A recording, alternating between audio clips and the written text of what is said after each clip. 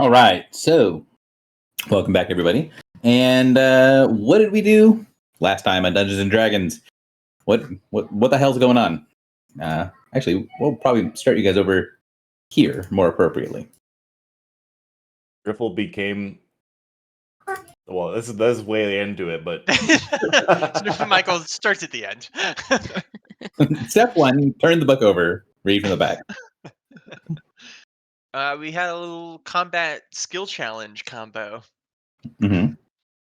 where I believe Drock and I were trying to hold off the forces of the adversary while Grifflin 1 and a little bit of filibuster interfaced with the sword and its contents. Yes.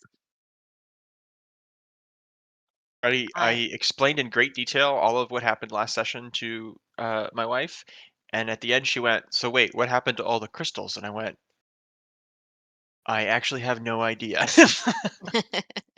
Do you guys remember what you did for the crystals, right? Didn't they go to Al's domain?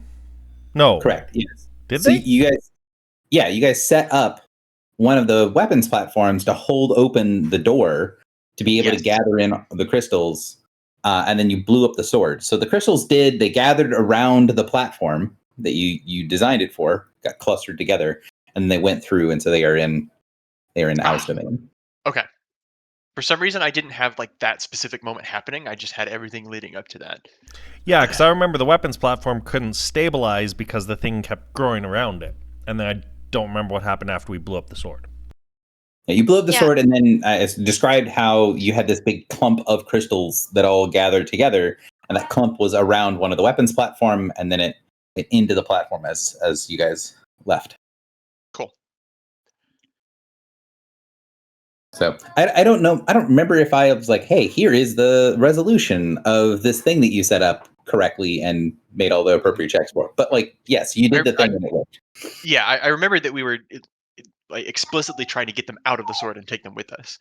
But then I told Taryn, and then we got nuked by this freaking war mage with like a massive friendly fire issue, and she was like, "But the crystals." I was like, "Oh no."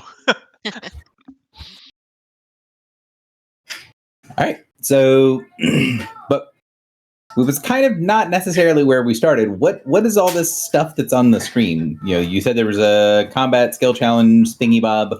Mm-hmm. What are these things? What was going on? Because there's a couple of things that happened during the sort of ship combat that were a little different.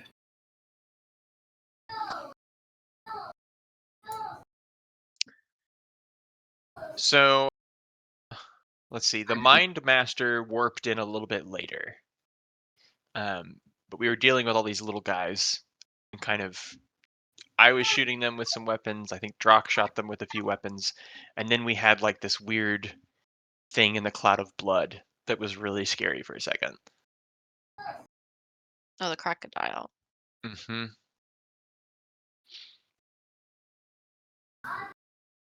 So tell me about the cloud of blood and the crocodile. the crocodile doesn't exist. Oh, say that again? I said, "Ce n'est pas un crocodile." We didn't actually see it, right? It ran away. Yeah, it ran away once That's Griffle later. became a god. Did it run away, or did Griffle be like, "Hey, we're cool"? No, I think that it was like coming in because it was going to absorb the divine power that was kind of just floating around.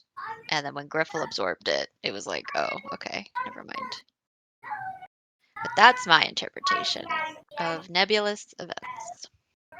Mm-hmm. Luckily, this campaign is one where everything gets clarified, objectively all the time. So I had thought there was a conversation about it being a pet like Narsenhar. We did think that because our beacon, somebody said, oh, it's like the beacon, right? Or it felt like a world ship beacon heart. So when the sword was opened up, you could hear the heartbeat that you've associated with the world ships. this crocodile description happened at about around the same time, but it was not explicitly connected to the two pieces. I think the reason the Narsinhar comment was made was more of a like, oh, that's a giant creature. Like that is on a size scale like Narsinhar, right? Like it's a beyond massive creature. I misunderstood. I definitely thought that the beacon comment was related to the crocodile. So maybe that's where that comment came from. I thought we associated the crocodile potentially being a pet because Filibuster was detecting all of the energy in the area, and that thing was very divine. Also true. That did happen as well. Okay.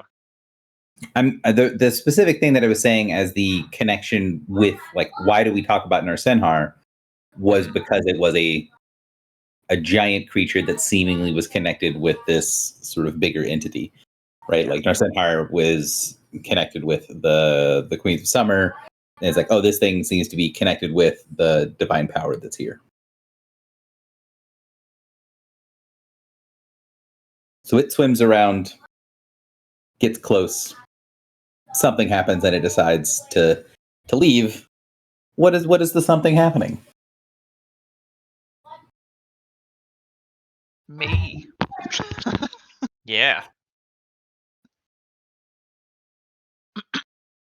So you guys had Also, Gary, can I like the things that you've told me, like out of session, are those things that I can like tell the group, or are those things that like are just for me? It depends on which one. Some of the Like stuff we about the talked about is like not happened yet. So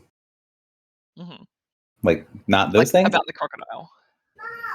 That is stuff that you're not aware of yet. Okay, cool.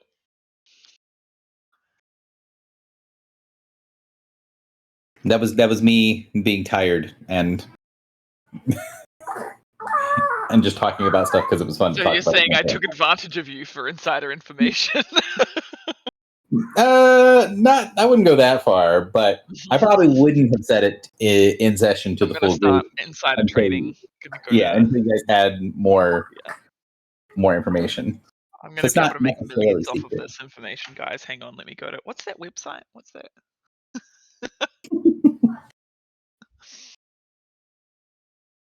So yeah, you guys try to open up the sword to go. Well, you successfully open up the sword at first to connect with the creatures inside, connect with the hive mind, and the hive mind connection established. Success. What happens then? I asked the my anxiety hat to connect with the supercomputer that it now has connection to, and to solve for this problem. I gave them all the parameters. I told them what the goal was, and when they came back with an answer, the anxiety hat said, "No, I won't do it. It's my wielder." And so I said, "What's going on?" And my anxiety hat said, "Oh, I shouldn't take away your agency the same way that they're asking me to do that." And then was like, they said the best way to solve this problem is for you to take on the mantle of power of the god of slaughter. And that the helm didn't want me to do that because it would mean the destruction of everything that I was, and that like it knew that I would not be okay with that. And then in a shock twist, Griffle said, the loss of my life in exchange for the freedom of your friends and the resurrection of a dead god is a small price to pay. And I stepped out and I assumed the mantle. Yep. And everybody thought it was perfectly normal and nothing weird happened and everything was fine. Nope.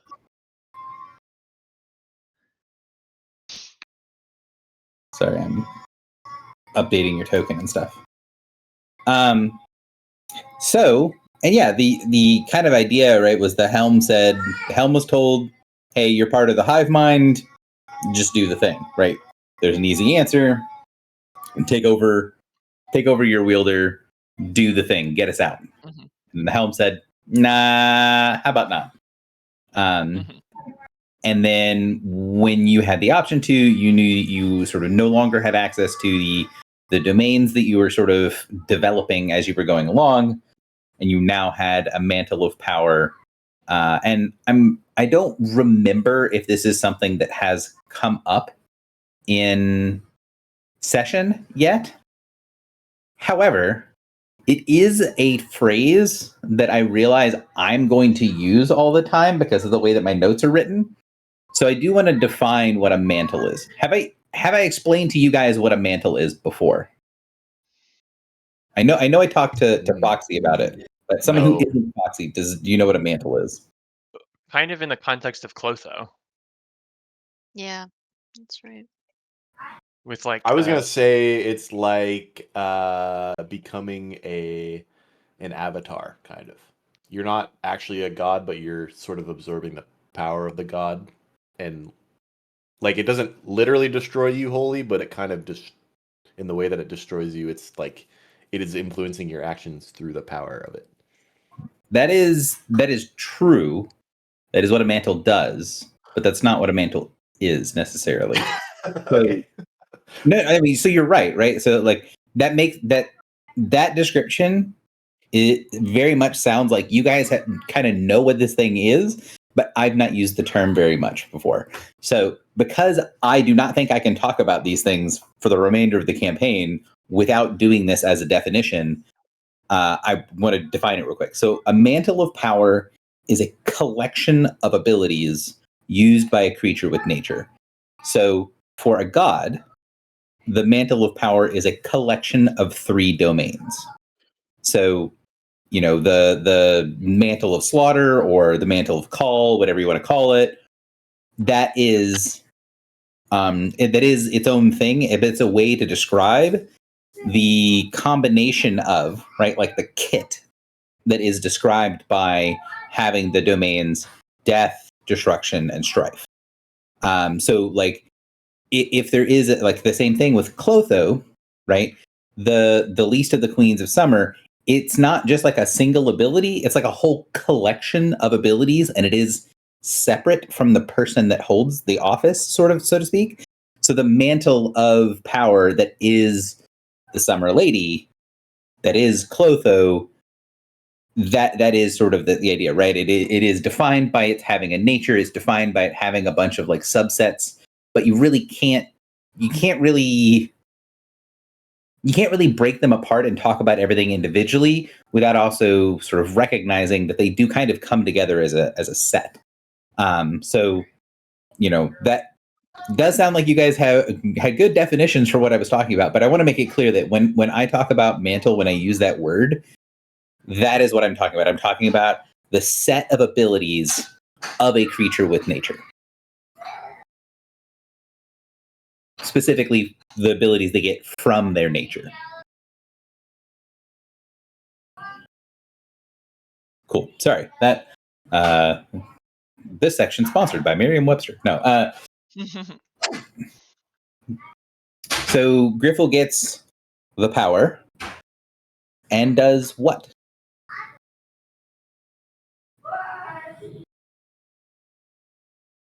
Oh Becomes yeah. the main character from Parasite and fucking Rose Lens. So, I use the domain of destruction to break open the sword, freeing the shard mines. And then the hilt of the sword seems to be full of star shadows, and they're about to slip away. They're about to bamf out of here.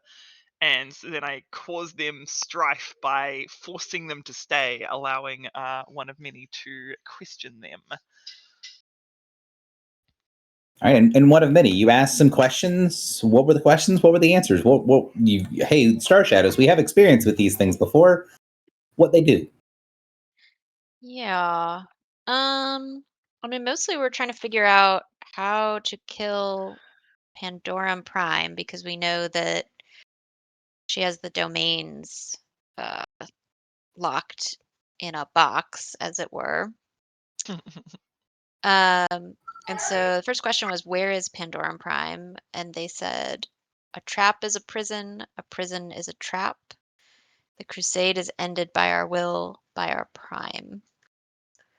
So I think we infer that that is talking about the Topaz Crusade, and that the prison is either maybe the Infinite Rings or maybe the Black Site in the Infinite Rings, which is where we think the prison wound up, the mirror prison wound up. And then we asked, what are Pandorum Prime's weaknesses? And they said, we are shadows of a shadow of a shadow. While he who walks behind lives, always a shadow will be cast. And so we know that each of the types of star shadows are like, there's like the regular ones, and then they're led by a prime, and then the prime is tied to a specific walker. So these are tied to he who walks behind, aka Terminus. And so then we asked, how can he who walks behind be killed? And they said, sever a walk, and their body dies until they walk again. So I feel like we interpreted, I know we talked about them using the word walk, sever a walk versus walker. And so it felt like, I don't know, to me it kind of feels like each walker has like a nature in effect. And so like if Terminus can't walk behind, then it can't exist. Maybe there's like something there with that. That's what I got. So we just have to tape a cat to his back and then throw him off of a building. Yes. And also he needs to be a cat. One of the things that was said that I think was very, very grounded in the character knowledge of the world is that as you're learning more about sort of bigger supernatural entities, there's kind of two categories of entities. One that are very much defined by who they are and like what they are, and then another category of entities that is tied to what their function is or what they do. So that came up in the conversation where you're saying like, hey, these things are called walkers. Perhaps that is a descriptive term, right? So we've been thinking these guys are described as a what they are rather than what they do. So if what they do is what this descriptor is, what does that lead into? So that conversation happened. I don't really remember you guys saying much beyond, hey, this is a thing that we recognize in the universe. But yeah, so. Mm-hmm. Yeah, I think someone had the comment of like, their name is a descriptor of what they do. So like they have a specific function. We didn't know necessarily like what walk meant in this context, but like I have a pet theory that it's like it must have something to do with planes walking, because we've met star shadows on lots of different planes as well. So like, yeah, it's probably part of it, but not the whole of it.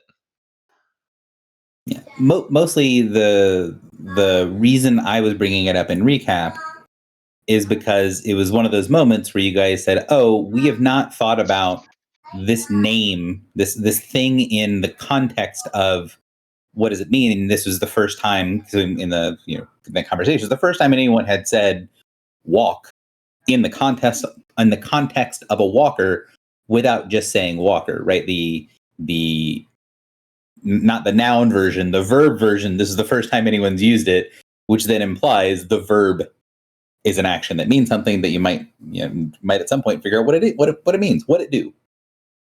So you guys question. You use destruction to destroy the sword, strife to retain the sword, and then what next? Or no, you used strife, death, that is great. Destruction, then strife. and then holding the hilt in my hands with one final godly action before the mantle of power fades back into me. I bring final death to how many star shadows were there? 846. 846. Which seems like an oddly specific number. It's 11 times 77 minus 1. 11 times 77 minus 1. What is 77? 7 times I 11. don't know. Okay. What? Wait, what? What? 11 11. times. It's 11 battalions of 11 legions of 7 corporations. So there's just one more star shadow. Yeah, we Yeah, the Prime. inferred So that we the killed- Prime. I killed all but the Prime of Pandorum. That is what we assume. We presume that I killed all but the Prime of Pandorum. Back in the Sphinx's riddles, there was one that we didn't quite have an answer to. Was one of the numbers 77 in that? I think it was 78. This is something that. Hang on. I'll ask the AI. Do you hate that I'm doing this, Gary? If you hate that I'm doing this, I'll stop. I think it's kind of goofy. And so I was talking about this with somebody else, and I was saying that like my normal concern, I have two normal concerns with AI being used. One, actually, ruining the planet, that sort of stuff. But the effect that a normal user can have is incredibly tiny compared to the effect that happens every time someone types something into Google and Google runs an AI algorithm. So I'm not super concerned about that. The other thing that I'm normally concerned about is like AI hallucinations of getting things like crazy wrong or making weird connections. But I was then thinking, I was like, well, in a low fidelity game, I'm not actually like super opposed to that unless there's a specific instance where I'm like, no. Your characters would never get that part wrong. Then I will like correct the AI. But if it introduces new inconsistencies and hallucinations into things that are a combination of the insanity that is this world and also everyone's imperfect memory of it, Okay. Because I could see it being rude, and I definitely don't want to do that. But I also I hate like taking 10 minutes to try to comb through my notes when I could just ask it. And so I found the riddle, by the way. I too found the riddle. Oh, nice. Yeah, 78. And my axe. The 78 was the one that was heavily obscured by Yes, the and Forbidden. that's why all the names are in brackets, because we got like a Yeah. very loose translation of like it's a literal translation basically. But okay, here's the thing. So this is a thing that my human brain remembers.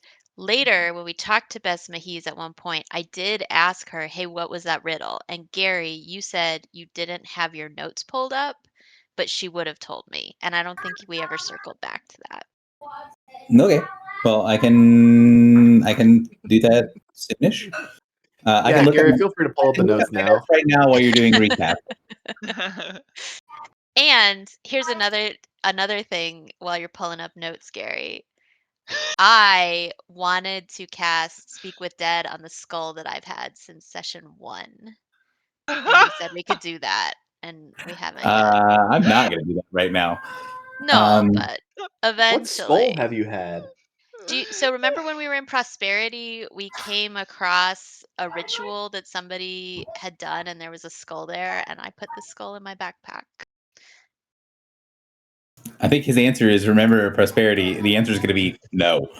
It was literally session 1. That is just absurd, and also sounds like it was just probably, I don't know, that I feel if like Gary somehow connects that to all the rest of this bullshit, I would be very impressed. Okay. I mean, in session 1, we heard Grandmother Summer talking to somebody. So That's true. Yep. Now you heard a voice that you assume now is Grandmother Summer. Yep. So the Sphinx riddle is ear aware, body fear, and then a break, nameless to eat, to perceive, a break. Return, form, formless, return is recursive. Break exist, conflict, light, weapon. So the Sphinx says that much of what was there has been removed, has been taken from the universe. So the riddle, the magic of the riddle is broken. However, what she is aware of is that this is talking about a break in a pattern. That there was a pattern, and you had the answer was 78. You knew that part. Mm-hmm. Excuse me. A break in a pattern, a single thing that breaks the others by their individuality and by their patterns.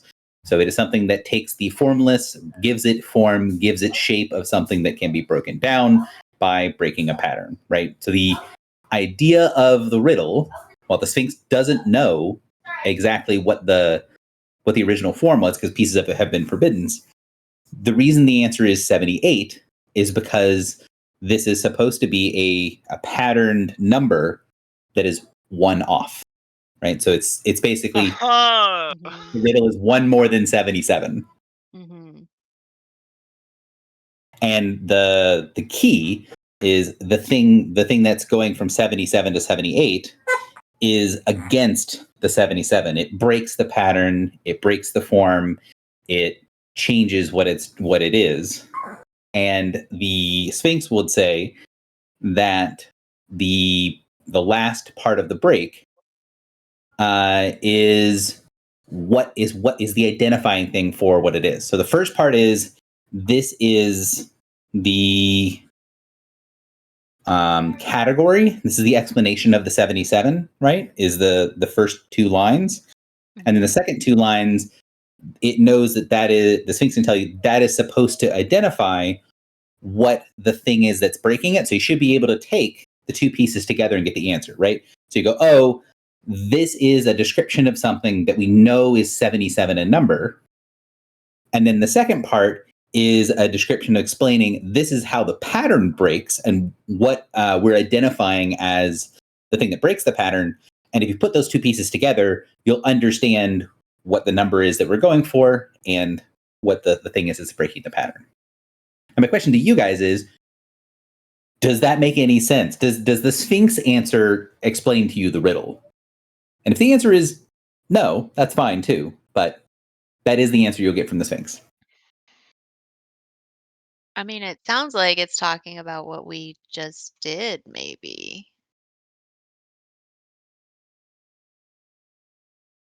Like something with star shadows and the flood and Well, the only numbers that 77 is divisible by is 7 and 11. yeah. Mhm. And the first riddle, the answer was 7.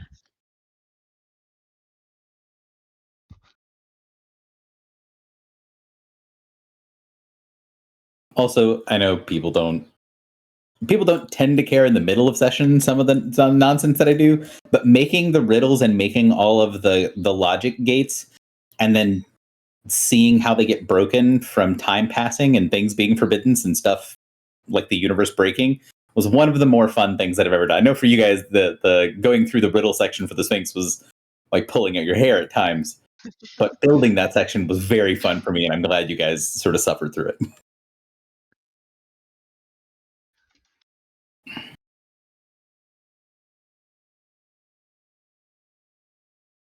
All right, so we'll do some skull reading at some point later. You do have the thing from previously because I did have those notes pulled up. Oh, well, I didn't have them pull up, but it was easy for me to grab them real quick. And yeah, so we use the three manifestations of the mantle, the three domains, one of destruction, one of death, and one of strife. And the group decided narrowly to not summon Terminus here and see if they could kick his teeth in with Griffle being a god.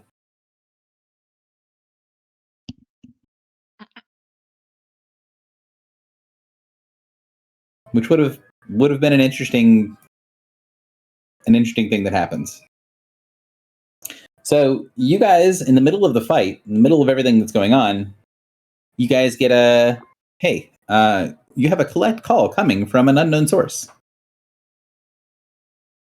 Oh, Renki. It was Ranky. So how are you getting a call in the middle of space? And what was that whole thing about? I think we had given her access to our beacon before for reasons.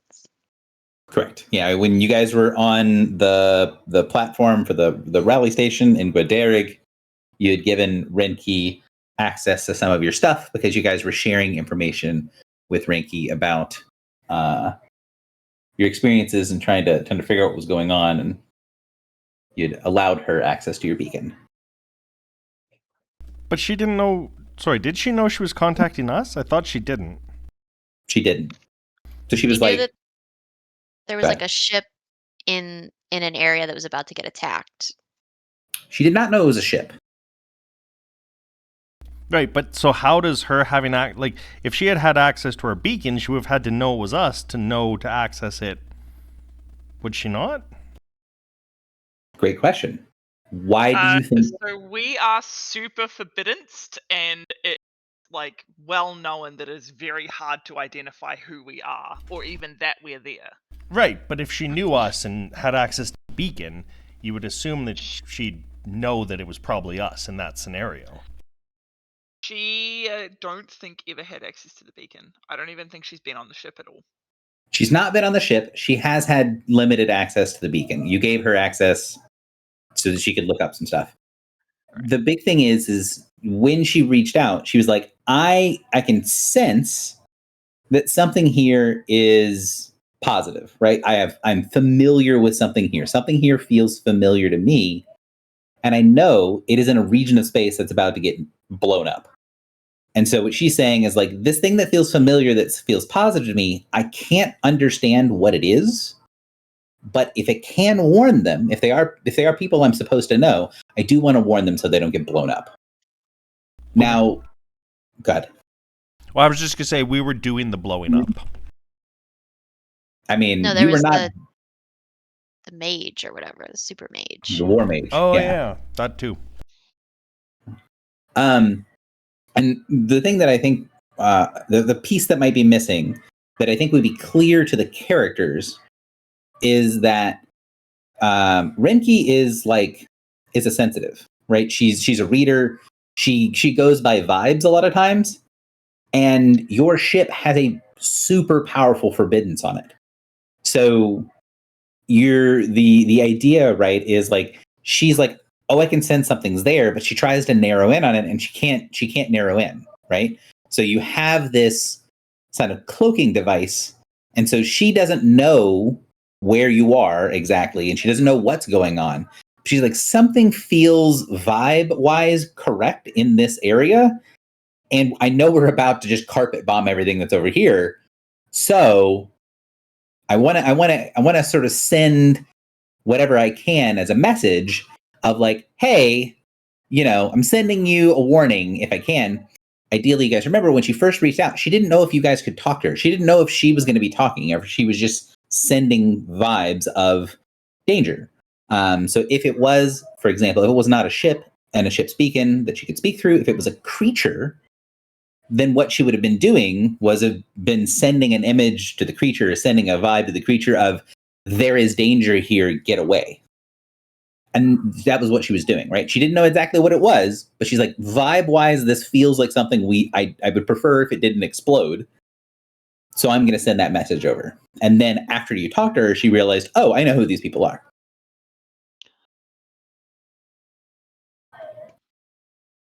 And she sensed like the reason the war mage was coming because there was some like very dark divine entity, right?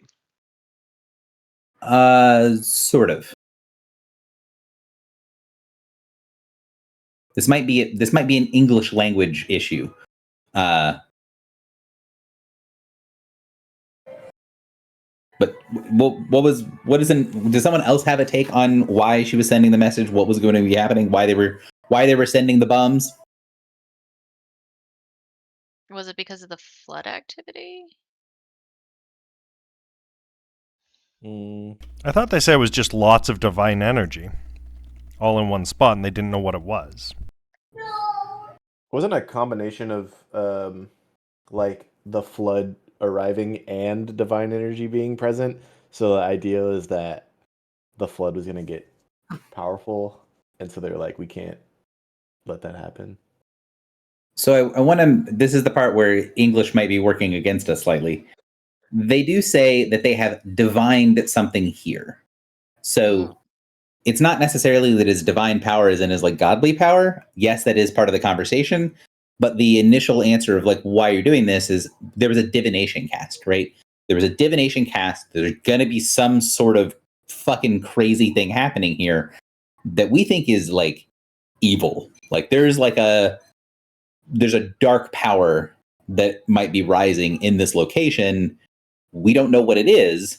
We're going to go ahead and blow it up. And then that's why Renki sort of said, hey, I'm going to send good vibes to things that I don't think should be exploded in that area. We're going to blow it up and then potentially, deal with whatever the ramifications are later. Classic. So it is quote unquote divine, as in connected to godly things and divine power in the universe.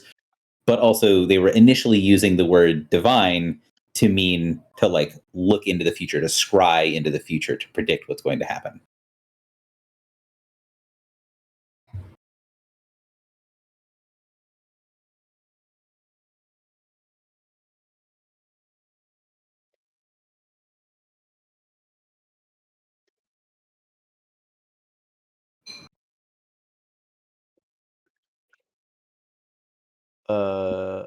I have a question about our escape after this. When the giant fireball happened, you said something like our ship is immune to fire. So does that imply that we would have been fine?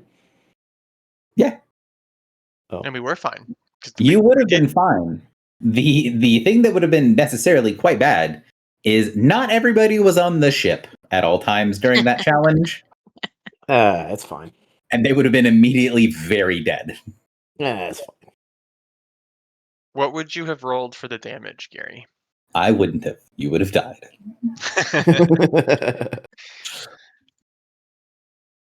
So more damage than falling 300 feet from a cliff. Got it. Yes. So, Josh, the comment you just said is more, and we have divined a dark power in this area is not necessarily there is a dark divine power in this area.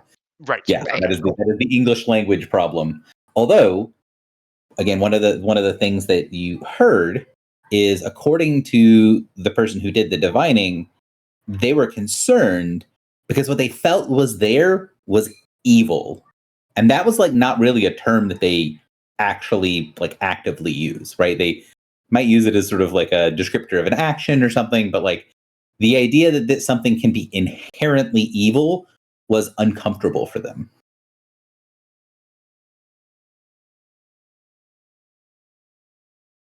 The Legion. Yeah, the Legion does not typically, like, not an official communique do they use evil as a term. They might use bad or problematic. Individual Legion members might call something evil. But like writing on your report, your military report, this power was evil, is not typically something you do.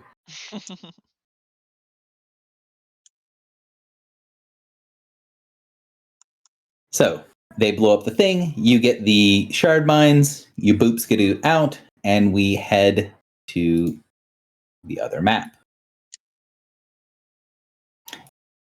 And as you guys are part of the conversation, there is something else that comes from the conversation with Renki. What is the next, the last little bit of the conversation with Renki?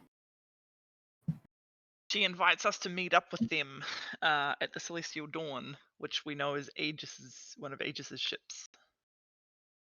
Yeah, so the Dawn is one of the big auxiliary Legion transports. So it's not officially part of any of the legions, but it's part of their like support staff for the army. And she invites you guys. Aegis's personal ship when he travels, because he told us. Yes. And yeah, it's sort of his like flagship's not the right word, but like it's sort of like if he's going to travel on something, it's kind of like Air Force One, right? It's like it might be used technically for other things at times, but if Aegis is traveling on a ship in official capacity, he's going to use the Dawn. And says, "Hey, we'll meet you here at this place that they call Winterholm, or they call the Heart of Winter. They use both terms.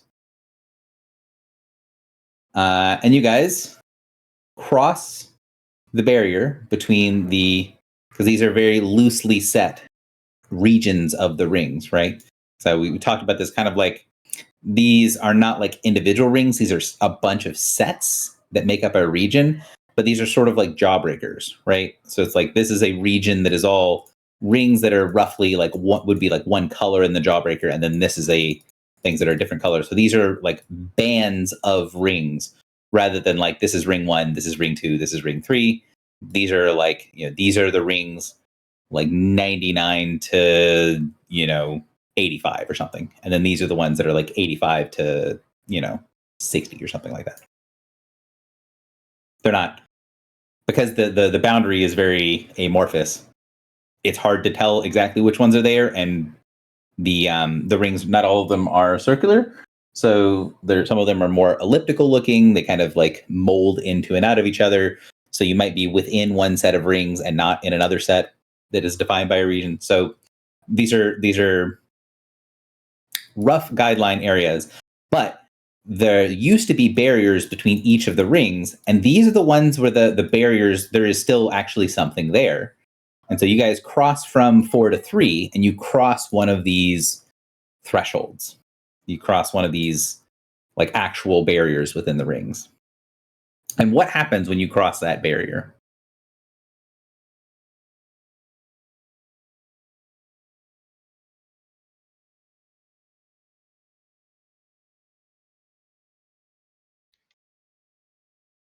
Crickets. JP, what happened? So are we talking about like, because I was thinking about that, are we talking about like what it took to cross or what happened immediately after crossing? So it did take a little bit of ship's energy to cross, but that was not, you guys are still running pretty good on energy. Right. But after you guys crossed, something immediately happened. Yeah, there was, I think it was a smell first emanating from me, or I think the weapon specifically, the 3-head flail. And then, I can't remember the order, but we saw a light, which we assumed was the other summer night. And then the flail was doing weird things, so I tried talking to the flail and basically got different answers from the different queens. Mother said I should deal with it. I can't remember what grandmother said. And Clotho was basically like, not right now. And I decided not to try and fight the summer night at this time. So, you had sort of, this is a potential confrontation with the other summer night.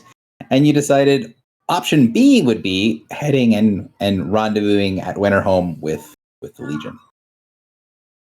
And so that's more or less where we ended session, was heading through the 3rd region of the rings to go to Winterholm to meet up with the Legion that is sort of parked there, or that is supposed to be rendezvousing there.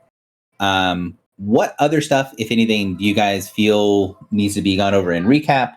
And toss it into if you don't think there's anything else that needs to happen for recap before we can get started, go ahead and toss a 1 into chat to let me know. Otherwise, let me know something else you feel is a detail we need to bring to the forefront. I want to know when JP is about to do 1-on-1. Whoa. I thought it would be like 5-on-1. No. Okay. I'll cheer you on. Is trying to do his best to redefine the word duel prior to his confrontation with the other summer night. Yes. I'm here for moral support. What he means is that they're having a duel. I mean, technically, like Duel of Fates in Star Wars was 2-on-1, so you could, I could see it being, or I don't know. Anyways, We could have the 3 fates fight it out. And assuming that Griffle is good to keep going, we will get started on session proper. Am good, big dog. So Foxy, this is a question for you. I know you're at some point you're gonna go do stuff. We talked about a couple of things that could wait till later. Are you gonna be around for RP stuff for a few minutes, or you need to be heading out? I am not heading out just yet. My wife is still asleep. Okay. So, as you guys head towards Winterholm, you're going to get a little bit of talk from your, a little bit of conversation from your local neighborhood runner, who will explain to Griffle that the speeds at which we can travel as we go further in are going to be reduced. Every ring we must go slower. There's more debris, more disturbance. So you guys know that while the distance to get from where you guys are to Winterholm is nothing compared to the distance from you getting to the edge of the region to get to the Pillars of Creation, it's going to take you longer, or it's going to take you about the same amount. It's going to take a few hours to get there, just because you have to go a lot slower to not run into things and not slip to the wrong plane and get burned and things like that. So Lahaos will explain that this place that your Legion friends call the Winterholm is important to our people. I would ask you show restraint and respect for my people when you are there. There are a great many of our number that are there. So this is kind of on the trip there, on the flight to the rendezvous. Anything that people want to do in the downtime / any questions that people would have or discussions with the runner? You guys are gonna notice that Griffle seems incredibly preoccupied, and even when you're talking directly to her, she's listening, or she's trying to, but she's really not paying that much attention.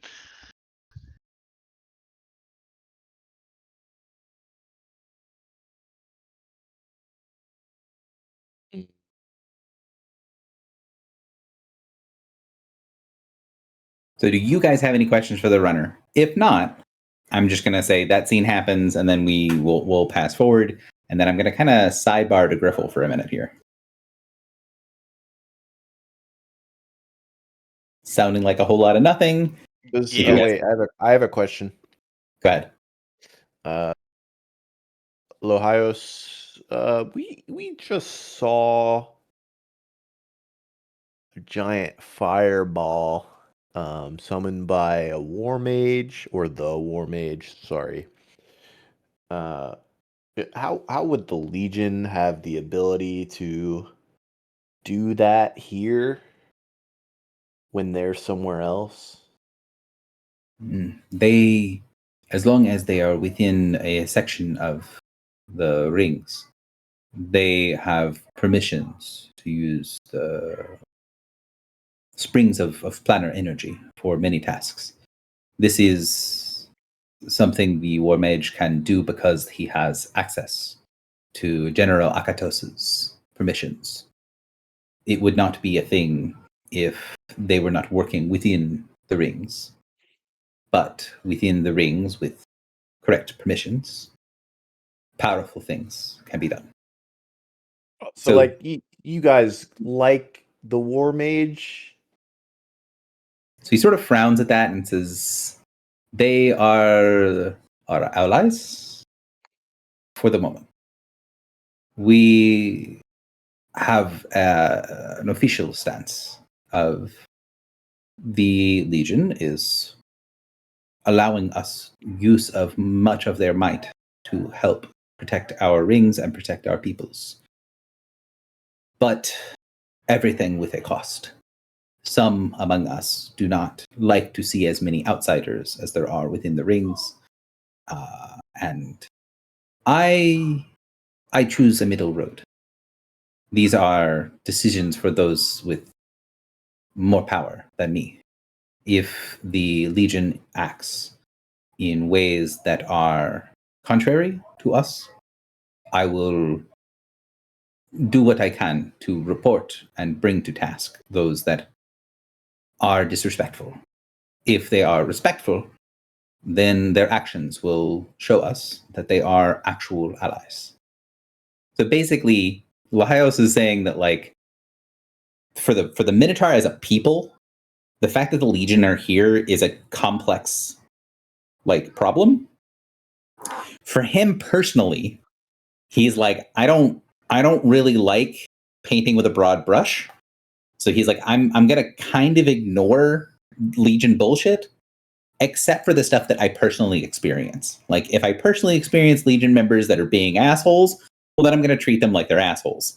If I personally experience Legion people that are being respectful and being cool, then I'm gonna be cool with them. Yeah. And that is him taking sort of the middle path. I'm gonna be like, how are we doing? He kind of like glances over at Griffle for a second and then just sort of shrugs. You are difficult to process. I'll take it as effective. Thank you. He's trying not to offend things, but you can see that, like, the gears are turning. It's not that he's having problems with you guys so much as you can tell the more that you talk to him, he really doesn't like drastic change in his home. And he sees a lot of what you guys are doing being sort of like connected to drastic change. So he's like, I'm trying to reserve judgment, but it's weird. Like, you're asking me to accept a whole bunch of shit. I'm not saying no, but I am saying you got to let me process this. And we respect that. So, Josh, you had said you potentially had something you wanted to ask the runner about as well.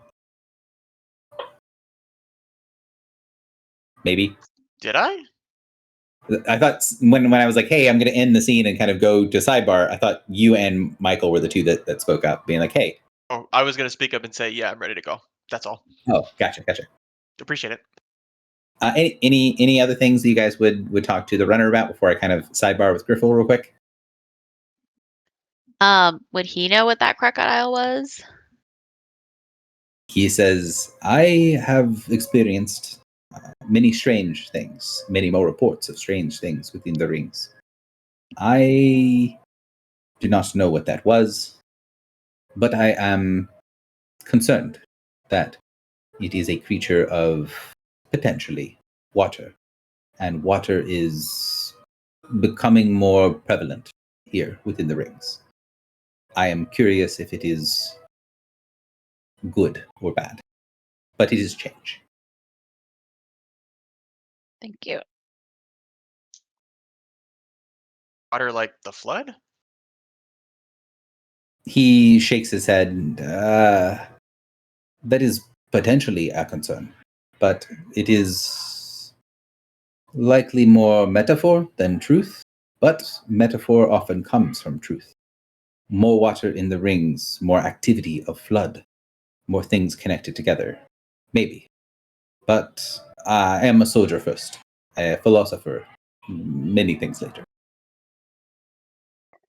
So he's like, I can think that there's a connection there, and I'm making some of these connections between, like, water and flood and other stuff that's going on, all of this being more active, and it's making me concerned. But he's kind of being like, but I know that I don't know a lot of stuff about that. So, like, I'm concerned, but I'm not freaking out about it yet. It's one of those things of, like, I'm going to have a bunch of questions at some point when I talk to somebody who's up in power. Somebody who takes better notice than me, what's the river? Like, what's the origin of the river? The Alendar? The Alendar. origin? Or like Like on what the map? was it based in? Like plane wise. It comes runs out of the between the infinite planes. rings and then surrounds like a big portion of the rings. Comes out of or flows into? I thought it was think we kind of a I don't don't think we ever know. got confirmation about that. So the creature he calls the water creature Alandar, or I don't know. Do you see where I'm going? Yeah, I do. Okay. Okay. And wait, didn't What? we learn? Wasn't there something else with the Alendar? Like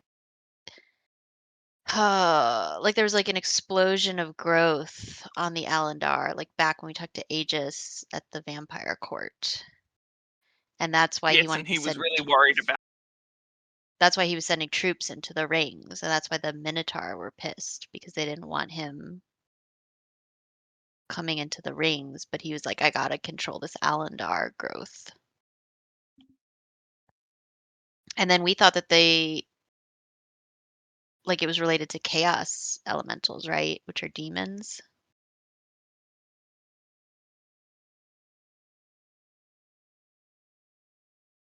Is that well, because we have heard the term Alandari, right? Which Yeah, means like of the Alandar. Yeah, the Alandars are basically devils, if I remember this correctly. yeah. And the chaos elementals are demons, and they constantly fight one another. Have we seen any visual? Have we looked upon an Alandari creature before? No. I think that we were going Urkator to. Yeah. said there are no Alandari here when we went to Guedera, and was I think said something like, "Oh, I'm a servant of the Alandari," Mm-hmm. but we never actually met one. You guys At least went. not knowingly. You guys went to go meet one, and then you Yeah, got we got distracted and didn't do it. Yeah. We were like looking for one, and that's when we found the entrance to the vaults, and we just You did went that. to. I think you got a line on finding and talking to the broker, and that Yeah. he is one of the Alandari. But then you did not end up talking to him. Do we know anybody that has met an Alandari? The broker's an Alandari, right? So Yes. everybody from that one shot or anthology. Yeah, Margot Margot.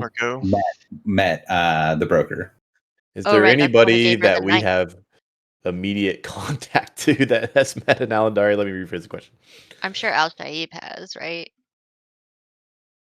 Oh well, we killed an Alandari. We did. Technically, the one that gave up their name. Oh yeah, that was the guy at Mab's prison, Avar. He was an Alandari. Also gave That true. weird, freaky ice guy. Yeah. Yeah. Still, he was an again, not one we have contact ability with. Sorry. No, but more so, what did he look like? like a giant demon guy with horns and. Okay, not squid-like or No. Did not look aquatic squid-like. creature-like. Okay, I'm just trying to But- I'm trying to draw connections that don't exist. No. But we did learn that Avar, the guy, had willingly given up his, I think, name maybe to become an agent of the adversary.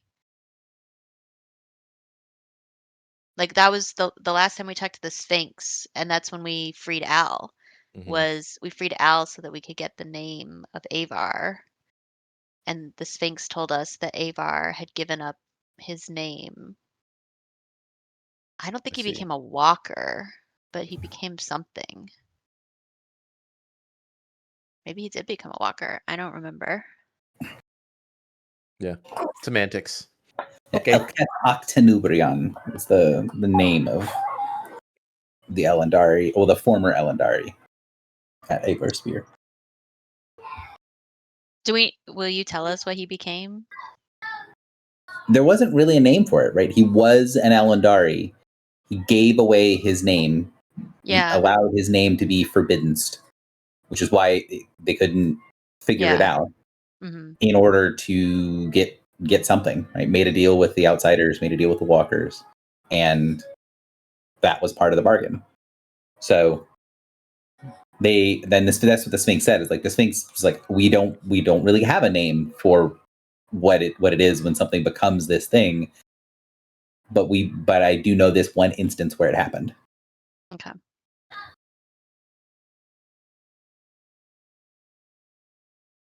So as you guys are, so my question for you guys, I'm assuming bits and pieces of this conversation are actually happening out loud, because Sure. some of the stuff you said is like really old and hey, we're just recapping things, but some of it is like sounds like stuff that you're actually discussing. Yeah.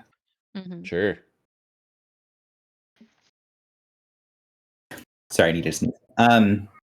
So as you guys are talking and Laios is sort of like listening into things, he will say, I have potentially something that is useful for you. I have seen maps. He sort of like gestures vaguely towards where your star chart tends to get displayed. He's like, I've seen maps of things by many peoples. When the Legion came here, they updated their maps for certain things. They changed some things and give information on other things. They, for the place we are going now, you call of Winterholm. They found our name too hard to say and named it by what they saw there. A great sheath of ice on the old station. But I think this is a bad name, bad term. Winterheart or Winterholm is to name a place by something that is newfound, not something that is old. Our people name things based on history, on what it is, what it has been for thousands of years. They name it based off of not being able to correctly say our name and seeing a thing that is new formed. So he's like kind of like, this is sort of their deal with the Legion. It's like, I've seen some of their maps and things, and they've renamed certain things, and they've done other things. And then he says, but the disturbance around Dahulnok, where we go to meet up now, on their maps, they label with symbols I am unfamiliar with.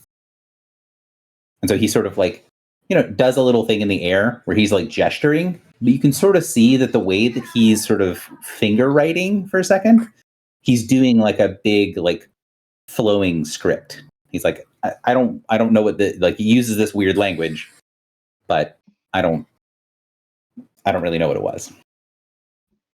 But they You spell the name that he gave place? Yes. I'll type it in here. Just some German shit. Dahulnok is the name of the place that you guys are going. And he'll say like he understands that the Legion is calling it a different name, so he's not going to force you to say what he thinks is the correct name for it. But he's like, I don't really like calling it the Legion's name because it's weird. I've called it the same name for a very long time, and the people of the Legion are weird and lazy. And what does Dahulnok mean? Let me look. Da, da, da, da, da, da. Hit the button.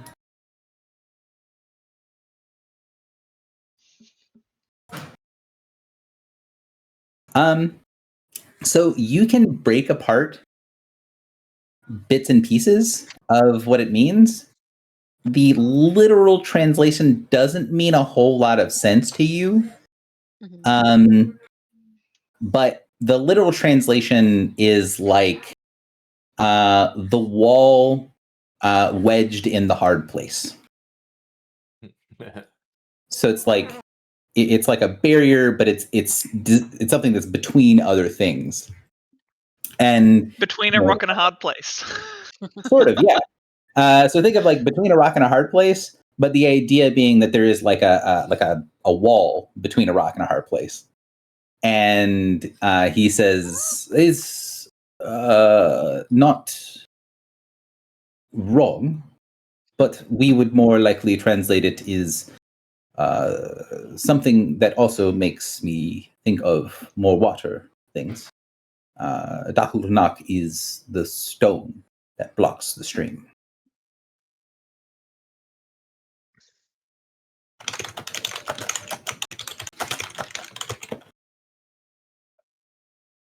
Oh, that's For crazy. real, though. Actually, That so you that mean is like what it is. you mean like a gate?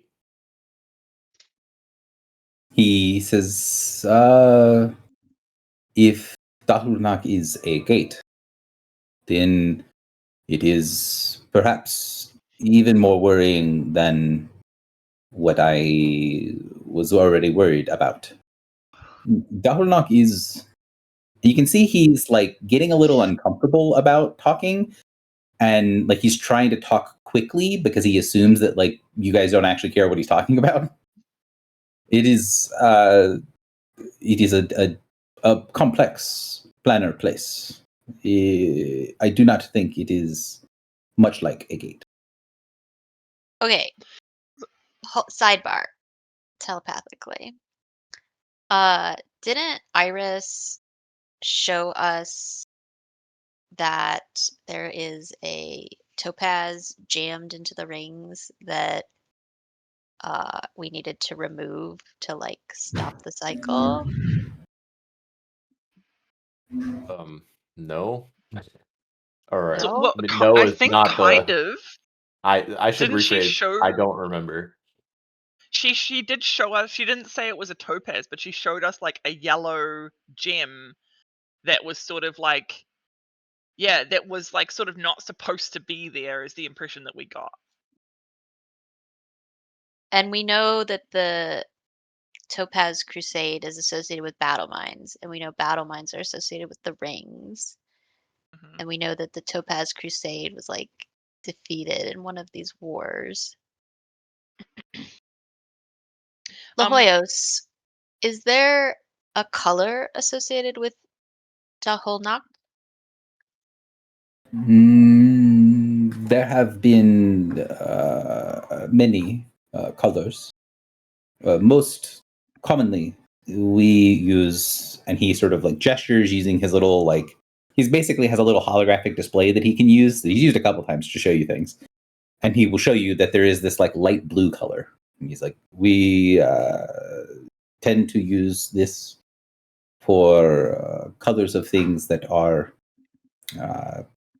you would say, positively charged. It is Yes. on the prime, but it is a place that is stable in a place that is very unstable. And where the stable thing is, we think it is connected with a place of strong positive charge. But it is not like your gate. You say gate, and it implies it is easy to travel from one to the other. It cannot be further from the truth. Dahulnak is nearly impossible to approach. There is a great field of planar chaos and energy that surrounds Dahulnak that will destroy all but the most careful and those that are led by proper skimmers and runners like myself. The fortress itself is only accessible, even if you are close, through a narrow band of area where creatures can fly or skim in, or more likely to spin in to the fortress itself. It is like a narrow docking place with as many peoples and ships that are there now. It will also be part of the time it takes for us to go to the location to spin in this narrow corridor. But the colors that are here are more general. And the only things that we mark as different, and he does sort of show a thing where it's sort of like if you take writing, right, in a color, and then you like bold the outside, right? You put like a shadow on the outside. He's like, well, the markers have this a rim that shows that it is not possible to pass through. Again, it is not like gate. The strong point, whatever it is connected to that is positive, is unreachable, even for one of us. I have a question based on what he said. I thought I had it in my notes. Back when I started, like second or third session I was part of, there was a battle we did in the world ship, and we were all called something. Mine was like Gate Warden or something. Can you ask the AI what those were? Yes, I can. I'm pretty sure that is on the main notes page. I think it Yeah, is, actually. It is. Mine was like Venom Hand. Yeah, with everything he said about gates and stuff, I want to specifically ask him if the term I was called means anything to him. You were every head, gate watcher, seal touched, and also a corded warder. But then I have a question mark next to that. A corded warden. Yeah. Warden. Can I ask him if the term, so gate watcher, was it? That's one of them. If that term means anything to them. Yes. There are entrances between the rings. Our peoples that work with skimmers and outsiders alike. We do not call them that name often, but technically that is the proper name. We tend to call them dispatchers. Why would I have been called that? He shrugs. Huh. Are you familiar? Go ahead. Elohios, are you familiar with the battle mines? Of course. Is it typical that a gate watcher would be a battle mind? It is very unusual for a battle mind to be a watcher of gates. They usually would be you see him kind of like struggling with things because he's really trying hard not to use their own people's like lingo, right? So he's trying not to use a bunch of sort of like talking to someone who's from the military, and he's like, he can describe to you using a bunch of terms that only make sense if you're also military. So he's trying to like translate it to be like, okay, well, how would someone who's not familiar with our organization say these words? And he's just not used to it. And he says, the ones who are sent, runners and skimmers, also forces for holding places, much more likely to be battle mind. The ones that watch, they can see certain things, and they can use that knowledge of what they see to inform others so that we are properly placed. But it is an organizational role rather than a combat role. I see. One last question. Are you familiar with the Topaz Crusade? So you go to say that, and then you can see that he just sort of like scrunches his face. Apologies. I think your mental communications are potentially strained. Could you say again? Can I try to push through? From your perspective, you don't really sense there's anything there, but once he brings it up, when you say it, like when you mentally send the idea through of the crusade, you can feel that like it's coming through like static, like there's interference in your mental communication. It doesn't feel like a forbiddance. It feels like something that's like getting scrambled or broken rather than something that's sealed. What if I try to say it out loud? So you say it out loud and it works. And he kind of scrunches his face again and says, I do not recognize the term, but I am a soldier, a scout. I would refer to those that know more than me, but I would not be against asking dispatch for information on such if you think it is important. No, that is okay. Um, can I is there anything that I could like hook into with that static? Like I'm thinking if something's interfering, maybe I could see what's interfering. Oh, you don't want to do that, or at least Yeah. Drock doesn't want you to do that. Why?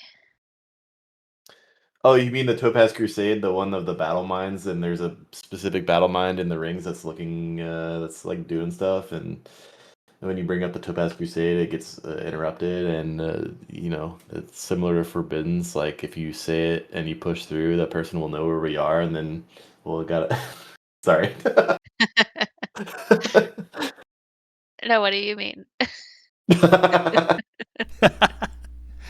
Oh, it's like shouting into the void, and then you say, "Hey, we're right over here." You know what You I'm know, saying? I'm just always down to like make a friend. To be Yeah, fair, me too. I'm pretty sure they know where we are. I doubt that they're Not yet. I doubt that they're incapable of determining where we are. I think there might only be two Topaz Crusaders alive, just like there's two Knights of Summer alive. So Griffel asks, is the Aladar actually a river with water in it? And you see Lahios say, I am unsure. The thing you are calling the Alindar is, I think, similar to this thing. And he sort of like, he does that same sort of motion where he's like, I recognize that there's a thingy here, but I don't know what the term was, right? So this is like, I saw something written in a language that I don't know, but I could tell you what language it's written in. So he's like, I recognize this thing, and they were talking about, like, I could see things that were translated that said the Alindar on it. He says, but we call it, and he kind of like flips through several words and says, the spring. Also, for some, they call it the upwelling. It can be of water, the water that is newfound on Winterhome, the pieces of ice that have recently grown on the station, they are of actual water, but it is debated whether it is from Winterhome or whether it is from this Alandar, whether it is from the upwelling or not, because it is dangerous. It is poisonous. Those that come through to the station that do not have a runner or skimmer to lead them safely may slip into one of the other planes. All of the planes that are not the prime, that are near Dahonak, have a curse on them. Those that go there are afflicted with a wasting sickness. They fall apart, and it is difficult for them to survive and difficult for them to be brought back. And in the parts of this station that are having water, that is not close to the station and is in the field surrounding the strong point, the region around Dahonak that is not safety, also has water in great rings of crystals of ice. But those rings and crystals, the water there is tainted. It kills those that touch or drink of it.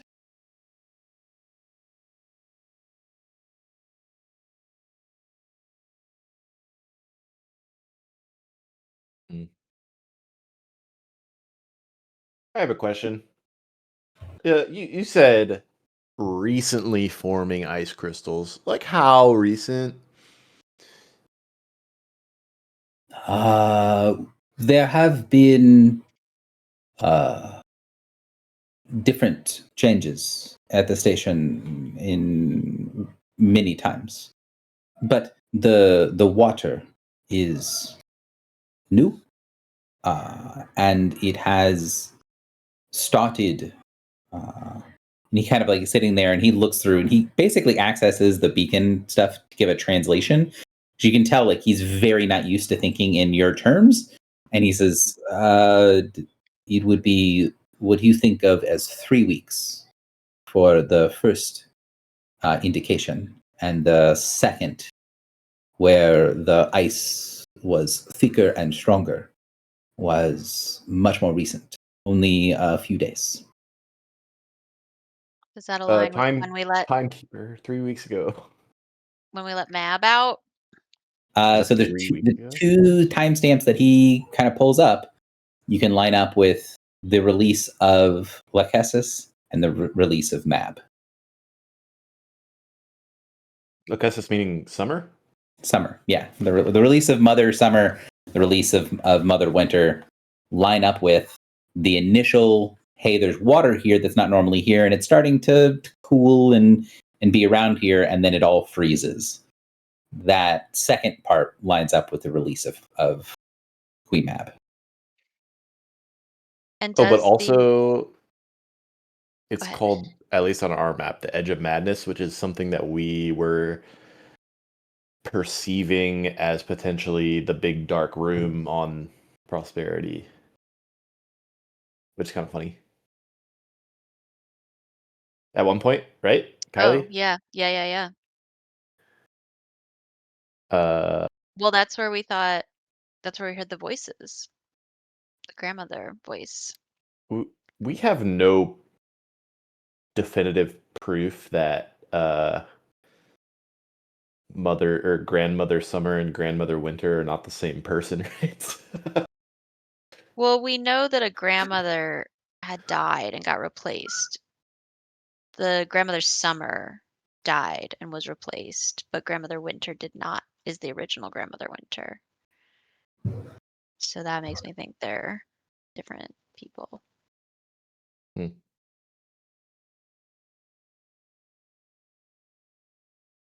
Okay, well, this is fun. Yeah. We should go. That's fun. Wait, does the plague sound like the chaos plague that we saw in the lab? Less like that. When he talks about it, you've heard other people basically in space talk about this illness that he describes. Isn't it In- radiation sickness? Radiation sickness? Yeah. Okay. So, it is, they call it the wasting disease. And when he describes like, yeah, this is a thing that happens, your characters would be able to draw the line that, oh, I think this is the, because he even calls it at one point, he says that area is cursed. He says that it is the curse of the Forerunners. He doesn't use the full name, but you've heard it used often enough that you know roughly what he's talking about. Yeah. So the water is radioactive. The stuff that's not around the station. So he would say that wherever the water is from, water that is clean and usable and drinkable is rare anywhere within the ring. And Dahonak had a small supply. Now with the changes, with it being like what you are calling Winterhome, it is now a great source of fresh water. But you must be careful to drink only the water that appears in the strong point. If it appears outside, then like many things that are without the protection of the strong point at Dahonak, it will be corrupted, poisoned, and tainted by the power of the upwelling. Hmm.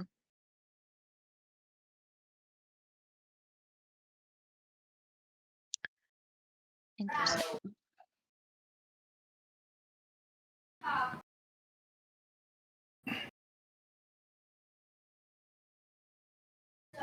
So, he will go and he will, as he's talking and doing stuff, he pulls up because you guys have said previously, you don't give him information to all of like the commands of the ship, but you gave him information for the maps and stuff on your ship.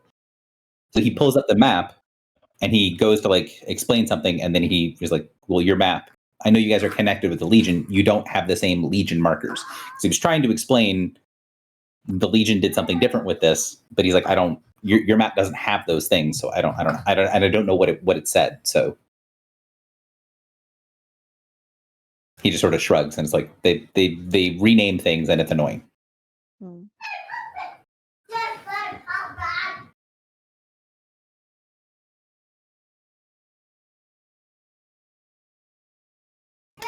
Anything else that you would talk to Lahios on your trip? Not me.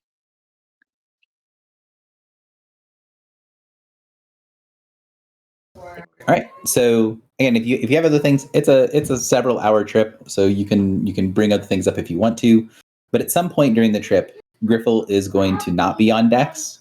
Where would Griffle go to kind of have a bit of a moment aside? Would she go to her like quarters? Would she kind of go to the mess and go get something to eat? Like, if Griffle needs a moment to sort of be aside and think, where does Griffle go? Quarters. So you guys can see Griffle going away, but Griffle's like not paying as much attention to things, and is going to effectively leave her communications on. Like, one, it's a dangerous place, and she's the pilot; she needs to be reachable. But she's sort of like leaving her comms open to a certain degree, just because of not necessarily paying attention. Versus like, not like, hey, I'm holding the mic open so everyone can hear me, but more like I've got a headset on and I'm doing other things and I'm distracted and I'm not thinking about it being open. So you guys can sense that something has changed when Griffle goes to the quarters, and you see this, or Griffle, you see this sort of orangish light appear out of the corner of your eye, and then you can feel as a small spark of divine energy just kind of pops out of the wall and lands on your bed and sort of like rests its head on its paws, looking at you. As you see the fox spirit, kind of looking at you with its head cocked to the side. I'm sorry. Why?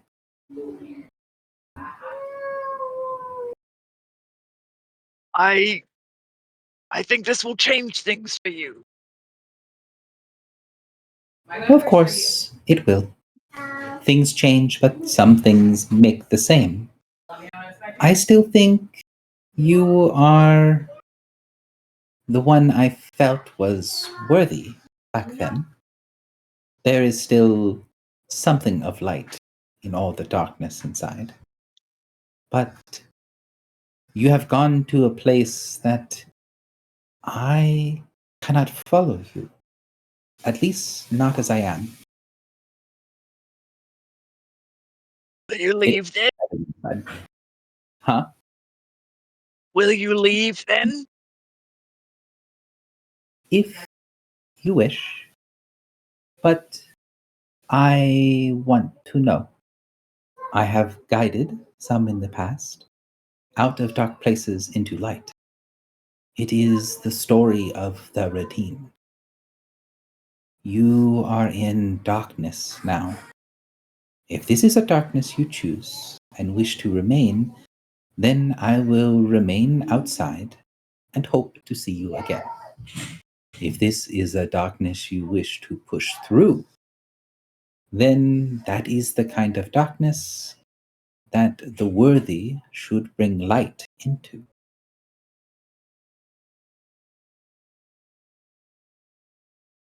I spent my whole life believing in a darkness. And when I sought the light, I became the Morning Lord. And you came to me.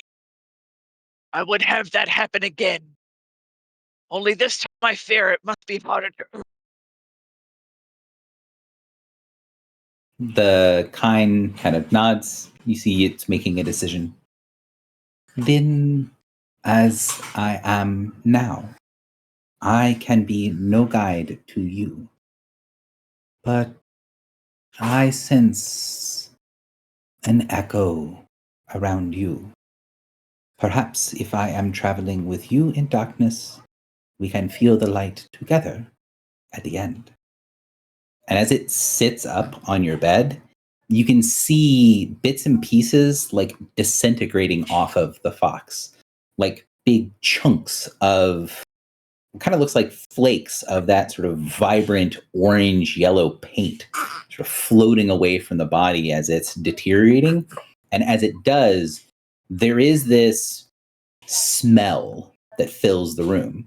Whenever the kind has been around before, there is this sort of like cleanliness to it, kind of the idea of feeling like you're in like warm, clean sunlight. That goes away and is replaced instead by a smell that isn't terrible, but it is very strong. And it's not the greatest. It smells of stagnant water, of decay that is not necessarily like like evil, right? It smells like an old bog. And as the kind's body sort of morphs and change, as the bits and pieces of its exterior disintegrate away, it grows until it takes up too much space to fit within your room.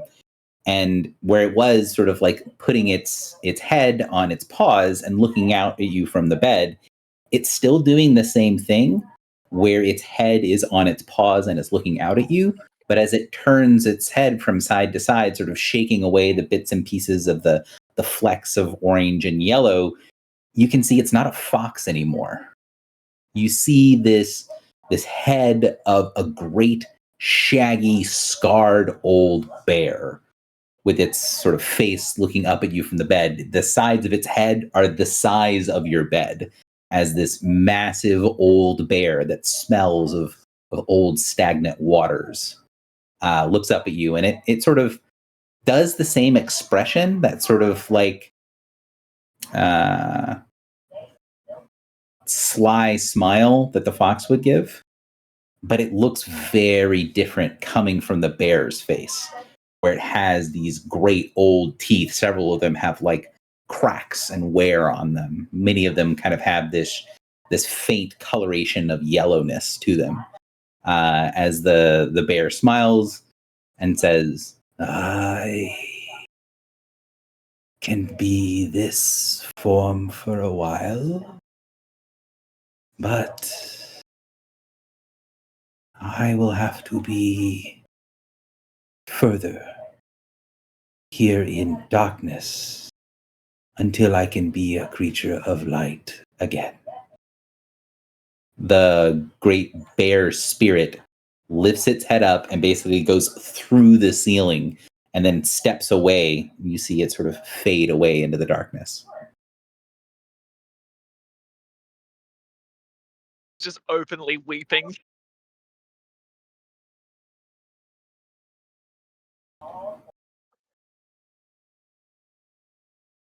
So you guys can sense that all happening, and then probably Griffle notices at some point that her comm is left on while she's crying and flips it off. Yes.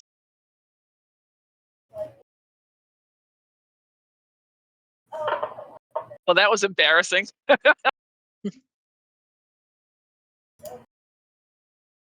So All who follow religions suffer this same moment, I say quietly. because you have to be an ass even in your own head. Yeah. That's wonderful. So you guys head on. It takes a couple of hours to make it to Dachelmark. And once you get closer to the station and you see it from a distance, you can see that it is quite large. The original station itself looks like it would have been a pretty big structure. But it's not what is the word I'm going for here? It is long and slender, right? It's not a very stocky looking structure. So there is this core of this like long, slender structure that, even though it is long and slender, is still like has quite a bit of width because it's quite big, right? It looks like it might be a few miles long, which means that even though it's more slender than it is long, it's still like half a mile or more wide. But then around that structure, around the bones of that structure, you can see from a distance, is this coating of crystal clear ice. This massive station is completely coated at what looks like hundreds of feet of ice, to where you're looking at this thing and you can see the station underneath, but it's very distorted by the ice on the outside. And you can see that there is a bunch of stuff underneath, but it is kind of hard to perceive.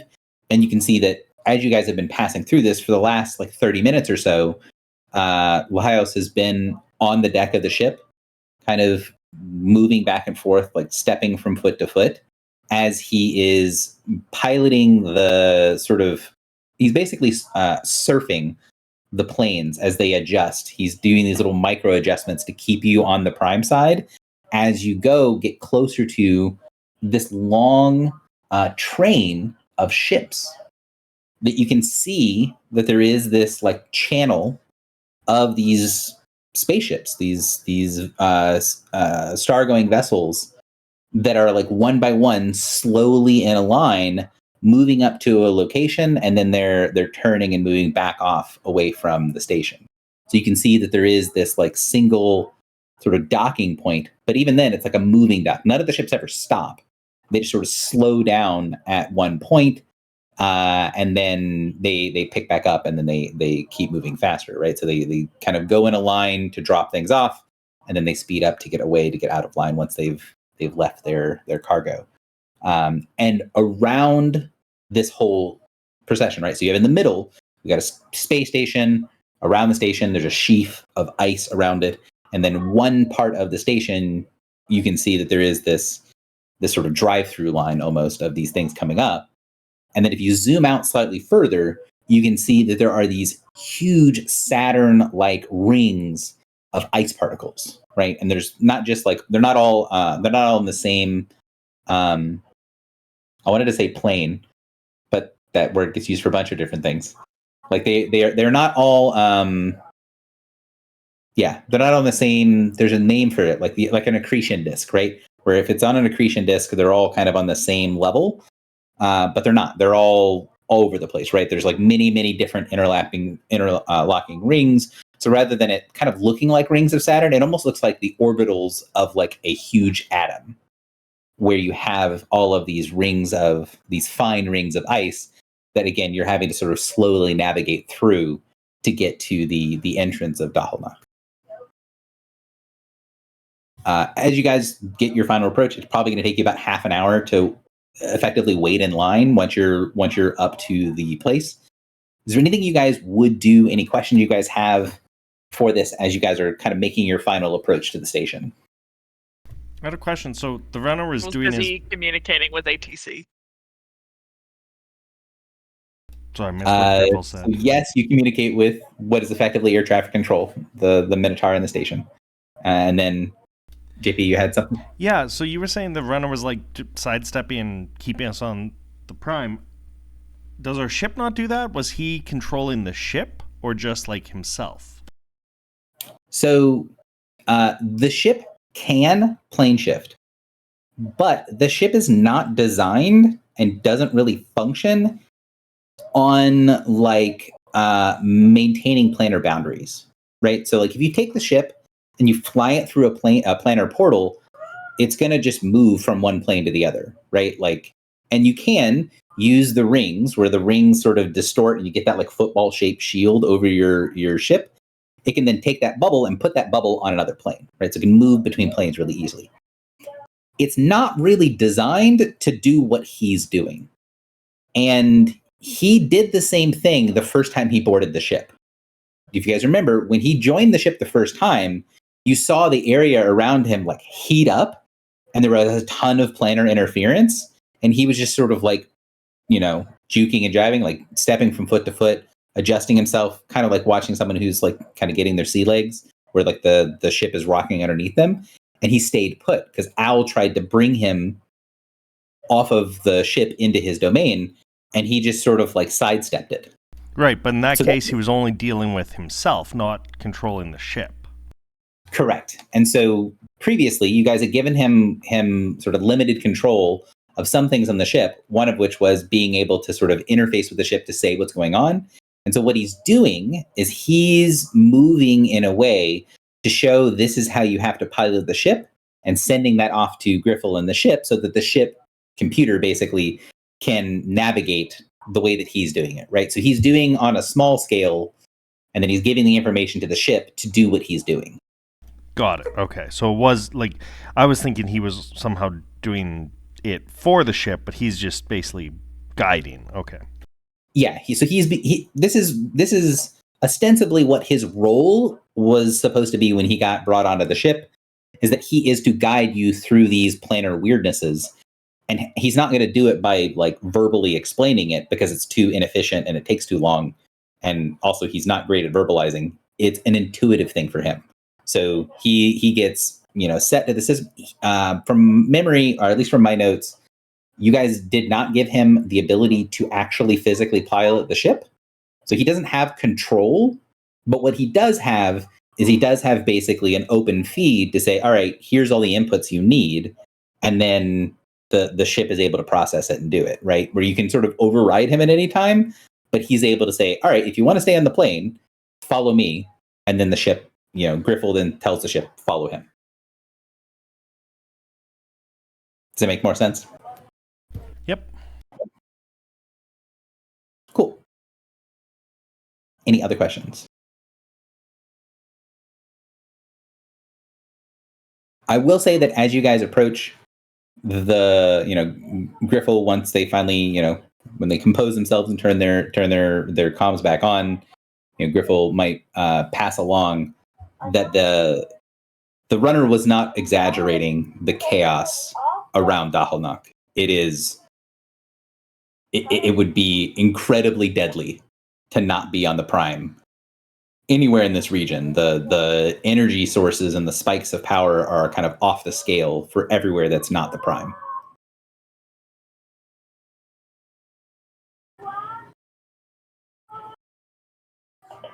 So any other questions? If not, check me a 1 in chat.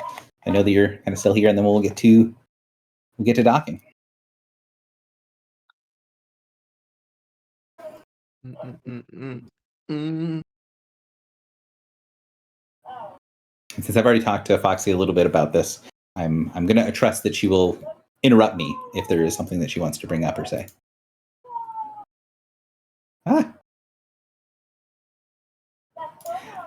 So you guys go, you get into position, and you can see that a lot of the other vessels that are here are only going to be overlapping with the type of ship that your ship is in like one of a few ways. All of these ships look like they are transport ships.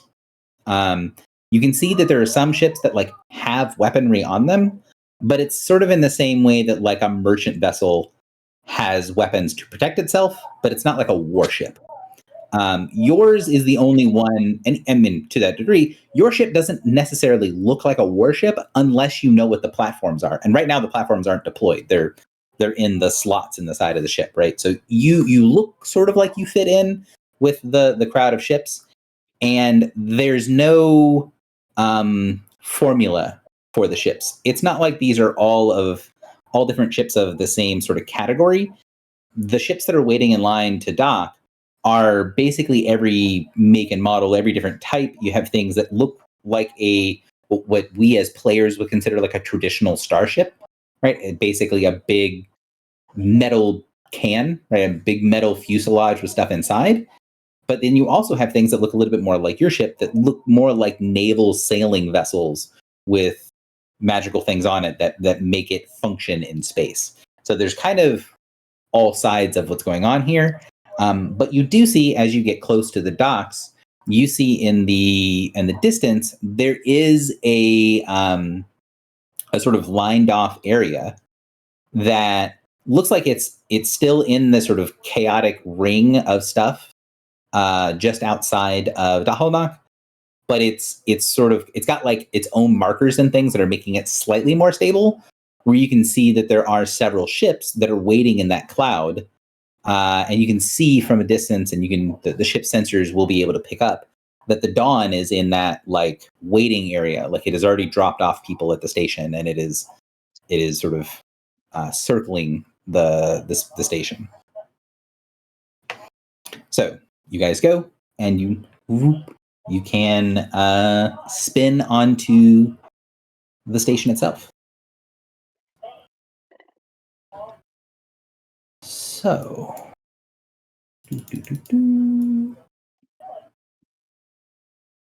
when you guys spin down, you will spin into a broad room that has like dozens and dozens of people and creatures that are moving around doing stuff. There's a ton of cargo being moved through this area. And you will recognize that there are two types of constructs here on the docks. So these two types of constructs. So there are quite a few of the ones on the left, and there's only two of the ones on the right that are there.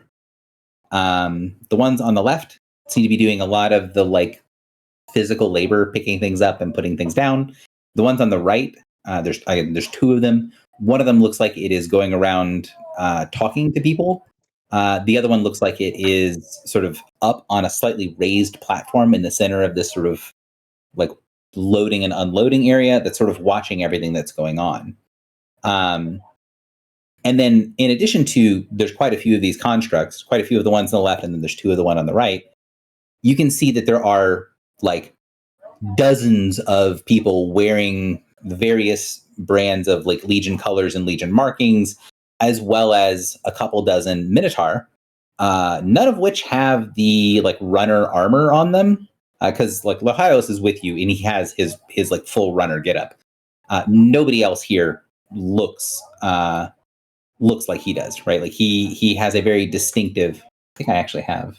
Yeah, I do have him on the thing. I can reveal this. So his like armor and stuff. He stands out in a crowd, and he even stands out in a crowd of other Minotaur, right? Because he has the sort of high quality old like legacy Forerunner tech armor that they do not wear. All the Minotaur that you can see here, none of them are wearing weapons and armor. They're all wearing like basically clothes, right? They look like civilians, which I think for you guys is some of the first like Minotaur civilians you guys have even seen. It's basically been all runners and like military people up until this point. So yeah, there is just this constant hub of like buzz and stuff that's going on here as people are moving and doing different things. And then one of these constructs that are down here that have this chest piece that looks like it's full of this weird sort of like smoky like red gas or liquid. Like it's either a very thick gas or a very vaporing liquid. Comes up to you. Would you say these constructs look solemn? Yes. These simulacra look like they could be solemn. Yeah. More importantly, you guys have seen things that look like this before. Do you guys remember me showing you these pictures? Because the character. Yeah. So the guy on the right is Skrit, or the same model as Skrit was. So one of the contracts will come up to you, and it has this little display thing that the runners use as well, which in character you guys would are in like as players you guys would recognize these things as almost like translucent iPads. Like the whole thing is translucent. There's no backing on them, and there's just words on the screen. But for you guys, they look like scrolls. that have arcane writing and stuff on them and can store extra stuff. So one of them comes up to you, and it does in very sort of formalized speech. It makes sure that you are matching the ship that you're supposed to be spinning in from, it matches your location, matches who you are, and starts to sort of give you the sort of rundown of like, hey, are these all these identifications? Are you bringing anything with you? Do you have anything to declare? Right? It's like a customs officer that's coming up to you. Is there anything you guys have questions about or would do as you're kind of getting quizzed by our friendly neighborhood customs officer?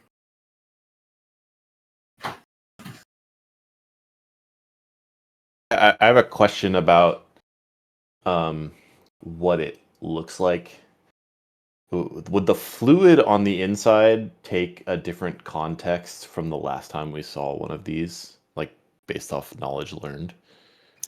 Basically, the one that you saw, like Skrit, did not have any fluid inside. okay. The one in the Vampire Courts also looked like it was well maintained to a degree, but it was not in like good working order, right? So it was like something that maybe they didn't know how to fix very well, but it was like part art object and part like actual tool. Because I don't know if it's been a very long time, but in the courts, this was sort of seen as a sign of status that this thing existed, right? And that she had one to offer to you. I see. This one doesn't look like that. This one looks like it is much more functional, where it is in better repair, but it is not as polished as the one in Lady Ann's court, right? So you had one that was like in a slight state of disrepair, but it was very well presented, versus this one, which is the reverse, right? It's showing a lot more like day and day wear and tear scuffs, and it's not very polished and presented, but it does look like it is better maintained than the one that Lady Ann had. Is it the Minotaur are kind of like the experts on Forerunner technology, and that would this be Forerunner technology that they have like learned how to operate and repair to some degree? Yes. Your characters would not have been able to potentially make that connection way back when you first met Skrit. Now you're familiar enough with Minotaur and with Forerunner tech and these sorts of things that you can be like, hey, that's what this thing is. It is very much Forerunner tech. And the Minotaur are known for being some of the few people that still can maintain old tech.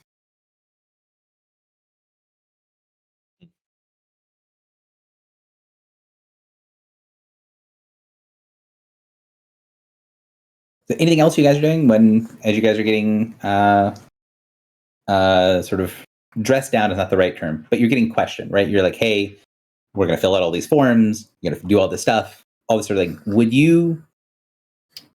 Would there be any amount of like chafing at this process? Because it is going to take a decent chunk of time, right? This is going to be like 20 minutes of standing here answering questions. You can definitely do it, but I don't know how your characters will react to this sort of like formalized checkpoint of going through customs. It's like a Legion outpost. It is not a Legion outpost. This is one of the strong points of the Minotaur, but the Legion is using it as a rallying point currently. Okay, so not similar to the conversation we had with Lahios. It's not necessarily directly related. Yeah, so like you very much get the impression from the way that things are happening here, and the way that the constructs are moving around and doing stuff near the Legion, but there's not a lot of overlap between what the constructs are doing and what the Legion RAs are doing. Like the constructs seem to be working with the Minotaur almost exclusively, except for specific interactions with Legion people, right? So you think the constructs are like the Minotaur presence here, and the like random like workers and things like that, some of which are Minotaur, so they're this is where they live, so they are doing their own things. But the constructs and like this guy that's doing customs and stuff, this does not seem like something the Legion brought with them. Do you think that this is something that the Minotaurs just have as at this location? Sure. I think what I would do, rather than like being snooty about it, is be like, Lahios, do you do this every time, or do you normally just walk in? The runners would have prior authorization for all things, and they would just, and he kind of taps a little spot on his chest. They would check to make sure that our Nautilus was properly marked. Beyond that, we are not questioned. But this is our home. We are representatives of our people. We are not outsiders who might endanger our people with ignorance, if not intention. So we shouldn't cut the line. He's basically saying he does cut the line, but it's because he knows what not to bring onto the station, like inherently as being part of his culture, and says like, he knows that like intrinsically he can't vouch. He can't and won't vouch for you guys to the customs people. Got it. I think we just do it. Yeah. Yeah, Can I I don't be- want to piss anybody off here. Yeah. Can I be kind of like looking around to see if there's anybody I recognize or anybody who stands out? Yeah, Or so- also, yeah, go ahead. Go ahead. So, Well, go ahead. I was also going to say, like, if I sensed any strong, like, primal energy. So you sort of like open up your senses, both like just looking around and also like sending your supernatural senses out. You don't sense any strong primal power here, but you do sense like a little node of potent psionic power in the room. So there are these two little raised platforms in the room, one of which has the sort of Skrit style unit on it that's watching everything that's going on.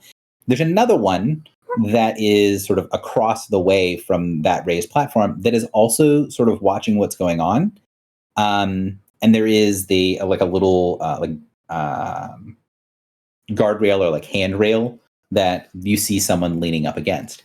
And the one that's the thing that's leaning, the individual that's leaning up against the rail is also looking down, and you very much get the impression that they're once it is brought to, because I don't think one of many has. Who has the insight? I think it's Filibuster, right? Pretty good insight. Is one of many trained? I don't think that she is. I think she has good insight, but is untrained. Is that correct? No, I'm trained, and it's Oh, okay. plus 18. So you will notice that she is very clearly watching you guys without looking at you. Right? So it's like she's scanning the areas that just so happen to be near you guys enough to keep you in her peripheral vision. To the point where it's like, oh, that is somewhat obvious that if you know what to look for, that she's actually watching us rather than watching things near us. And she is like almost 7 feet tall, has stark white hair, and one of her eyes glows yellow. Even from a distance, you can tell that it's a Deva. And she's wearing like a full suit of armor. She has long white hair and a braid that goes over her shoulder. And she is wearing a full suit of Legionary armor. And she has like formal Legion markings on her breastplate that has some script written in it in like gold filigree that is written in Draconic on her armor. And then the centerpiece of her armor shows a sword that is sort of facing upwards. And where the handle guard of the sword is, you see what looks to be an anvil. And you can see that she's the one that's watching you. And there's also sort of like waves of psionic power coming off of her. You think that she's either actively using psionics in the area, or maybe she's like telepathically talking to somebody else. Because it doesn't look like she's trying to hide. Oh, I didn't click the correct reveal button. Hang on. Oh, cool. Is With there? Jumpgate AI, you will automatically reveal what you were intending to. Jesus. So that is what she looks like. But the symbol on her breastplate looks a little different. Okay. Is there eavesdropping for psionics? You can. What you will know is even kind of at a distance, you don't know exactly how powerful that she is, but you feel like she is kind of a peerage. Like she's somewhere vaguely near your level of psionic strength.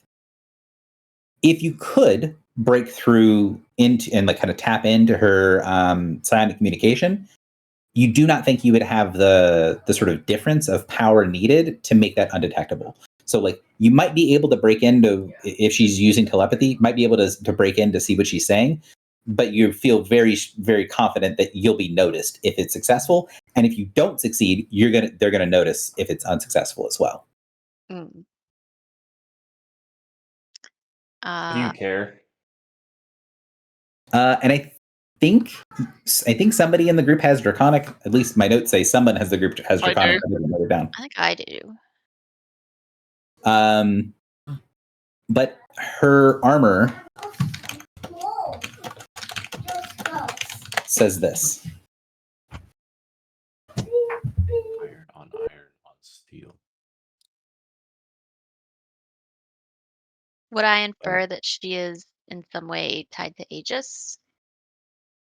Like, I mean, she's wearing like official Legion markings. So like Rancer and Rinky, for example, if you pay attention, you can see that like they have things that show that they're connected with the Legion. This guy, this person is not. She does not have like, oh, I might be connected with the Legion. Her breastplate has her labeled as like one of the Legionaries. Like she is like an actual full Legionary. She's a member of the Legions. Is she like a legatus of a legion, or like like a member of the first legion? The power that kind of comes off of her, because you guys have been around enough Legionaries to know in the past, she's probably going to be either a high-ranking member of the Legion, or she would need to be a member of the First Legion, given that one of many you think that she is sort of on the same rough power level that you are, and you've met a bunch of Legionaries before. She is like notably stronger than all of them that you've met. So that means that she's either very high up on the ranks, or she is a member of the First Legion. Well, I would check in with the group. Are you going to be mad if I eavesdrop? She's going to know. I'm pro eavesdrop. That's all I need. I'll eavesdrop. I will say that the markings that she has, the saying on her armor, is something that you've seen before. Like that is something you guys have heard before. Iron on steel. All right. So the goal is to try to sort of push your way through and eavesdrop to tap in. Mm-hmm. All right. One glowing eye is a little suspect. That's Davis stuff. Maybe she know had to get that, it magically replaced recently. We know that like the Imperium actively seeks Deva to recruit them into the Imperium. The Imperium does actively recruit Deva. No. So, does one of her eyes being glowing look sus? The answer is your characters would be aware that. Actually, let me see. Okay, so She a Rakshasa?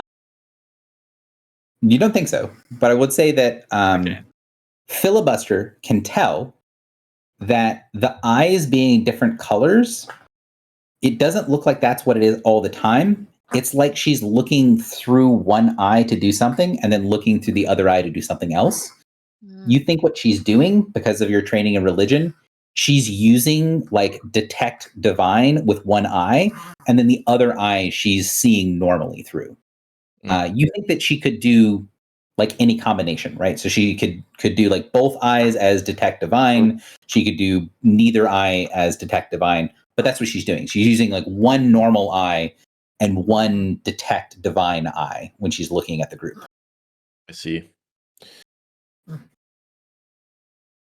Could you get? Sorry, got a baby that's like waking up, farting himself awake. Hi. Billy baby. Could you give me your tokens on the screen, please, so I can click on the measly? Yeah. I heard that Oh, one. little guy. That's awesome. Bryn called the other day and he did a fart so loud that it activated the mic when nothing else was happening.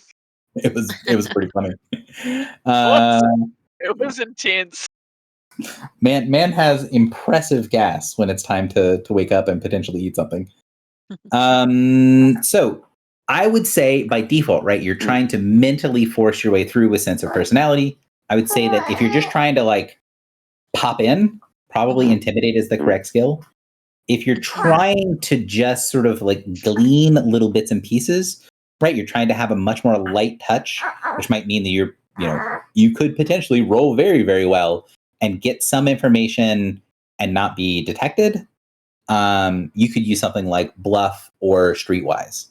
But if you use like intimidate or diplomacy, you're going to be connecting in a stronger way, but in a way that has no chance of not being detected. Okay. Yeah, I think that I will try to be undetected.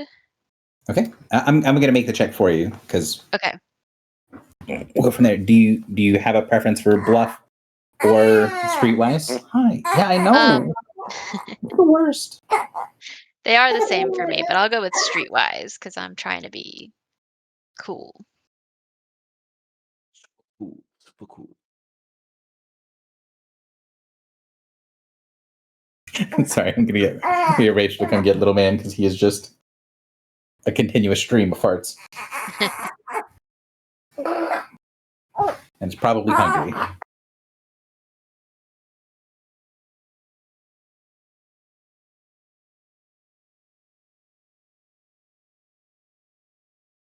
All right.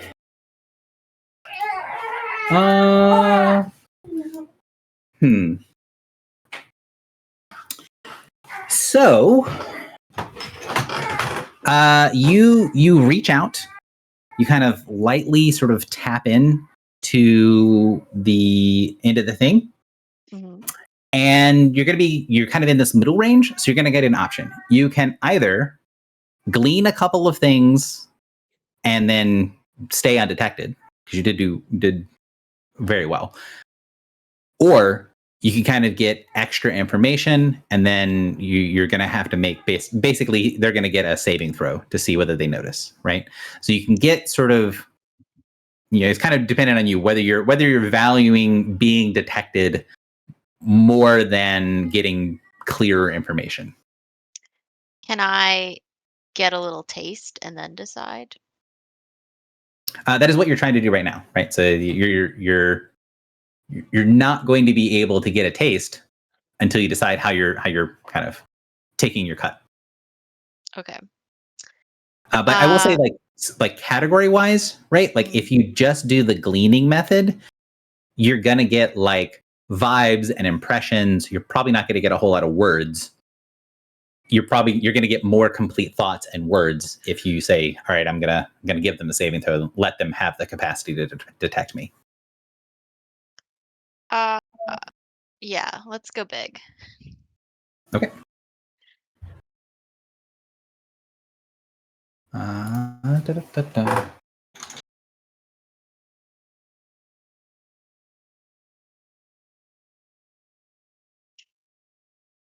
Okay, so you reach, you are able to tap into things.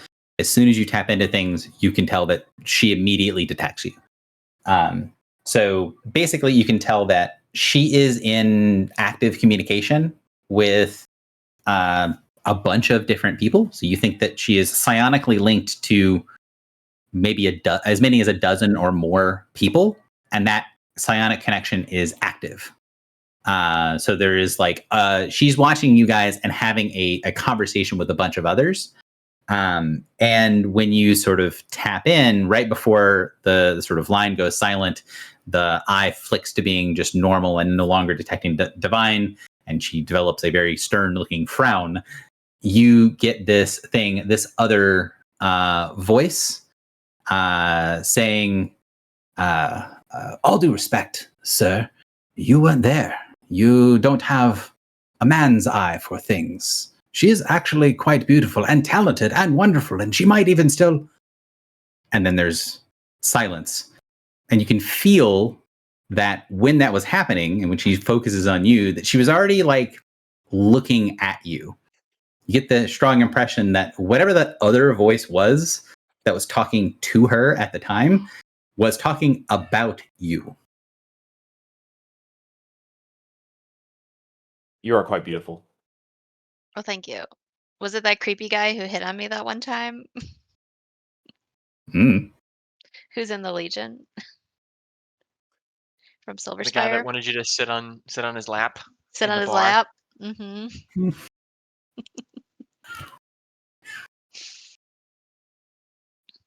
But the conversation stops. You see her focus, and like a wall appears, right?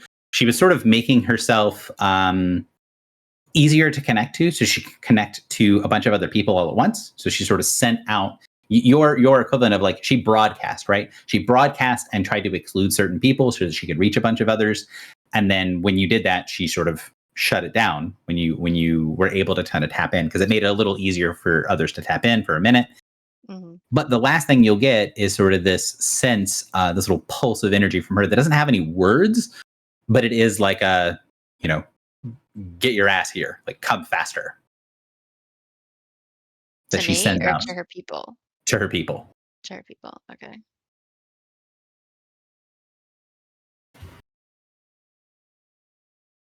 So Wait, and what she- did Go the ahead. person say? Oh, he's saying, sir, you don't understand. Like you're looking at her with a woman's eyes. You're not looking with a man's eyes. She is actually beautiful and dangerous and wonderful, and then it cuts out. Woman can look at woman with men's eyes. I totally could. This one looks like she might.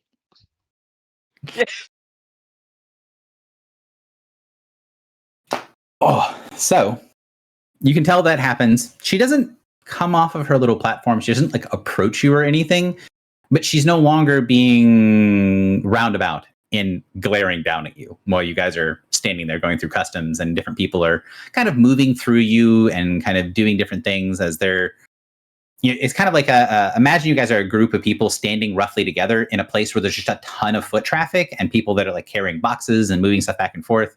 You kind of can't stay together all at once and not be like, very actively a problem. So you kind of have to kind of slowly disperse a little bit so that people can like walk through and carry stuff. And as there is this sort of like intense moment of her glaring down at one of many, one of the workers who's sort of shuffling through, who has sort of Legion markings on him, says, excuse me, this is it, would you mind setting this over there? And he sort of takes a small box and he gestures towards not to Griffle, to Drock, to take the box and put it behind where you're standing, because you're standing right in front of some stuff. Sure. I give him a little head shake. I don't think that's a good idea. So Drock goes, sticks in his hands out, and then one of many sort of shakes her head. Drock, do you take the box? I'll just step to the side and get out of the way. So you step to the side, and he kind of frowns, and then he just sort of like shrugs. And then you can see when he goes to step forward, he makes like he's trying to get the boxes to like land on top of the stack of stuff. But he gets sort of like closer than he needs to you, Drock. Like he kind of comes inside of your personal bubble to a certain degree. And sort of like leans into you while like acting like he's like, I got to find exactly the right spot to stack this. What would Drock's response be? This guy that is kind of invading your personal space just a little bit, not enough that he's like, he's not like giving you a big bear hug or anything, but he's standing a little awkwardly close. Are there lots of people around? Like, do I have room to move further away? You could, yeah. There are, both of those things are true. There are lots of people around. It's not like packed shoulder to shoulder. I'd probably step back, move further away, give him some space. So he kind of, goes a little off balance as you like go away from him fairly quickly, and then he reorients himself, puts the box back where it's supposed to be, and then is like shaking his head like he's thinking about something as he goes and steps away to go get more stuff. Check your pockets. Your pockets. Is there anything unusual about the box?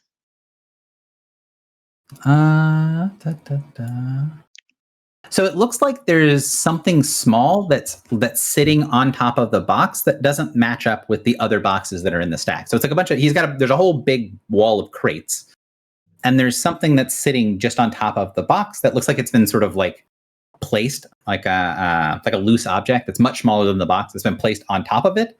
That is the only thing that looks like it might be slightly out of place. What is the Tallest object? person in the party. Is it on my eye level?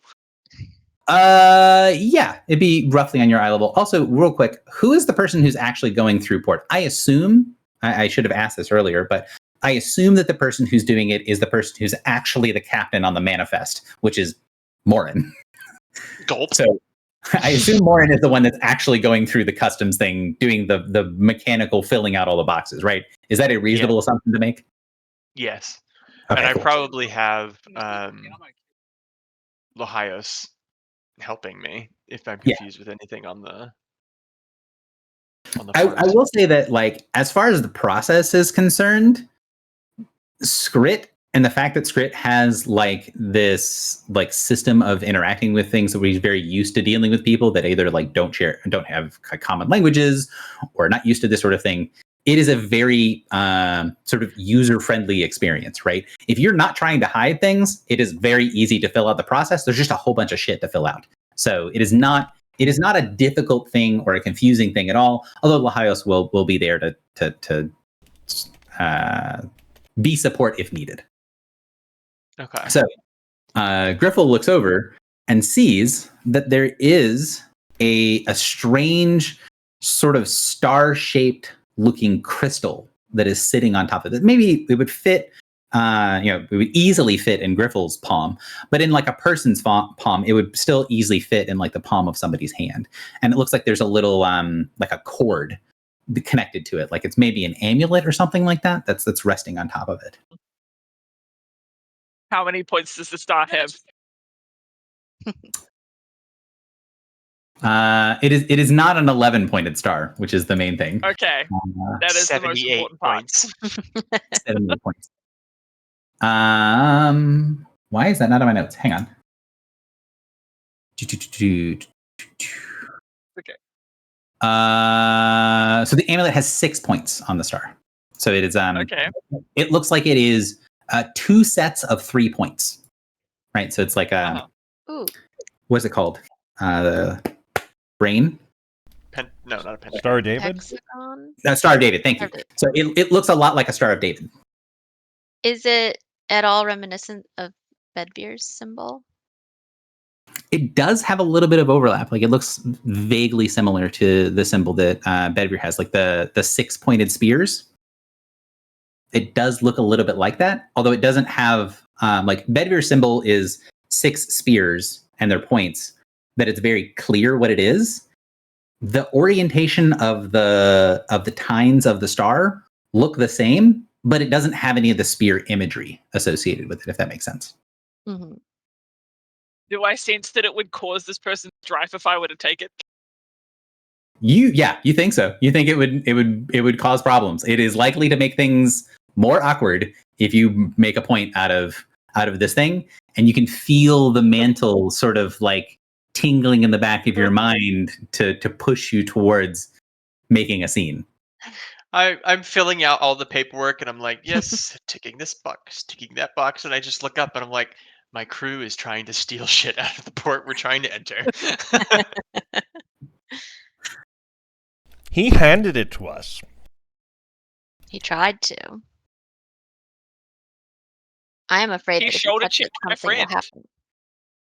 So Griffle, I think, grabs it off the stack and picks it up. Yep. So holding it again, it's an amulet. Kind of looks again like a little bit like the Star of David, although it does have that. The points are a little bit more drastic looking, right, than the Star of David, right? They're more like points of a star that you'd see is like a night sky, right? Like a representation of like a star in the starry night, more than the sort of boxy shape of the traditional Star of David. And it does look like it's made out of some sort of crystal. It is clear crystal. It's not the sort of purplish crystal you associate with the shard mines. But it is, it does look like a functional amulet or tool.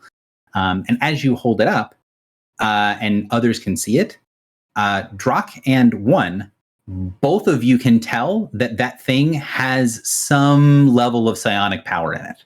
You're not sure what it does, but you do think that it has some psionics in it.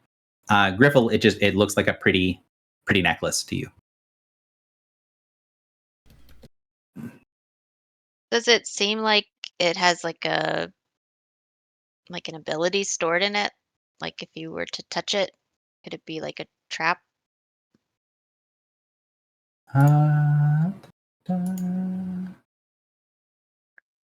Give me. Let's see. Yes. Okay. So I would want an Arcana check from you, please, and you're going to know whether you succeed or fail. I just need to know. Skill check.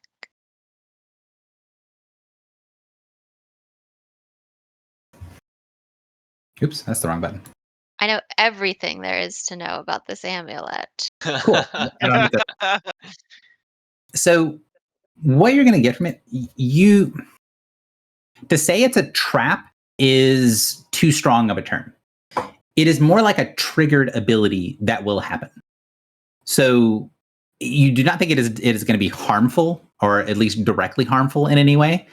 But as soon as you put your sense energy onto it, you can feel there's a little echo of it coming back at you. Like there's, you're saying, what is this? Reaching out with your psionics and your magic together to sense what this object is. And then you get that sensation back. What you think that this thing does is you think that this is a tool that will identify the type and power of any sort of psionic person that touched it or used it. So you think, like, for example, if you pick this up, it would give some sort of reaction that would show exactly what type of psionics you have and how strong it is. So it's sort of like a litmus test for psionics that would give you, how strong it is and what type of psionics there is there. But you don't think it does anything. Is the guy who left it behind still close by? He is, and you can see that he's struggling to decide whether he should take a step back now that somebody take a step back towards you now that somebody has picked it up, or whether he should walk away faster. So he's sort of like stuck in that in-between state. He's indecisive. Do I does think One tell us about what it is and what it does? I would, but I have a couple questions first. Do I Sure. do I think that like who's going to get this information?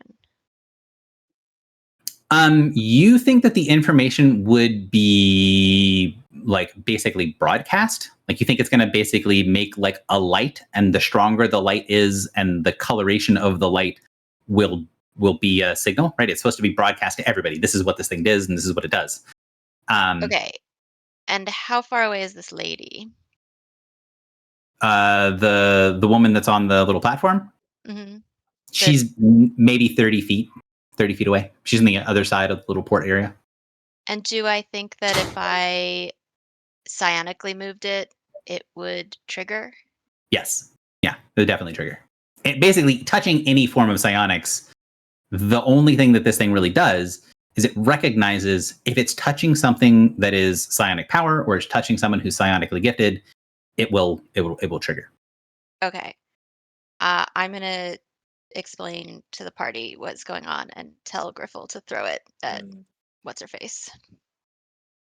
At the lady. The lady. So before you had suggested that, I was going to say, like, once one has told me what it is, I basically perceive this as a trap for my friend. Is going to throw it at the guy who left it. I think throwing it at the lady is a great idea. Fantastic.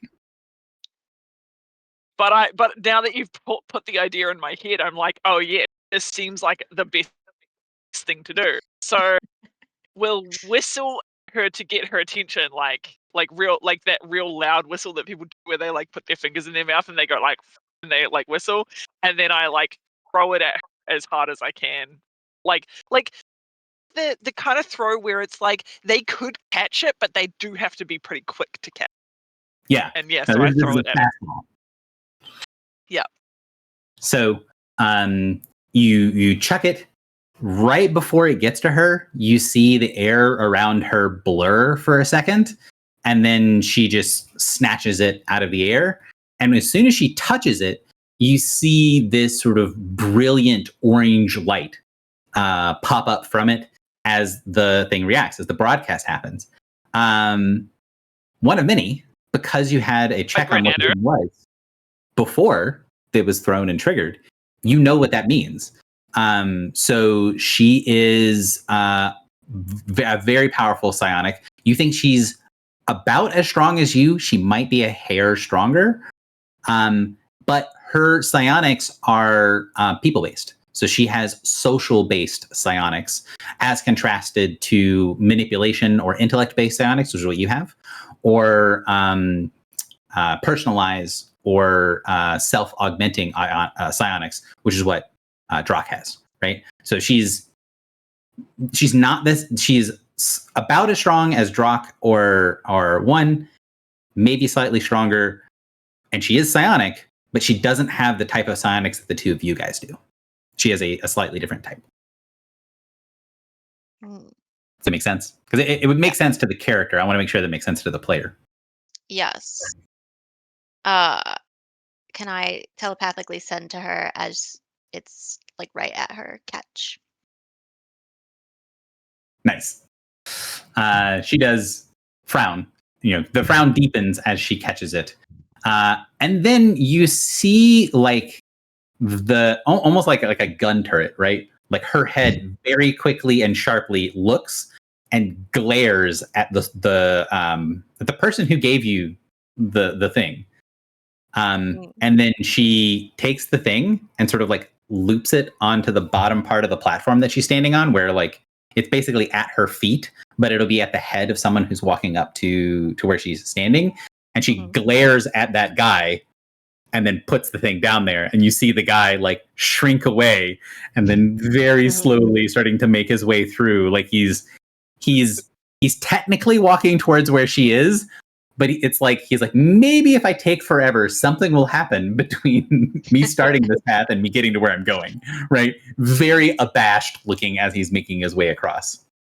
And I say to her, oh, it is not his fault. He tried very hard. So she does not respond. You can tell that she heard. She doesn't respond. And she like looks over for a second, and you see one of the side doors into the area open, and another Legionnaire steps onto the sort of loading bay area and starts to walk your way. And you can tell that from the way the two of them look at each other that they're clearly talking together telepathically. And the guy that comes on to the thing has a very obvious tiefling look to him. Like he had, his skin is very dark red. His horns are very prominent, right? Like he's not wearing a helmet, and it looks like he's sort of stylized his hair to make it look more obvious. So his horns are very big. He's very kind of like the whole idea of like being very proud of being a tiefling. He has a full suit of heavy armor on. He has a shield that is strapped to one arm, but it looks a little bit too small. Like it looks like the shield might have a way to get bigger. And he has like a big hammer on his back, and he has the same markings on his chest. That same, the mark of the same legion, which actually, hang on, that is the wrong layer. it has the mark of the same legion, right? The sword with the anvil as the hilt, and that same sort of golden filigree marking. The only difference is where you can see those little sunbursts are on the armor, the kind of the joint things where the pauldrons meet the breastplate.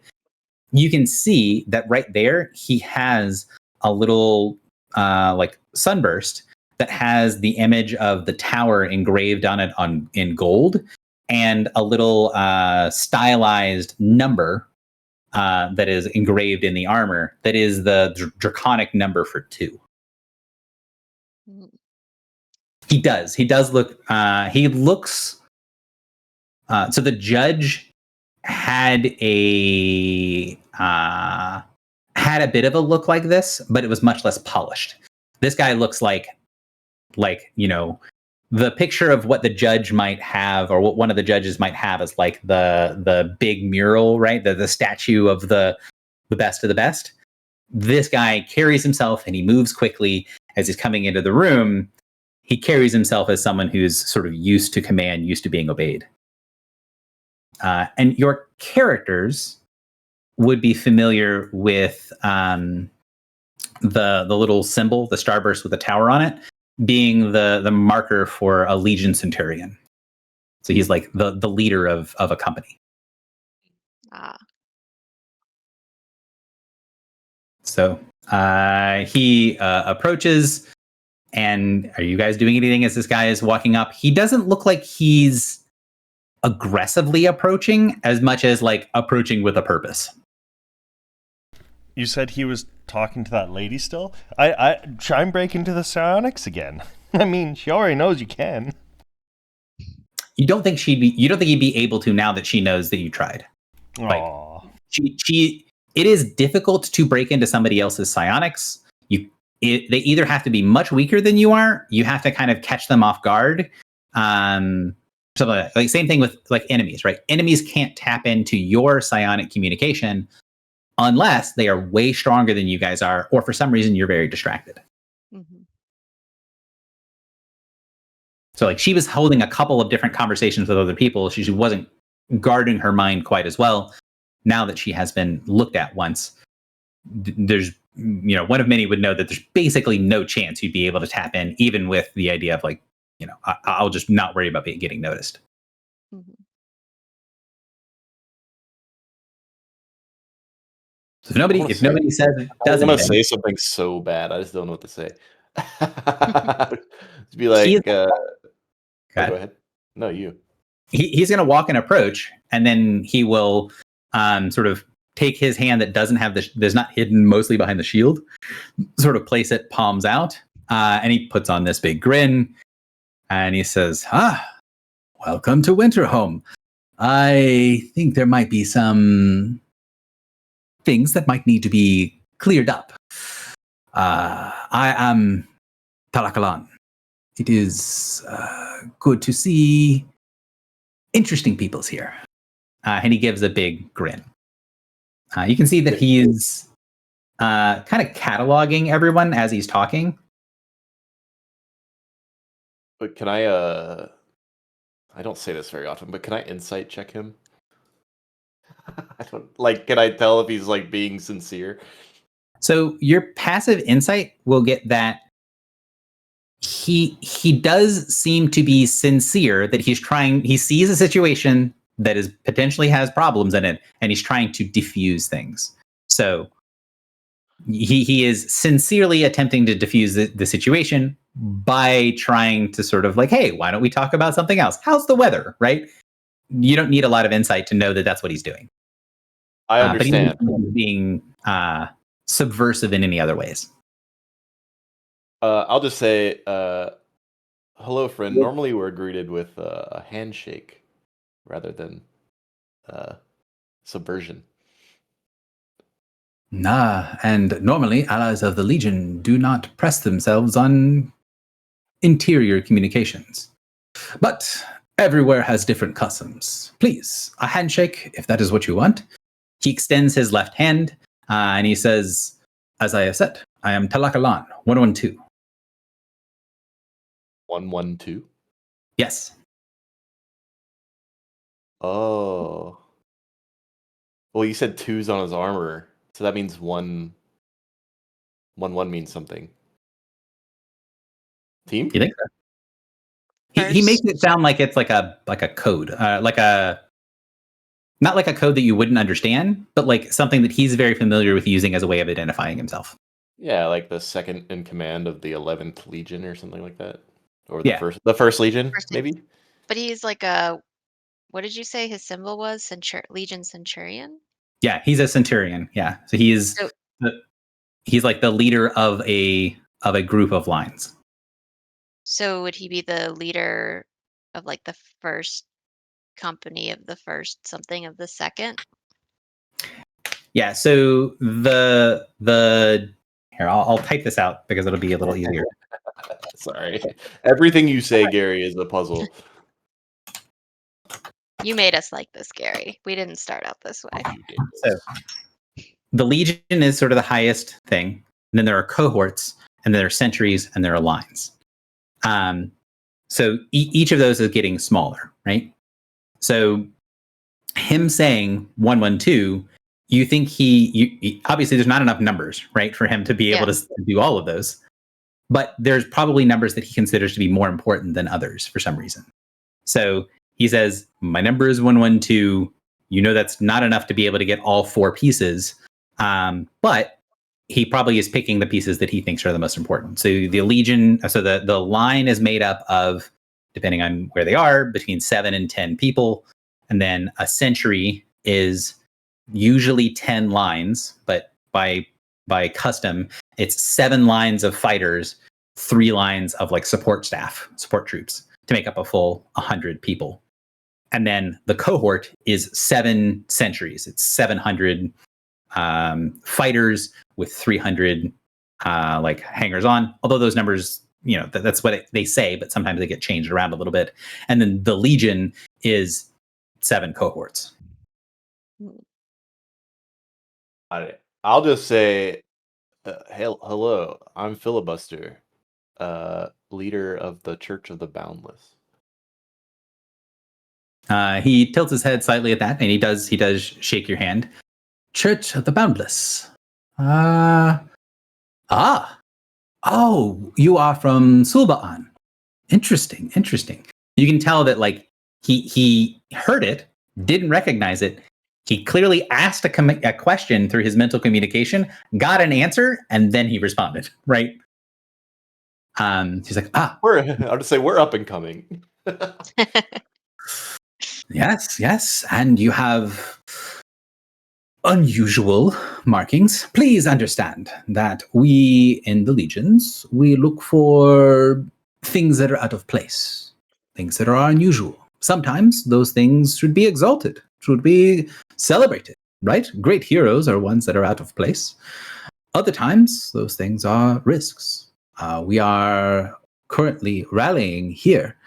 There is a great number of people that have commands even more important than my own that are going to be here. So we must have clarity on who is approaching our leadership. You can see he's smiling, and you can tell he's trying to explain as a way of like diffusing the situation. Like, hey, there's some weird shit happening here. We would like to be appeased. We would like to have you explain to us why you aren't a problem. And you're being treated like a problem because you are unusual. If we're being honest, we are a problem. He like belly laughs at that. Good. The best of people, the best of times are a problem. And then he will, as he's talking and as he's moving, the previous insight check that you made after he sort of like grabbed your hand or, you know, shook your hand, you can tell that he is kind of moving around because there's still people carrying things past you guys all the time. Like there are people that are trying to move faster walking past you because they can tell that there's tension and they're just trying to still do their job and not be in your way.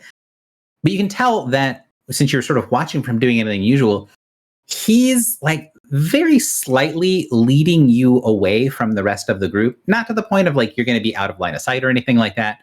But like every time he's talking, he sort of steps in a way to let someone pass. that you're getting just a little bit further away from people.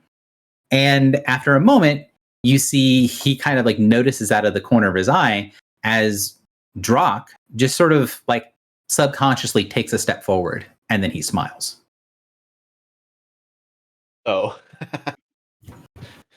I made a check for you.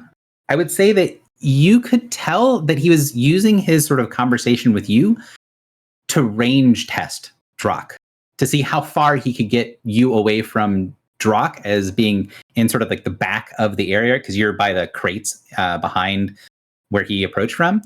And he was sort of seeing how far away he could get you from Drock before Drock moved. And then he smiled once Drock sort of like subconsciously took a step forward. Yeah.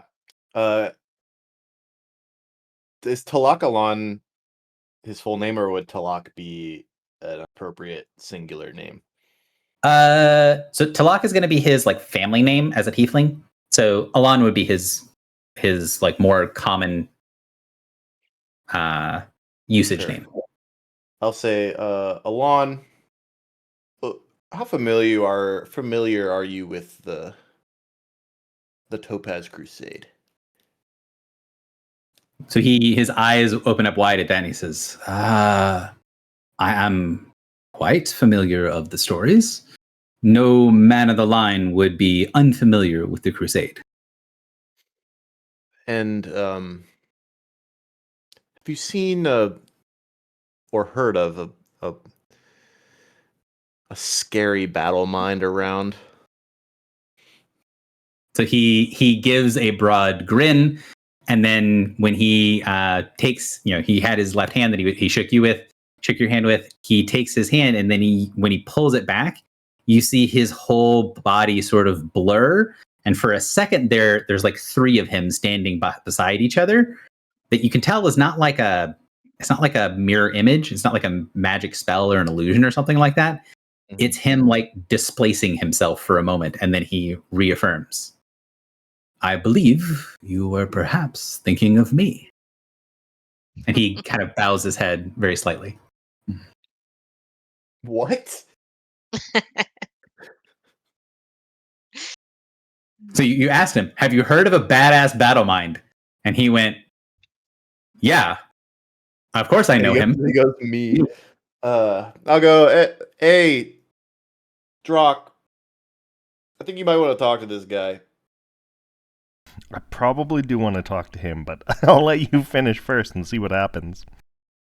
Oh, well, I'll say you are quite impressive. I mean, you're pretty cool looking.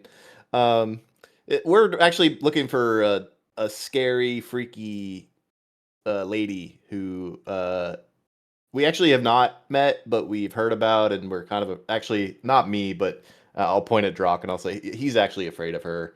But I kind of want to see what happens. Of course you do. He gives a smile and looks at you, and then you can sort of tell he's trying to diplomatically look for someone else in the group that he can talk to. What can I say? I am a problem. How far? Go ahead. Sorry, how far is Philly away from us? Not far. Basically, what he was doing that Philly was able to recognize is so JP, the player, has told me in the past, in several instances, whenever you guys are in a group or there's things going out when you're getting positioned, he positions himself so that he is in lightning rush range of everyone in the party. That's how he deploys in every fight. That's how he does in scenes. And so it's sort of like a subconscious thing that Drock does. Mm-hmm. What Talak did is he pulled Filibuster just slightly out of lightning rush range and then noticed that Drock adjusted. Yeah. So like 30 feet. Yeah, so 10 strides, so 25 feet. Okay, cool. So, but he's also like testing Drock more than he's trying to put me in danger, if that makes, at least that's how I took it. He's trying to see if I am a battle mind, because that's probably what they sensed. I'm just trying to see if we're like in conversation range or not really. Yeah, you're definitely in conversation range. So I don't have a map put up for this. So I have something in my head. that basically in the sort of back of the group is JP is Drock and Griffle, as they're kind of near the wall of boxes that are to one side of the aisleway, and that you guys are on the other side of this aisle of traffic, closer to the big sort of there's a little tower where the Skrit unit is standing at the base of the tower, filling out the paperwork, right? So you've got like one side that has a big pile of boxes on it, another side that has the open middle area where there's stuff being moved around and like paperwork being filed, and then you're standing sort of in this aisleway of traffic going back and forth. So you know, it's pretty easy to move back and forth. You just I'm kind of making a point of the fact that you're being not like uncomfortably jostled, but you're having to be aware of the fact that you're right in the you're in the way, but not in a way that's like a problem. Terrible. Right? Yeah. It's normal. I'm gonna be very blunt with him. I'll be like, Alon, what you're doing is really obvious to me. It might not be to them because I don't know what they're doing. But if you wanted to talk to someone like who's takes this seriously, you should have not walked me away from my friends. I don't know what you're doing. He says, I was attempting to understand if your shield wanted to speak with me and make sure that he was what he appears to be. And he kind of looks past you over towards Drock and says, you seem to be competent, as far as I can tell. Are you their shield? I'll just nod. Well, if you are actually as competent as you appear at a glance, I would be interested to speak with you. We currently have an opening on the line, and it is rare to accept someone from without, but there have been exceptions, especially in times of war.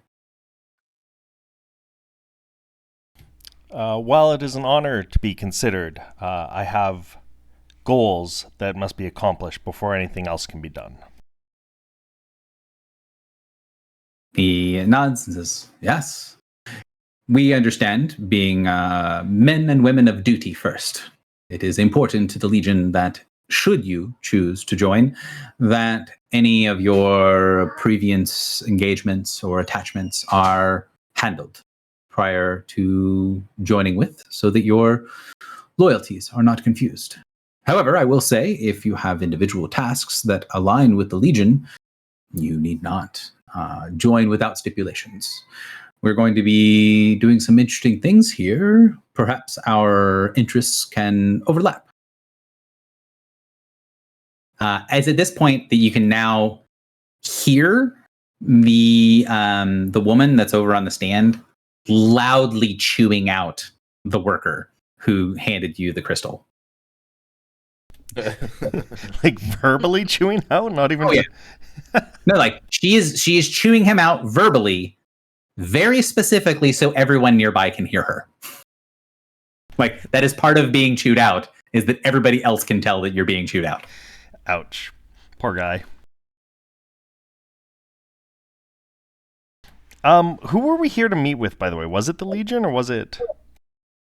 I always get things mixed up, sorry.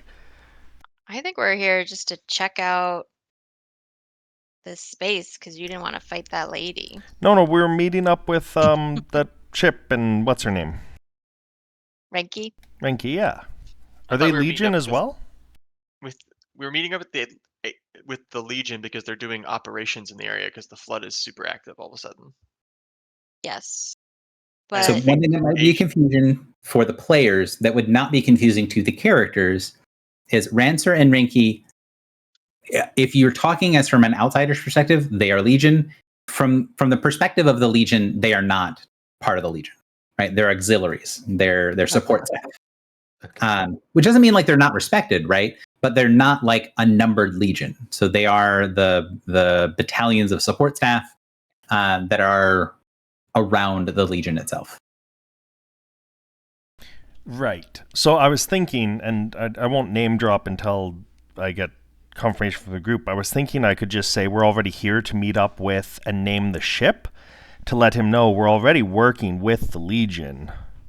Yeah, basically. I think that's a good idea. All right, so I'll say that. I'll say We're here on business as is, meeting with, and what's the name of the ship again? Sorry, guys. The Dawn? Meeting with the Dawn to assist them with some efforts. Well, the 202 is well respected here, and you will be, of course, welcome to go and speak with them, assuming that everything is clear and there's no problems. We don't want to, we have started off on the wrong foot, I think. We do not want to offend you, and we would appreciate it if you did not offend our hosts. He sort of gestures towards a bunch of the Minotaur and says, they are a particular bunch. So let's have everyone maintain our protocols, crossing our T's, dotting our I's, and then, we can all work together in peace and in harmony. And he gives a big grin that's kind of a shit-eating grin, like it is somewhat obviously fake, but at the same time, he does seem to mean it, right? Like he's making the grin, he's making the gesture too big, but he does seem to be genuine, where he says like, yeah, we should all work together. He's just trying to put a very positive face on it. Yeah, it's kind of just a dick bag. Well, we did start by like invading their conversation. It was kind of, two ways here. Don't put the name "we" on it. They were one of talking many. about me. Didn't you encourage They were talking about how hot you are. Yeah, why shouldn't I hear that? Yeah. I do want to ask him though. What was the goal of the amulet? Well, a bit of a long explanation, but the short version is that anyone who is auxiliary, a non-fighting man, who is able to recruit a member of the Legion, is able to procure a commission of sorts. And should the person that they recruit come to fame and glory and all of this sort of thing, their commission could be redoubled, could be repaid. Every time they have their recruit is promoted or moves up to a member of higher status, they're able to get a commission, a stipend. For the workers and members of the auxiliary, this can be a significant source of money. So there is a dream that, especially since we've been here in this wonderful place, surrounded by many of these psionically gifted ones, that they'll be able to find one of the Minotaur or their allies with enough potency to be a member of the line. And that commission would allow one of them to retire if they were ever able to secure one. And are you looking for specific types of psionics? I'm looking for ones that are tough. Whether they are, he gestures towards the woman that's on the stand, like Pathar over there, or like myself, or like this fair beauty, and kind of does a very flamboyant sort of wave towards one of many. Although it looks more, I don't say hollow, but like he's saying beauty much less like he's hitting on you and more like he's just being overly polite. And he says like, it doesn't matter what type of psionics, we're always looking for people that have talent, that are strong, and that are able to be good fighting people of the line. I'm going to be honest with you. I don't think you want to hang out with her. She's a little, and I'll just tap my head and I'll do the little twirl thing. I was gonna say nosy. You think I'm crazy? I don't know. You don't want to know what's in her head. I mean that in all types of ways. But that's not me. Yeah. Okay. Well, I feel as if I already know her in some small manner, as one of our members has spoken of her often and highly. Yes. What is your sexual harassment policy within the Legion? So his eyes get wide there and he says, well, if you believe that it has gone that far, then perhaps I will have to have a long talk with Mr. Avanashi. He made it appear as if this was something of potential mutual interest, one being led on and the other following, and then there being a night of adventure and revelry afterwards. If this is not true, we can bring it up to the legatus. You can tell that he's definitely talking to one of many, but he's explaining things in such a way of like, hey, this is protocol, this is how this is, we think this is very important. But you think the reason that he's explaining it like that is for Drak. Mm. Amar Avanashi is the guy from Silverspire. He's the Ardent, right? Yeah, Mhm. he's the Ardent from Silverspire. Yeah. Which you guys knew. He was a member of the First Legion. So, one of my goals has always been to meet a battle mind, and the last time we had the chance, I specifically didn't take a lot of time because we were on the world ship and surrounded by chaos, and I thought taking time there would be bad. But are we going to be here for a little while? I mean, you're going to be here for several hours, probably at least. So you could definitely talk with him. And he very clearly does want to talk to you. You can tell, right? There's going to be a measure of his conversations are going to involve him explaining to you why the Legion is such a great place to work and why this is a thing to do. You'll be able to figure out pretty quickly that he doesn't actually get a commission if he does recruit you. That's not for the people that are actually members of the Legion. The only people that can earn one of the commissions are the auxiliaries, right? The support staff can get commissions, but the actual fighting people do not get commissions for doing things. So he'll say like, hey, if you join, I want you to be a good fit. You seem like you at least are worthy of getting a trial, and according to our records, you've put yourselves in the good graces of Old Iron himself. That is true. So at this point, like, do I think he knows that I'm a battle mind, or he just knows I'm psionic? Basically, he could tell that you were psionic in some way, and then he came to the conclusion that you are a battle mind when he pulled someone out of lightning rush range, and you instinctively moved to stay in range. Fair. Okay. So I'm gonna ask him, like, are there many psionics around, and what different types of psionics are in the Legion?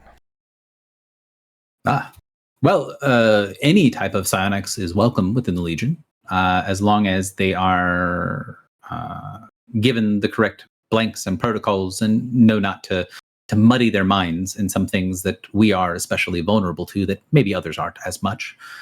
But any of the three primary types are welcome. And he can sort of gestures, right? So he's sort of treating himself, one of many, and Pathar as sort of the three categories of battle mind, of psionics. And he's like, any of these three categories are welcome to join. And he says, traditionally, the line is made up of one of your type, two of hers, and 7 of us. Right now, there are only 5 of us. So there are 2 openings between our type. So basically, what he's calling the line is made up of 1 Scion, 2 Ardents, and 7 Battle Minds. And right now, they only have 5.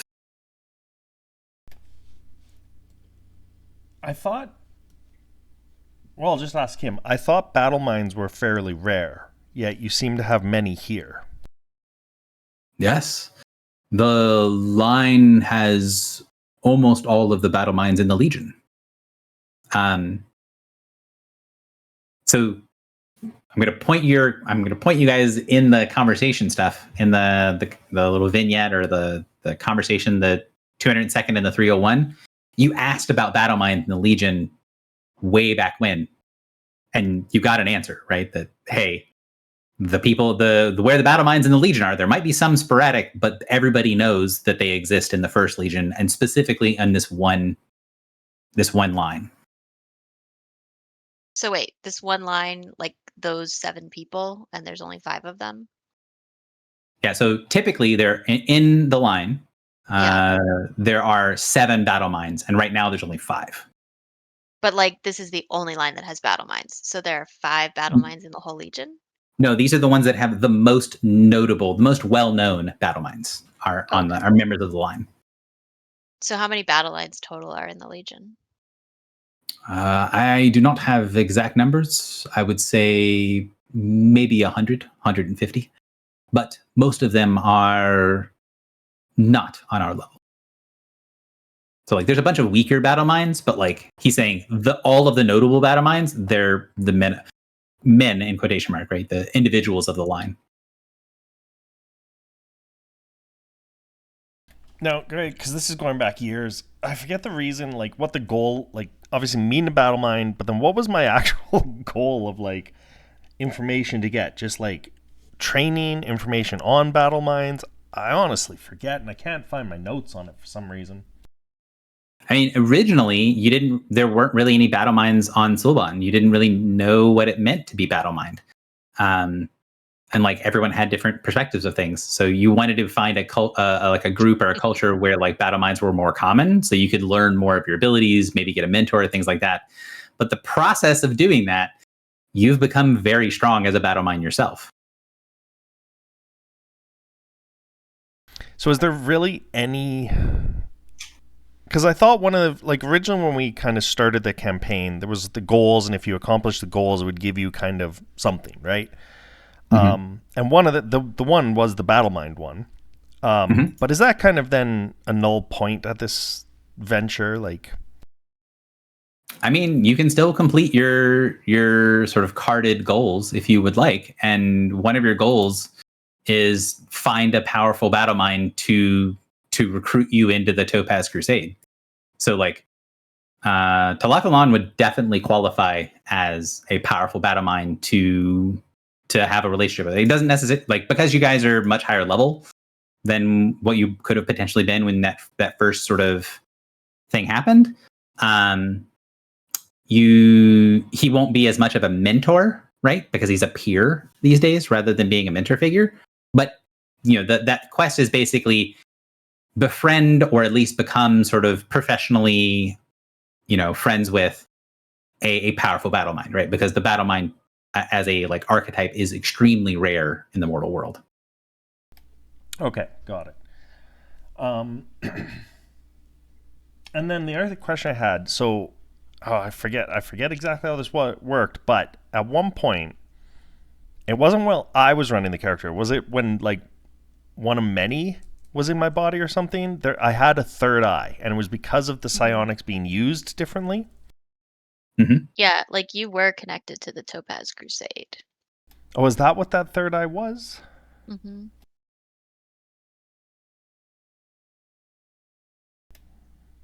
Okay. And then, so the Topaz Crusade, do we know that that's what he's part of? Like, no, it's gone. It's like if he's, you know, it's like his origin story, but the Topaz Crusade was like in the wars, you know, like 10,000 years ago and got wiped out defending reality. But then Gary just mentioned I was still trying to be recruited. Yep. Sorry, so I'm mixing up two things, or... I think you need to find somebody who was around 10,000 years ago who's a battle mind to talk to. So true. Less that and more of the idea of think of like any modern like organization that ties themselves back to a historical organization, right? So if you have someone who's being like a Teutonic Knight, if they are going through some of the motions, or there's an organization that's like the Teutonic Knights of today, they're going to tie themselves back to a very specific group, right? So that's kind of the idea. So like the Crusade and the members of the Battle Mind, members of the Legion now, they kind of put their lineage back to the Topaz Crusade. And so they're like, hey, that was them in the old days. We are the modern sort of incarnation of the Crusade. And they all have sort of different things. So this is like, we are members of the Crusade, but in a like anthropological, like history level, not in like a literal, we are the Crusade type thing. Does that make sense? Yeah. Okay. Got it. and just sorry, because this is going back so far. So I was trying just to find a battle mind and to join up kind of for mentorship. And then I guess, yeah, I don't know if that's, how valid that is today, I guess. The idea, the card says on it, the idea was you find a powerful battle mind to teach you about what it means to be a battle mind. You know a lot about the function of battle mind, how to be a battle mind, but you don't have a lot of the history, right? The what it means part of it, the how does it all come together section of it. This guy would be someone who would qualify as someone who knows a lot about the battle mind and about their culture and things like that. And he's a member of an organization that is, it's not 10,000 years old, but it is quite old. And they have their own sort of like knowledge and history and like traditions and stuff built around being battle mind. So that was the idea when we went over that thing during your background, and when I made that quest card of this is what we're talking about, is like learning more about what it means to other people in the world who are organizations of battle minds, what they think it means to be a battle mind. Okay. So I guess, like, if we had time, I would definitely want to take some time and talk to him about that then, and learn a bit from him, right? He'd treat it as a recruitment, but for me, it would be kind of like the history and learning. Not sure if that's something we'd want to do, like, during session or kind of separately, or how you want to deal with that then. Yeah, if that's something you definitely want to do, like really deep dive into the history of Battle Mind and asking questions and who I am, and potentially being, him trying to recruit you, even if it's not now, if it's later down the line, we can basically say, hey, if we have time on the station, we're going to set up a sidebar, right? So that you and I can talk. Because if it's going to be a short sidebar, like I did with Griffle on the ship, we can definitely do it during session. I think this one's likely to be a longer sidebar. So let's do that we'll set aside a time and do a vignette, and we'll record that. Sure. Yeah, let's do that then. So he does say all of this stuff. Morin finishes filling out all of the paperwork of things. And you guys can sense that there are like 4 other people that come into the chamber that you're in that are all in that same, like they're not identical armor, but they're identical baseline armor, right? The same thing. Everyone has heavier armor. They have a the mark of the sword with the anvil on it, and they basically keep coming until the point where you guys are slightly outnumbered, but nobody is like making it a problem. Everyone's just sort of like existing nearby in a very rough sort of circle around the docking area until you finish all of your stuff. So aside from Drock wants to have a sidebar with Talak to really sort of do his background quest and dig into the history of the battle mind, which we will, potentially record if we have time. Is there anything else that you guys wanted to do at the docks as you're finishing going through the sort of custom things, either talking with Talak or now that the others are here sort of watching things, the woman is going to step down from her platform and walk over. She's going to stand like just outside of normal talking range. So like if you want to talk to her, you could take like one notable step towards her and bring her into the conversation. But she's sort of standing off to the side and behind Alon, like she's sort of in a support role and watching kind of what everyone's doing. Does it scream like I am his shield? No, it definitely looks like she is like she's there to be like his second, like almost like if there was like a knightly component to this, like she's squiring for him. She's there if he needs her for anything. That's kind of what I meant. I guess one other thing we should consider is like Michael, you asked about the other summer night, but not so directly. You just said we were looking for a powerful battle mind. Should we more specifically ask about that battle mind and that summer night? I don't know how to ask. Since you're so interested, I think you should, because I think you should find her. I mean, one day I have to. I can't avoid it forever, right? I don't think anybody's going to know about her other than us. Well, but even our runner mentioned something about her. Not that she's a Balmind or that she's the Summer Night, but didn't they know about... The burning They just death. think she's like a ball of fire. Got it.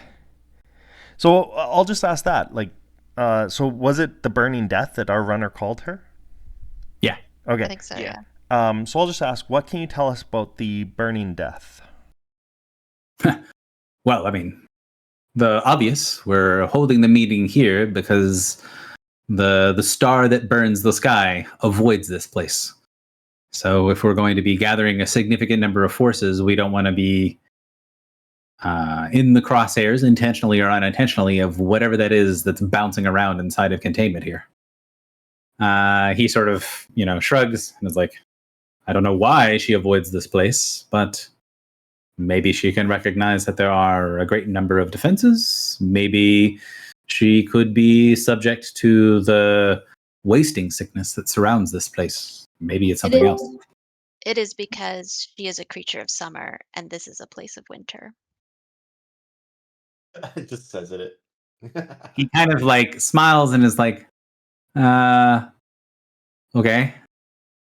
You can tell that like he doesn't know what it means. And then you can tell he did the thing where he like sent a mental communication to somebody else and then he didn't get an answer. So he's like, He is a summer knight. Wait. No, we're not using those terms After he gets confused, I'll just like look at him in the eye and I'll tap my head and I'll do the crazy sign again. So I'll ask, has anyone had a run-in with the Burning Death and survived? Yes and yet no. Run in with her, yes. Survive, not as much. We've been able to learn some basic things. There is an incredible force primeval in that burning star as it moves, and it appears to read psionically as female. Beyond that, we have not as much information, but we do know that she avoids this place. If that just said all the same things we said. Yeah, but as I was saying, like this is the information we have. We know that there's a thing here. We know it burns. We know that it has a lot of force primeval. We know that it identifies as female. Beyond that, we don't know. But we do know that it does take them a significant amount of focus or energy or some other sort of resource in order to cross one of the barriers between the individual collections of rings. So when they are contained is too strong of a word, but when they are frequenting a certain band, we know that that is important to be on the lookout. And we are spending all of our time within this band here in a place where the death does not show itself before we venture in. We are hoping that they will either make some sort of sign as they are showing in this band, or that they will extend into another band further out before we venture ourselves and deploy the legions within. Well, I guess this is to the group. I guess we have to deal with her before the Legion proceeds. That'll make Michael I was going to say we could be a distraction. That is to true. draw the burning death away. Talok, is there a pattern to the surges of the flood and the burning death? Do they seem to go together? Do they seem to ebb when one wanes? One seems to attract the other, which is part of the reason we've not really spent a lot of resources trying to stop it.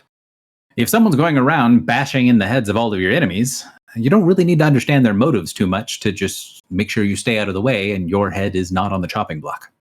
Yes, precisely. And the flood surgings, do they follow a predictable time pattern? Some of which do. Others not so much. There are... And he kind of like... He switches over and says something telepathically to your runner, to Lahios, and then you can tell like Lahios answers back telepathically. And he's like, there are well-known locations where there are certain cycles of predictable flood activity, but even within them, sometimes they are more, sometimes they are less. And since there have been many changes within the rings, those bits of predictability have gotten much more sparse, and the range at which things can be expected to be is bigger. I am a lineman. I make sure that the men and women of my people are ready for battle and able to be functional. The planning aspect, however, is something I tend to leave to some of the others. But if we're going to be talking bigger plans, we have a warded meeting area that we can speak in, and kind of gestures towards the general populace, rather than being here where lots of people can listen in. Sure. I would love to get the info on those cycles and locations onto our ship's computer. So because you've sort of made it clear that, hey, we want to like plan and do stuff, and he's like, yeah, I want to do that too. Unless people have something they specifically want to do or talk to him about on the docks, he is going to start walking with you guys to go to the meeting room, to go to the meeting area for the different peoples.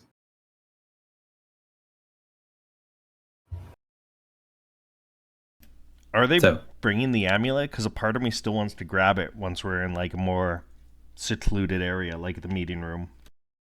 The amulet was given back to the guy that gave it to you. Is he coming with us, or is he staying behind? Definitely not. No, he's a worker, right? Like his whole thing was, oh, I see someone who I could potentially try to recruit, and if I can find like the perfect recruit, I can retire in luxury and never have to do that. Yeah, now it all makes sense. When you say it, yeah, I wasn't piecing it all together earlier. Yep, got it. So he was being kind of shady, but he's being shady because of like normal levels of like personal greed and not wanting to lift boxes for a living. Got it. Okay.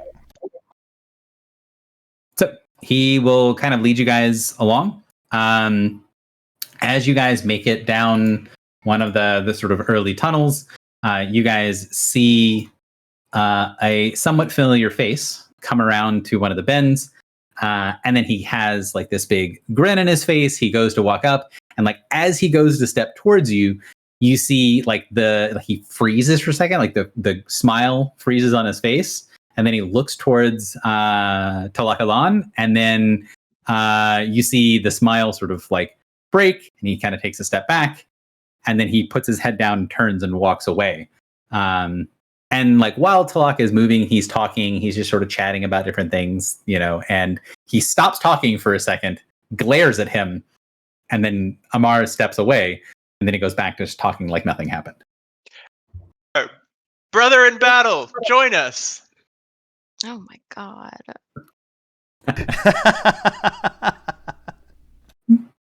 I mean, if you invite him in, he will definitely pop into the group.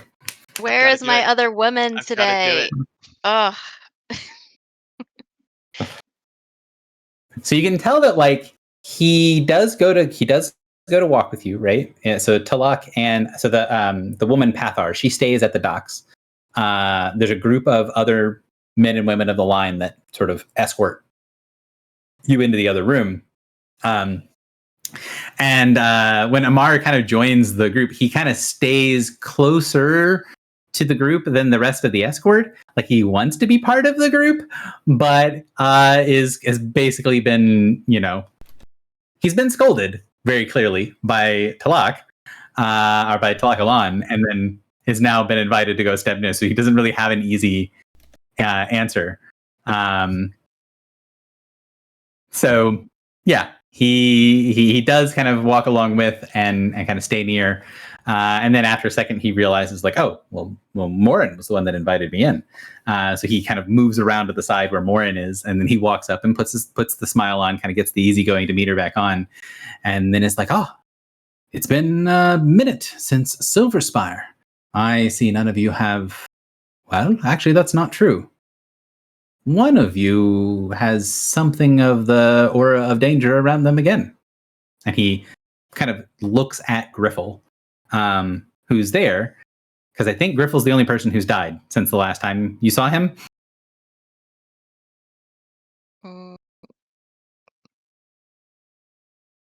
What does I don't dying have to remember do when with I that? died. Like if you have Raise Dead cast on you, it actually there's a mechanical thing, and it is something in the world that people can recognize, and that's what he recognized on One of Many. He recognized One of Many was a powerful scion, and also had been recently resurrected, and he was like, "Oh, she must be a woman of adventure and danger, and thus I must go and meet her." So, We all but yeah, have that mark at this point. it doesn't last for very long. It only lasts for like a day and a half or 2 days or something like that. Oh, okay.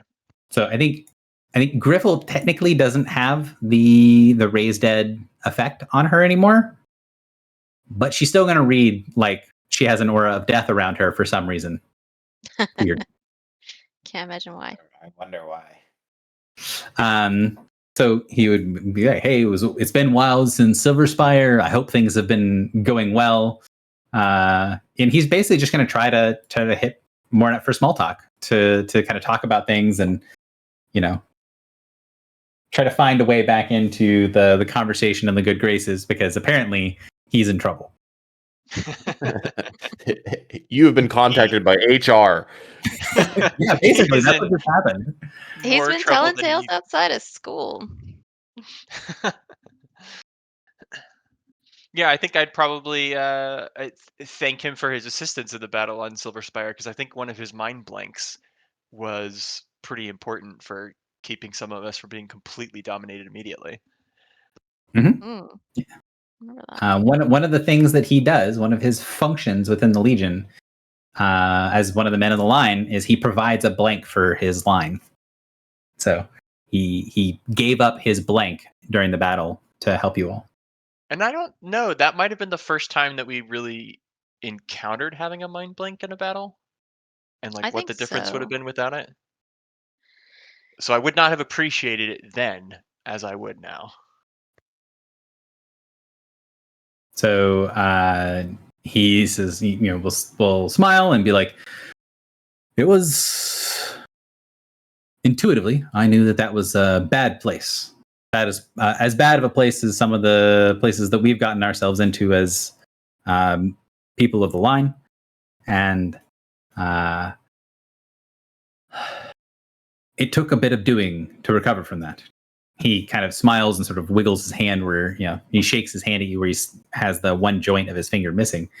And he's like, it's was worse of an experience getting the blank back and putting my brain back together than coming back to life, which is saying something. That's a traumatic experience of its own, but that was something special.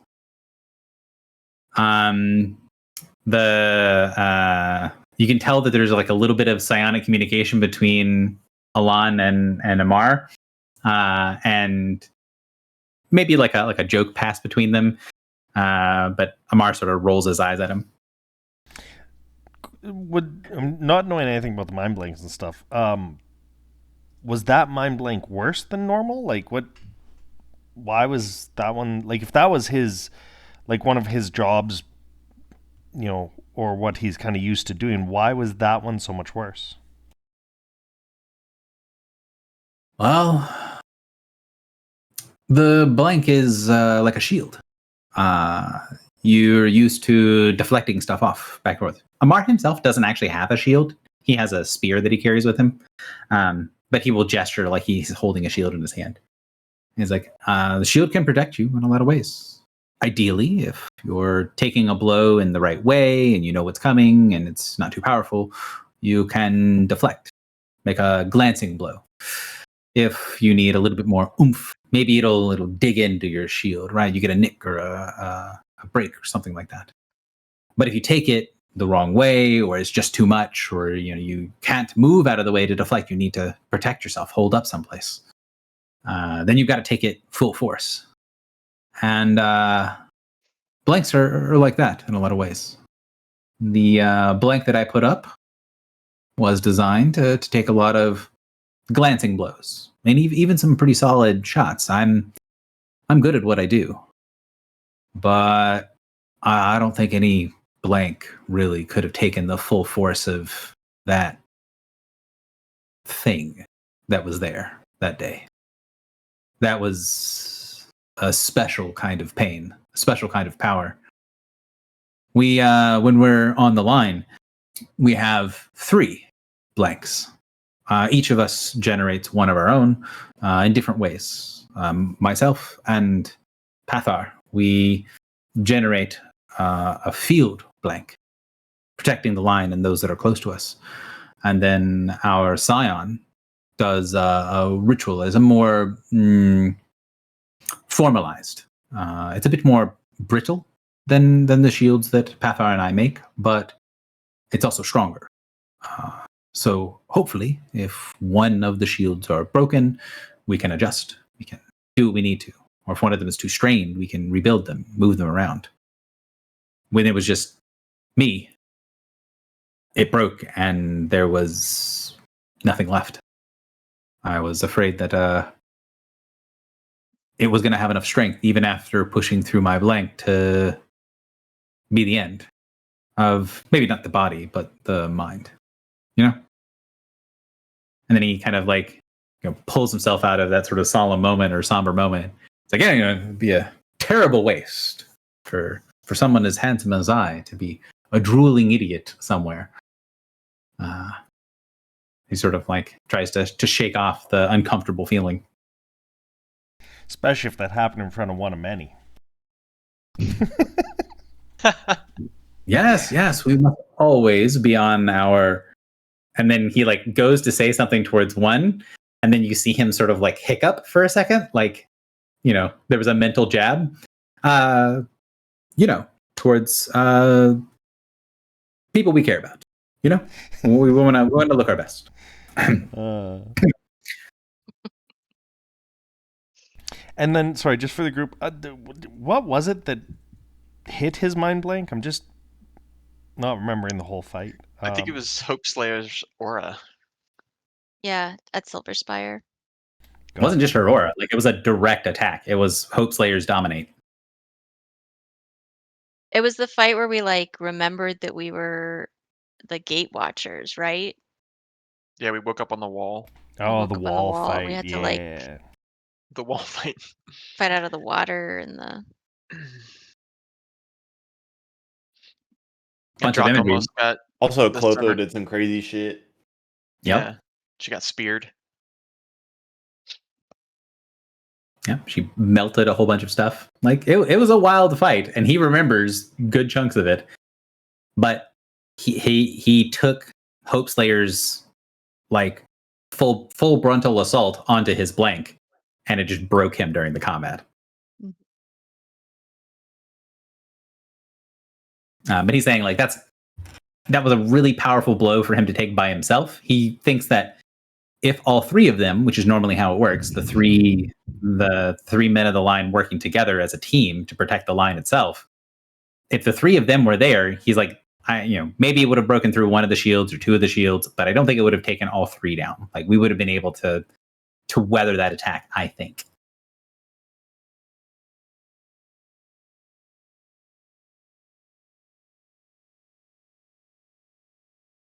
So, you guys keep walking through the interior corridors of the station.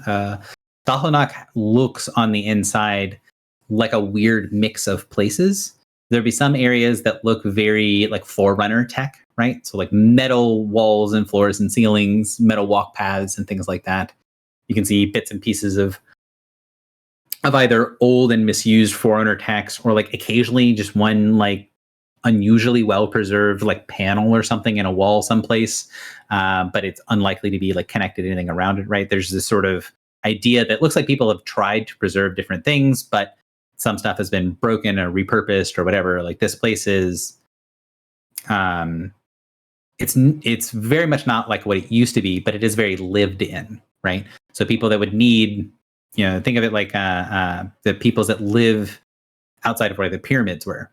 The parts of the pyramids are not really all that intact because people were like, oh, this is a huge block of stone, I'm going to take this and build a house with it, right? They sort of like took pieces away from to salvage these bigger pieces in order for other projects. And that's what a lot of the station looks like. It looks like there's definitely still stuff that's intact, but a lot of stuff looks like it's been salvaged for other stuff.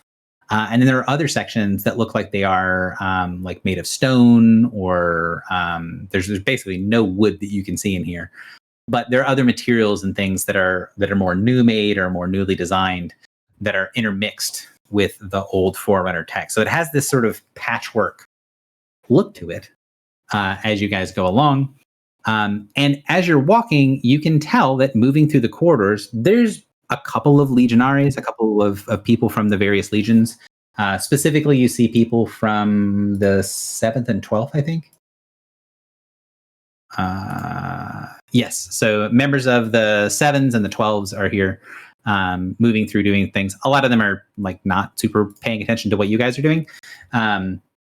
But they're moving through the hallways doing different things. But you see the vast majority of people that you see are Minotaur that are moving through, going through these hallways like they're, living quarters, right? So you see more Minotaur in the short walk from the docks to the meeting room than you've seen in your lives, probably. But they're, people will look at you and are kind of like, those are Legion people. We'll kind of like set them off to themselves. But there are quite a few Minotaur that will stop to talk to Lahios. And he will keep walking to keep pace with you all, and he'll have other people that he talks to keep walking to keep pace. But there is a lot of like respect that is very obviously given. And by the time you guys make it to the meeting place, he has gotten like 3 little baskets that he has filled with little tokens and things that people have given him as he's walked through the facility. Are runners like similar to like Space Marines in Warhammer? Kind of, sort of. They're very well respected, right? They like any member of their people will see them as, oh, these guys are the ones that do these very difficult tasks. So not quite as warlike as what Space Marines are seen as. Like Space Marines are sort of seen as soldiers first and everything else distant second. These guys are seen more as like maybe like the ship's captain, right? Would be in like in like a town that has a bunch of like naval power, or maybe a lot of like merchant vessels and whatever. Like they're big maritime people. They would treat the captains of like notable ships with a lot of respect because they're a big part of the culture. That's the way the runners get treated. So Lahios, he doesn't seem like he's getting greeted as much personally as being like, oh, you are one of the runners. Thank you for what you do. And you can hear the conversations, right? Some of them are in enough of the like their technical common is close enough to your all's common to recognize is like, hey, thank you for your service. Times are bad. Here, take I baked this myself, right? Here, take this token, right? These guys are seen as like basically public servants. And this is a time of great stress for their society. And that is resulting in him getting like a whole bunch of presents as he's walking through the populated area. Sure. I would like to ask him, would be like, Lahios, it seems like your station carries a level of gifts. How does it make you feel to be carried with such regard? If I am being completely honest, it feels good to get things. Some of these things will be nice to have. A welcome break from everything else. But at the same time, I wish it was not so. There have been times in my life when I first became a runner where we would be given a wave if we passed through a settlement. People would recognize us as guides, as people to help when there was something that was particularly bad. But people did not treat us as a necessary thing. The troubled times of the past few spans has meant that we are being noticed more, we are being valued more. But sometimes I miss the days when we were not so respected because we were not so needed.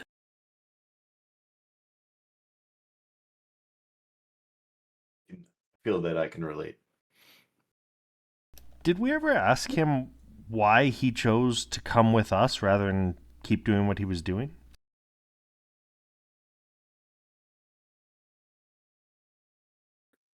He was our guide into the rings. Right, but I thought, like, was that he assigned to it, or was he? Mm-hmm. Oh, for some reason I thought it was a chosen, like he chose to do this. He asked to be assigned. Do we know why? He was somebody that the little kobold guy knew, right? Mhm. Yeah. Yeah, the Kobold guy basically got an introduction for you all to speak to him, and then once he talked with you guys, you all convinced him that it would be worth his while to ask for him to be dispatched to be your guide. Because we told him, I think we told him a lot of stuff, right? We told him what we knew about Mhm. the black site and the prison. Yeah, narratively, your characters would probably recognize the moment where you brought up. Oh, his god or whatever, right? Well, Or he wouldn't his, call it a god, but yes, his founding important guy. right. Which you know what that is, right? Like, Yes, I'm not saying it well, but there's like mirror. a figure who's very important to Minotaur as being like the guy who held open the gate so that the flood couldn't get in. Sounded like a myth that got kind of like twisted. yeah, so he has a tattoo on his chest, a brand of Raitsil. And there is this sort of old story about him. And you guys were able to figure out, I don't think you guys ever told him what you recognize what it is. I think we But you did. I don't Because remember.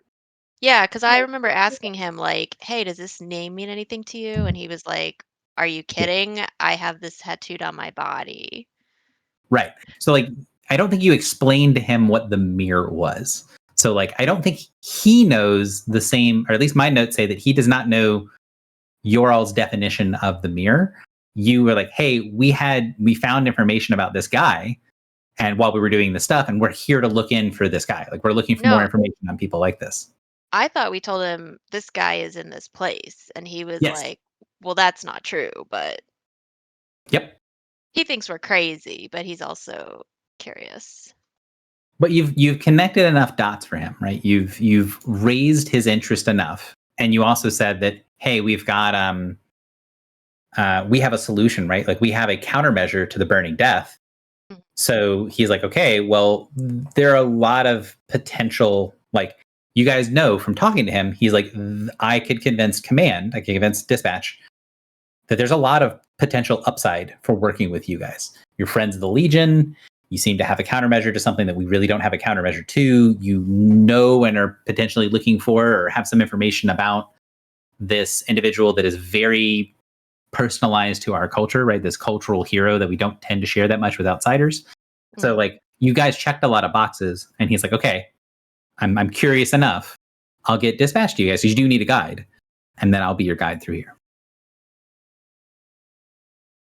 So yes, you know, but you probably didn't get it explained quite as explicitly as I just did.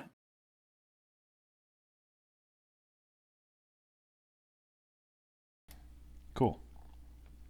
I'm curious, like, with everything we've done. I don't know if I want to ask him, because if he's like no, but I'm curious with everything we've done, if he has found the time with us to be worthwhile. But I'm not sure I want to ask that.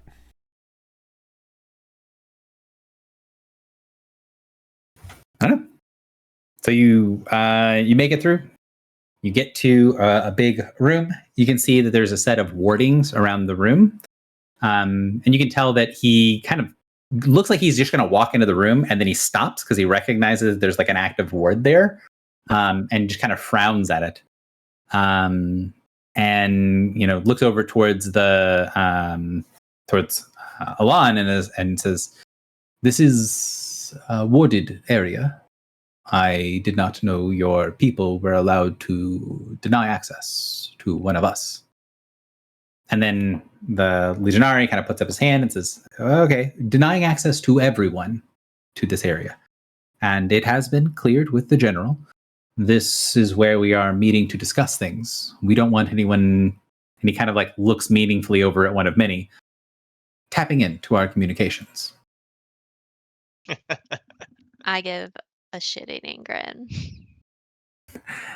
So he waits at the edge. You see someone walk up that looks like they've got a they have markings on them, like they are associated with the Legion, but they do not have any like numbered things. They don't have a sigil on their armor or anything like that.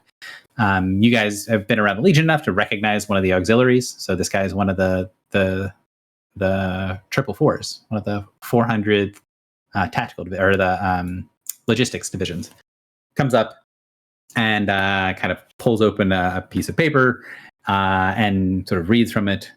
So I have proper authorizations for each of you. Just a couple of things. It's a simple barrier.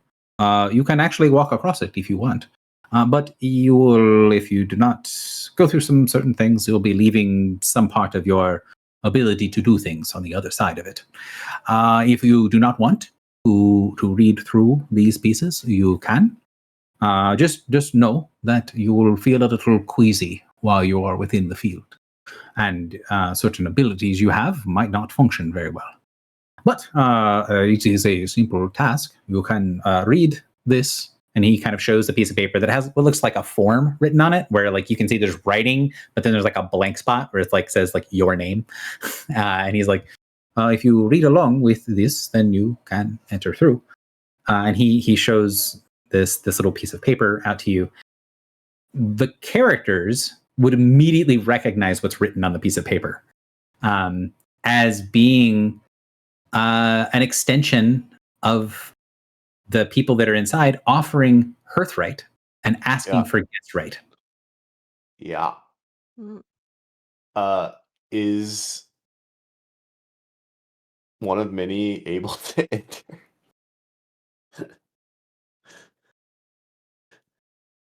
It does seem to be.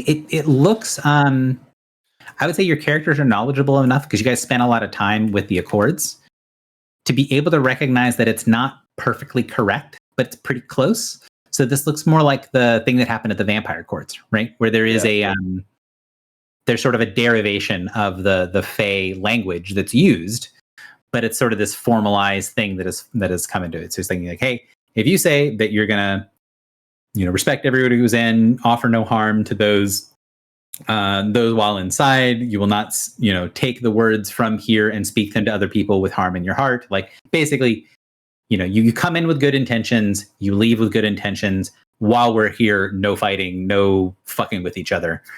That sort of thing. So it's basically this is neutral territory to talk.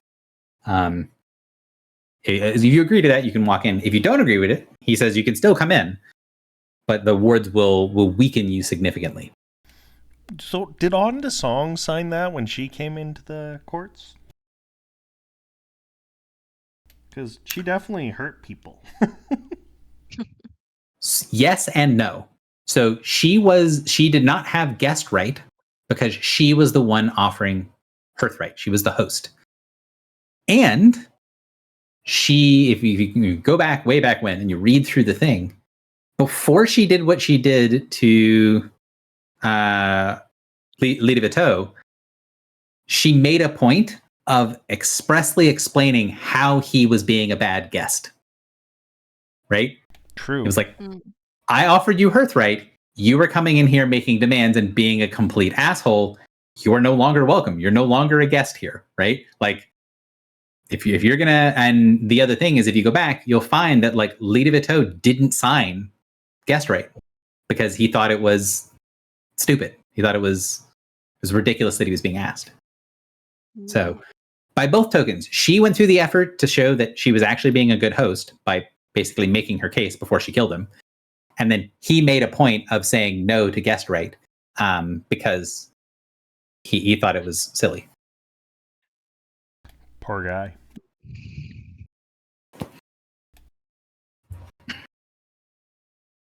So my question for you guys is, you do think that there is a little bit of power to this thing that's being done.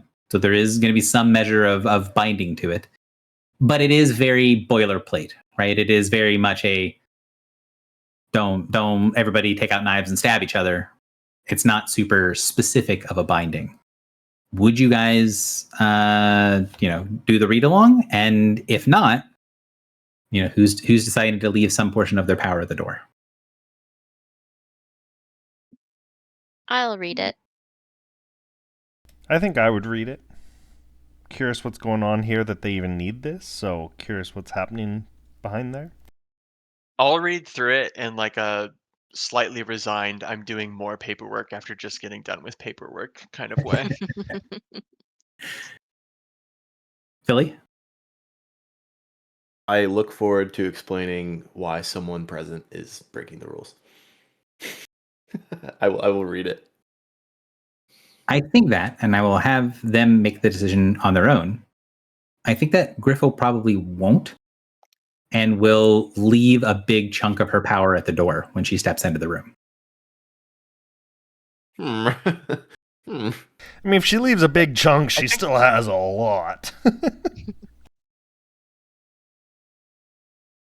So, and we'll, I'll bring it up with her and I'll talk with her about it if she gets a chance to come back. But she enters in, and as soon as you guys say that and you enter into the main spot, you can then see that there is a huge open table with a bunch of legionaries that are gathered around, a couple of people that have the sort of auxiliary tag to them. The room is pretty big. It's probably got about 40 people all told in it. Of those, maybe half a dozen are gathered around this central table that are all having this conversation around this map.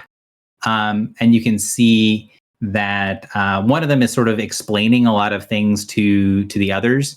And then as you guys walk in, and as Talakalan comes in with you guys, the person who's at the center will stop talking and say, Commander, if you don't mind, I was just doing some overview for the newcomers. And then he smiles at the person who kind of handed him off the ability to speak. And then he gestures and says, I had to go and personally welcome some honored guests. And then he will introduce people in the room. So he'll introduce, I don't have his name pulled up. I don't have their names pulled up, but I'll give them to you in a few minutes. But he introduced the legatus of the 7th Legion and the legatus of the 12th Legion who are there. And I will say, Morin, your character, in the similar sort of vein that like one of many could recognize that Pathar was roughly on her level with psionics, you can see with like arcane and elemental magics that the legatus of the 12th is about as strong or maybe slightly stronger than you are with like arcane and elemental power. Okay. The legatus of the 7th doesn't look like he has any power at all from you guys' perspective. Like he looks like a dude. Would I be able to be like, oh, it seems like he gets his power from some kind of pact or something like that? You don't think he is a warlock. You think it's more likely he's like a sorcerer or something like that. He's got some like inborn power rather than pacted power. And as far as you can tell, the guy from the 7th, he has like equipment and magical equipment, like armor and sort of like station that matches the other sort of high-ranking people around him, but he doesn't have the same sort of aura of power around him that the others do. So he looks, when you're looking at the group sort of magically, he looks slightly out of place.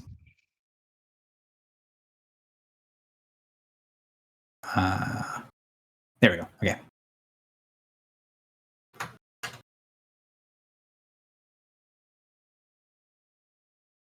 All right, type this out.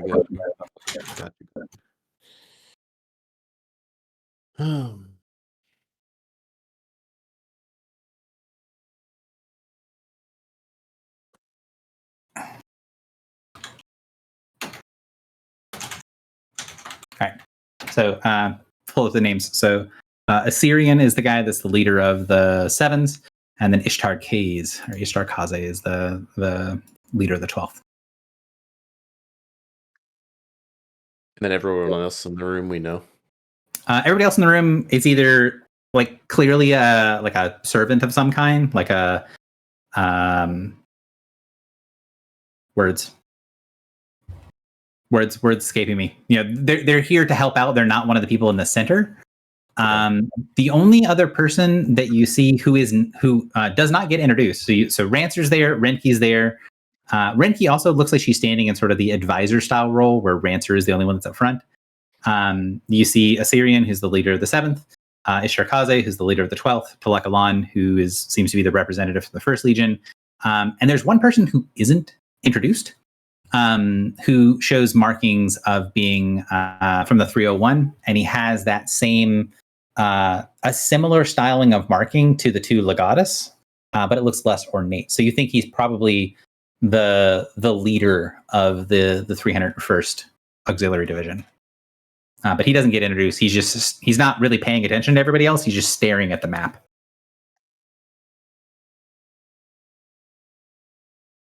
Does he appear to be intentionally avoiding our? He looks like he's concentrating. Like he doesn't look like he's being intentionally rude so much as he's like focused on something and trying not to get distracted. Okay, so not intentionally ignoring us. Yeah, not necessarily in a rude way. Just yeah, and the same thing. Like he doesn't get introduced, but it looks like they're like when Talak goes around and does introductions. He's not like, oh, we're not going to talk about him in the corner. It's like he notices that that guy is focusing on something, and he sort of skips over him for the moment.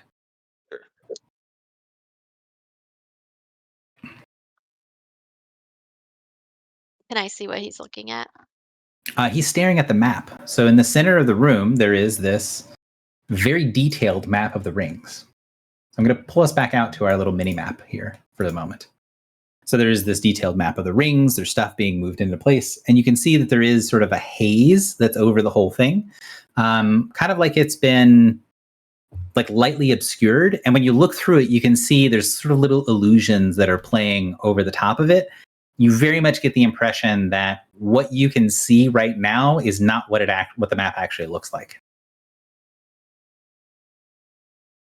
It's like we're in the out group. It's more like there's a magical cover placed over top of the map that would need to be taken off to see what's underneath it, right? So it's like there's a detailed battle map, and like someone put a tablecloth over it, but there's a magical tablecloth over it rather than it being like a physical object. That's what I mean by out group. Like everyone else is in the know. There's you get the impression that nobody can see through the thing for the moment. Oh, okay. So after introductions are made, Talak will kind of walk along, and he will very clearly like get everybody's attention, not just you guys, but everybody that's there except for the guy that's in the middle. And he'll go and he'll step in specific locations and kind of walk a slow circle around the room. And then you can tell after he takes a couple of steps that he is activating parts of an inner ward. And then once he finished, he's not only activating it, he's making a big gesture out of activating this ward and showing you like this is the boundary of the ward, right? Like if you're going to step past this point, you're going to break the ward. So he's like making a note of how far away you can step. He gets to the last step, and before he gets to the back to where he started, he says, "If there's any refreshments or things that you need, I think the conversation might go a bit long." He gestures over, and you can see several servants kind of come up with like food and drink and things like that, and like pick up a table and set a table inside of the warded area, and says, "If this should suffice for the time, if there is more that is needed, we can always take a break." So he'll kind of gesture and be like, "Is this okay for the moment?" Showing that there's a big sort of buffet table of stuff. And the different people kind of nod to him. He waits until he sees a nod or a commentary from you guys. Yeah, I nod. So I don't think that guy eats or breathes, so I'll say yes. So he waits for the servant to step away to get out of the ring, and then he takes the last step, closes the circle, and then as he steps back toward the middle, you see the guy that didn't get introduced, the guy that didn't talk, take a deep breath for the first time, and then the mist over the top of the map fades as he immediately turns, gives like a brief glance at you guys, kind of gives a weak smile, and then walks over to the refreshment table. So he walks forward and says, "Apologies for the interruption, but I think we are going to have a lot more context, I hope. Everyone, some of you know," and then he introduces you guys and introduces the runner, and then everybody kind of like nods, kind of says, gestures what's going on here. And then you can tell that they kind of like start up on a conversation that probably paused because Talon went to the docks to go and see what was going on. So the leader of the 12th says, "With all due respect, my people are good at what they do. If you need someone to scout ahead, there is no better than the 12th. And then you see the guy next to him sort of sneer at him and say, "No better than the 12th if you need your reports written on bits of scraps of paper that you can't read. If you need proper scouting done, the 7th is the way to make sure everything is done quick and by the numbers." And then you can tell the two of them are like kind of sniping at each other as they're talking. And Talon Alak goes, "That is still to be decided. We will see what needs to be done. First, let's get an eye on what we know and then work forward from there. Master Runner, do you have any opinions on matters?" And he kind of gestures towards the table. And the runner kind of walks up and looks at the table, and he frowns and he says, "Some of your information is either much more up to date than mine, or it is less accurate." And Alan says, "Diplomatically said, but I believe everything that is presented here has been verified quite recently. You will find that there are things here that are at work. You find things that even might pass your sensors. But I do not want to say our arrogance will have us walk into a bear trap. I would much prefer to be shown to be ignorant so that we have men walking into things with eyes open." And so the two of them sort of banter back and forth slightly, where, Talon Alak is basically saying, "I'm pretty sure all this is true, but if you think that there's things that are wrong, I will trust your knowledge and instincts and be able to try to verify other things if you think that's wrong." And then the runner is frowning at things, being like, some of it doesn't feel right. So while they're having their conversation, Renki kind of like moves a little bit towards you and gives a smile and says, sends over, "Good to see you all again. And sorry about the fire. I hope you guys did not have any problems. You were able to get out in time, it seems." Should we tell her it hit us full force? Wait, it didn't, right? Oh, it hit us. Yeah. It did. It I hit thought us we full got out of force. But yeah, It hit us, but it had no effect. Yeah, From but the middle it to still out. hit us full force. Just because it didn't affect us. I feel like we should just be very serious about it. Be like, yeah, no big deal.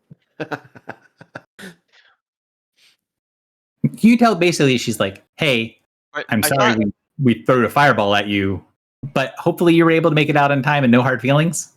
Yes, I would definitely err towards that because I'm pretty sure when we were talking with Renki, there was some "Oh, we didn't think that you were the bad thing there, and that's why we shot." But it would be weird if we were like, "Oh yeah, what you were shooting at was us." No, it wasn't us, but we just got hit. We got caught in the blast. Oh, I know, but if they thought that what they divined and were trying to shoot was us, it would be weird. True. I have a question. This just popped into my head. Is the dude that Morin noticed the war mage? No. That's a great question. So Ishtar Kaza is not the war mage. Is the war mage in the room with us right now?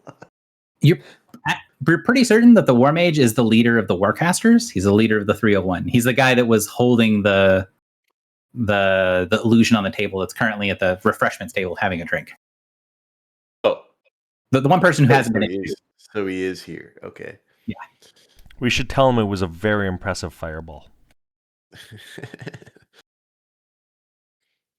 Maybe. Yeah. Like, what do you want to do? You can tell that this conversation, they're going through a lot of, like, I would say more boring logistical stuff, right? The Assyrian, Ishtar, and Alan are talking about what the plans are to move the legions out, right? To deploy the legions further into the rings. And they're having a meeting about, like, logistical things and what's going on, while Rancer is mostly trying to get a good read on the map. The same thing with the Minotaur. The Minotaur and Lahios and Rancer are both looking at the map, trying to get a good understanding of things moving around and seeing different stuff.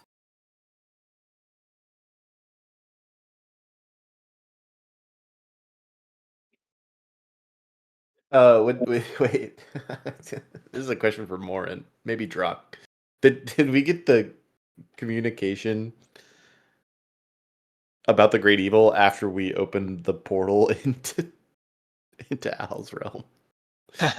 No, I think I believe it was before that. Okay. It's gotta be pretty funny. But, like, death, destruction, and strife is probably the thing that they thought was evil. but that was always there. Not But in we, the like, same woke it up. form. Oh, we When did we- wake it up. When we moved the blade. Okay. Well, I can't drink Fireball anymore. I had a bad experience with it.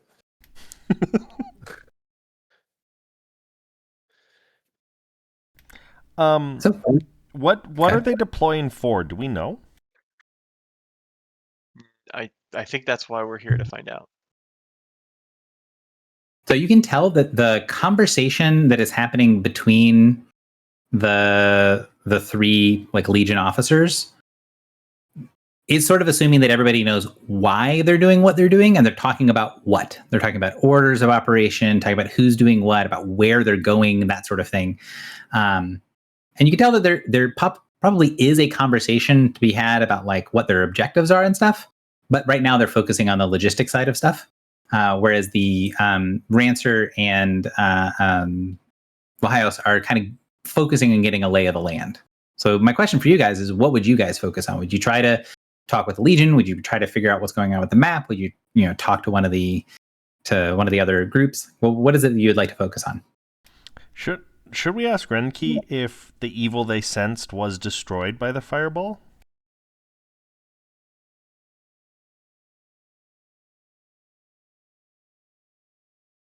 Did you just do that? I'm Dangerous asking question. if we should.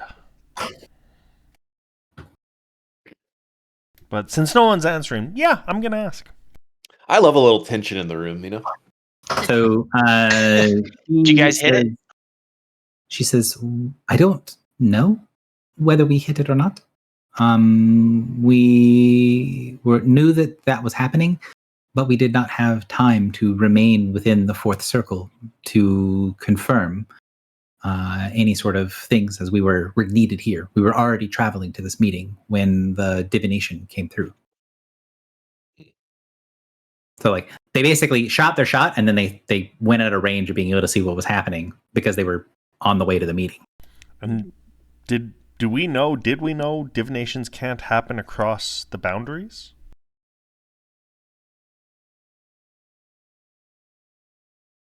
I do not believe that is something you were aware of, but she does state it like it is a fact. Interesting.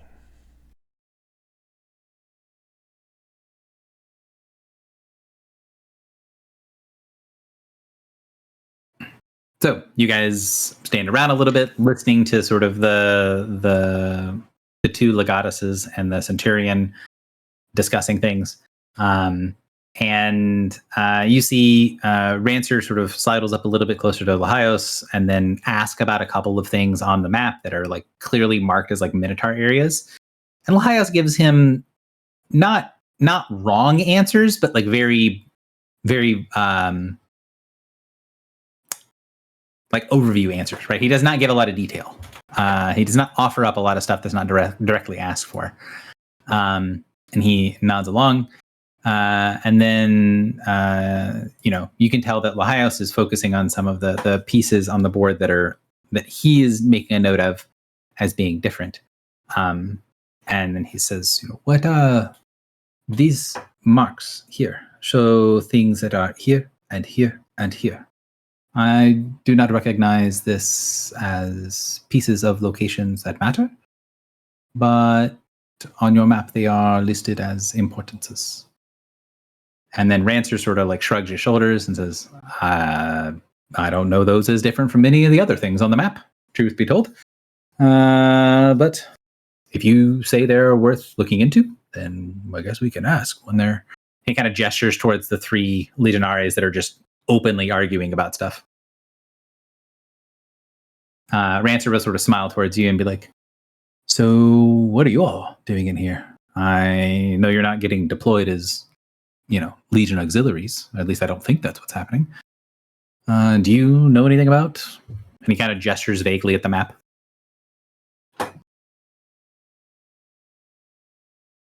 Did he ask a question? Do you know what's going on with this? And he'll gesture vaguely at the map. Just overall at the whole thing? Yeah, he's like, I don't know what your reference point is. He's like, I don't know exactly what's going on with this. You can tell that he's being sort of introduced to a lot of the information on this very detailed map for the first time. I will say that you guys can recognize that there are 3 that I'm marked here with these 3 green locations that are not on your version of the map. There's a lot of the details are different between your version of the map that you got from Laios and this, but it's not like there are places that are like missing or omitted or anything like that. It's like the names of things are different and that sort of stuff. Where Winterhome is marked on the, or where Winterhome is on the map is not marked Winterhome. But the names of things are a little bit different, but a lot of the stuff is a lot of the points at least exist in the same place, except for these 3 little green markers, which do not exist on your map and do exist on this map. Are they labeled anything? So the 2 green ones here are listed in the sort of draconic tongue as Site 1 and Site 2. They're just very generically listed. Okay. And then this one just has like a wavy line as a marker, like almost like a to be filled in sort of thing. Just like hey, you circle a thing on the map and you're like, hey, I need to put a box here to label this at some point. I just feel like that wavy line is the Shadowfell breaking into the Infinite Rings. What are Is these that- 3 circles? And I'll gesture to the 3 new circles. Who are you asking? The room. So there's a kind of pause in the thing, and the commanders kind of look down at the thing, and Talanalak says, the surface of a great bit of strife, at least those 2 are. These 2 sites are places of great activity within the rings, and we don't have a lot of information about them. Our allies have been unable to provide a lot of historical information about these 2 locales. And that means that we are, to a certain degree, flying blind. Right now, we are discussing if we can afford to have Legion proper scouts move in to do things, or if this is something best left to auxiliaries or our allies, people that are more adept at getting out of a bad problem, getting out of a rough place, rather than people that are meant to stand up and fight like us. And this one, he looks down and then he sort of frowns at the 3rd marker. Was not in the room when I left here last. And he looks around to both of the other legatusses who just sort of shrug at him. And then you see the war mage come back from the refreshments table, sort of balancing a goblet and like a whole bunch of cheeses on a plate. And then he looks down and says, "Oh, yeah, just detected that. No fucking clue what it is. Sorry, sir." And then he like steps away from the table and munches on another big piece of cheese. Can I round in on the war mage and start having a long conversation with him about rituals? Of course.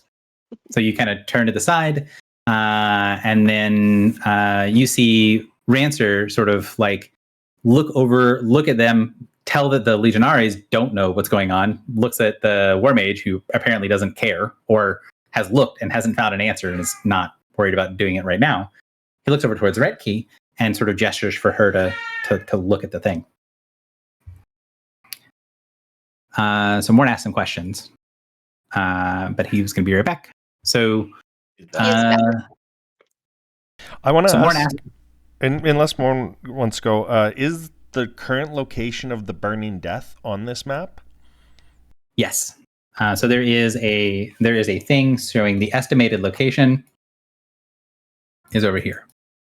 It is like it's like a cloud rather than a point, but it's like, we think it's in this region. And is that roughly in line with where we detected it when we first popped in? Yes. So Morin asks, Is our ship currently in the location of where we are on the map?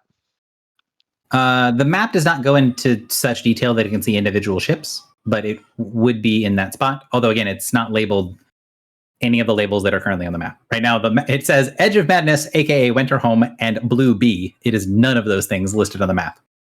What's it Wait, labeled? so our ship is in. Wait, which ring are we in? We should be right You're- here. you're I think he's at- talking about the ship icon, Gary. Oh, the Yes. ship icon. Yeah, the ship I icon is. Sorry. Yeah, the ship icon it should be here. It is. It was not in the correct ring. Okay. Because I was like, I thought we left for. Okay. So you can see that the label that's here on the board, it looks like it's been recently changed. So one of the things that looks like it was altered by is when the Minotaur looked at the spot and then sort of frowned at it. It looks like they changed the name from what they had written to being Dahalanok. So it is quote unquote appropriately named right now. But you can tell They're doing land acknowledgements. when Yeah. when you came up, it had a different name tag on it that they changed over. The Legion's gone woke. They implemented HR and they're doing land acknowledgements. And so they Um, are contemplating whether to send scouts or not into. Is that the green circles in Circle 2? Yeah, so they think so. The according to their allies, the green circles that are in the second band are not things that they know exist.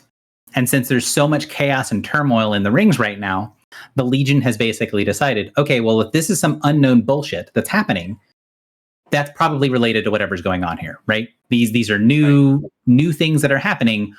We should go investigate, and by investigate, I mean like deploy a full fucking Legion, because we're not investigating with scouts anymore. We have had really bad shit happen. We are going in force to go and see what's going on, but we don't have a lot of information about what's in those two locations. And the blank spot, purple A, is where the prison is. / the black site. That We is the believe black. that. We know it's the black site. We believe it's where the prison is. Renki, what are you able to like see things, understand anything about this map? But specifically, actually, the green circle on top. She smiles, and you can sort of see that that's kind of what Rancer was aiming her at doing. And she goes over, and you can tell that, like, now that you've brought attention to it and Rancer's brought attention to it, everyone kind of like looks at her slightly, and she steps up and she runs her finger over that spot on the map, and she pulls her hand back for a second and goes, "Oh, I've got it!"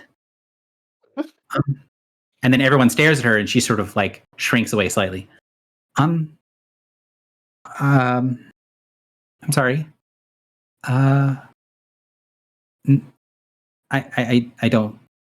know. But like anything, or no? Well, I don't really know why I said that.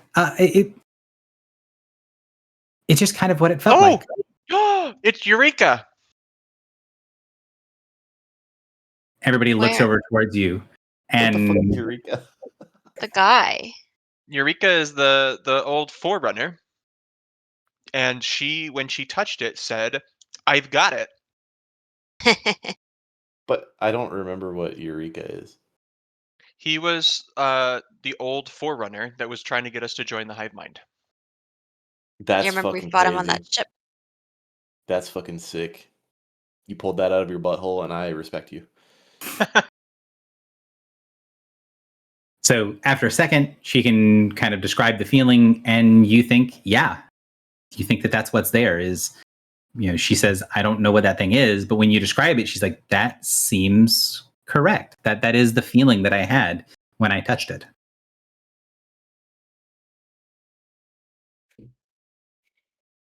And then the other two? Maybe you can get a similar insight. So she goes, tries to read what she can from the other two, and then shakes her head. I don't know how to say this, but I get specifically nothing. It's more like I am not sensing that there is something there, if that makes sense. Something that is hidden or warded. So those are forbiddens. Potentially, it doesn't feel like a blank. It feels more like a ward, a barrier that has been put up. There are many of them throughout the rings, but this one these two are fairly large. I know we encountered a magic on Matsibu where it was intentionally designed to make you not pay attention to it, and you had to work really hard to pay attention to it. Is that kind of the feeling that you're getting here? Ah, you mean a blending? I do not think so, but nor do I think that there is a blending that's been done on the map. And she kind of puts her hand over it and she sort of like extends her senses rather than looking at any one thing. She sort of like unfocuses and looks over the entire map. And you see several of the locations on the map light up. And then she looks at that, and then everybody in the group looks at those locations and looks at her. What does that? The Talana Locke looks at her and sees that and says, "What does that mean?" And then the guy who kind of is talking to you about rituals stops for a second as the War Mage goes, "Huh? Well, that's fucked. Sir, that's a problem we should do something about." Did all of the points light up, or just some of them? I'm typing it out. Did 12 of them? 11, 78, 77? 679? I think these are all correct.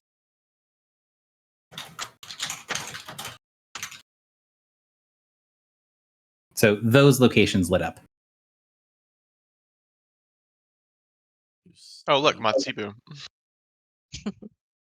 Blue B. Wait, we're in Blue B. Mhm. We are. Orange A. Purple V is Screamstone. Yeah. Both the new green spots. So I see 3 green spots. 6. One of What them they're is a calling wiggle. Site 1 and Site 2. Sorry, can you say that again?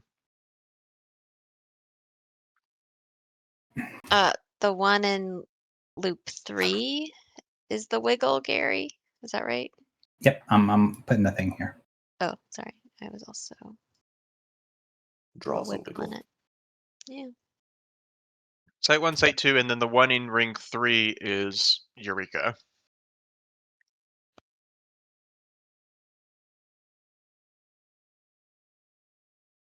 What I am calling Eureka. You feel that's correct. Also, props for instantaneously getting that. I legitimately have no idea how.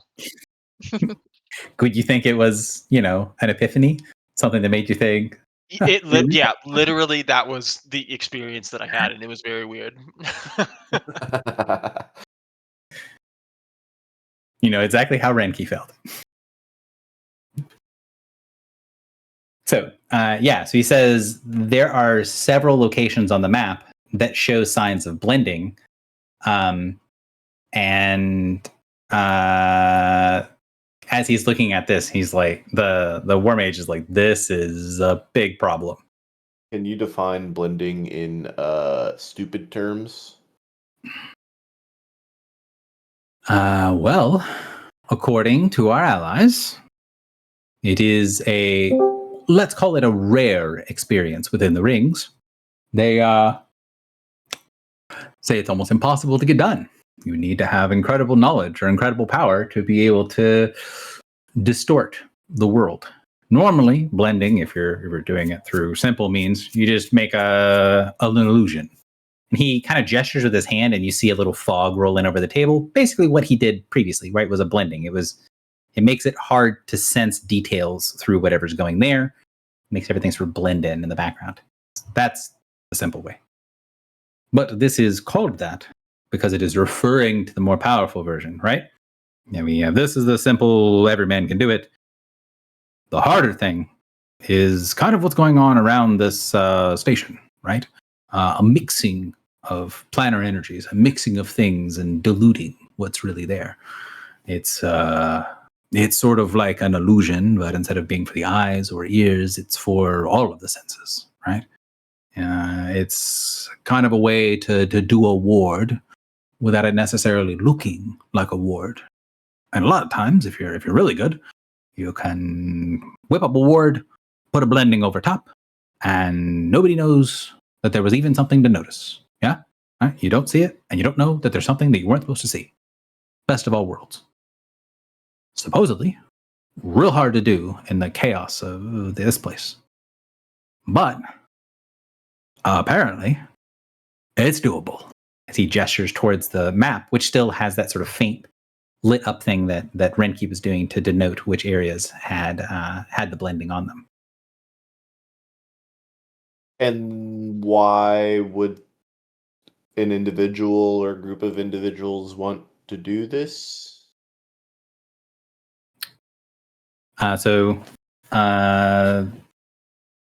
Ishtar, the leader of the 12th, he will say, well, the reason people want to do it normally is to hide some sketchy shit they're doing. I expect there's probably a lot of overlap between things going to hell in all these places and this blending nonsense. I think it means we need people who know how to adapt, know how to pay attention, know how to get a job done when things aren't as clear cut, and the ones that need to be sent to deal with problems. Sir, this changes things. If there's blending spent all throughout the rings, then some of the information we have might be twisted, might be useless. The last bit, he turns to say, instead of saying it to you, he says to the commander of the first. Why is Renki able to do that and not the War Mage? Like, sense the blendings and look for them. Do we know? Is that a question to the group? Yeah, or? to the group. Like, what? Because we know Renki, and I'm so bad with names and remembering it all. But where do we know her from, and do we know why she's so good at that specifically? I think he's a reader. She's a reader. Yeah. Also, is Kiki a reader or is Kiki a speaker? Kiki's She's a reader.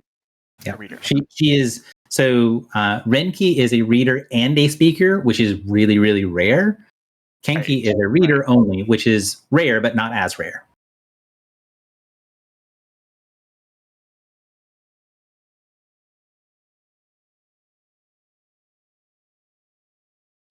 So you don't know. Maybe the war mage could, but he didn't.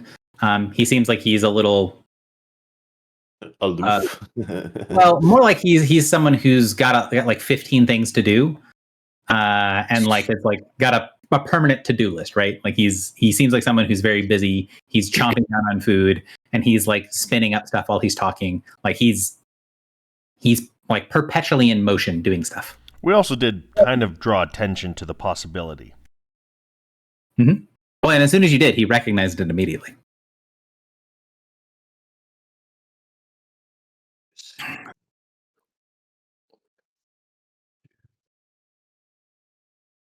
So, what do we do about this? Rancer kind of like looks towards the others. He's like, if your scouting information is going to matter, you got to be able to know what you're looking at and know what you're seeing. If these things are not that commonly done, are you sure that blending is difficult here in the rings? I'm no disrespect, but this seems to show that it is at least widespread. And the Minotaur responds, Lahios says, I know from experience it is very difficult. Some of the stronger flood have little blendings they can do to avoid notice.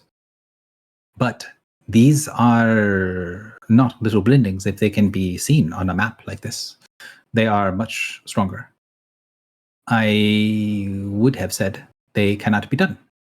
But if you are believing your information here and here, then perhaps there is something there and it is being blended. Or perhaps there is nothing there and our maps are correct. And these are put as, I do not know how you would say that it is a shadow before darkness, is fake lead.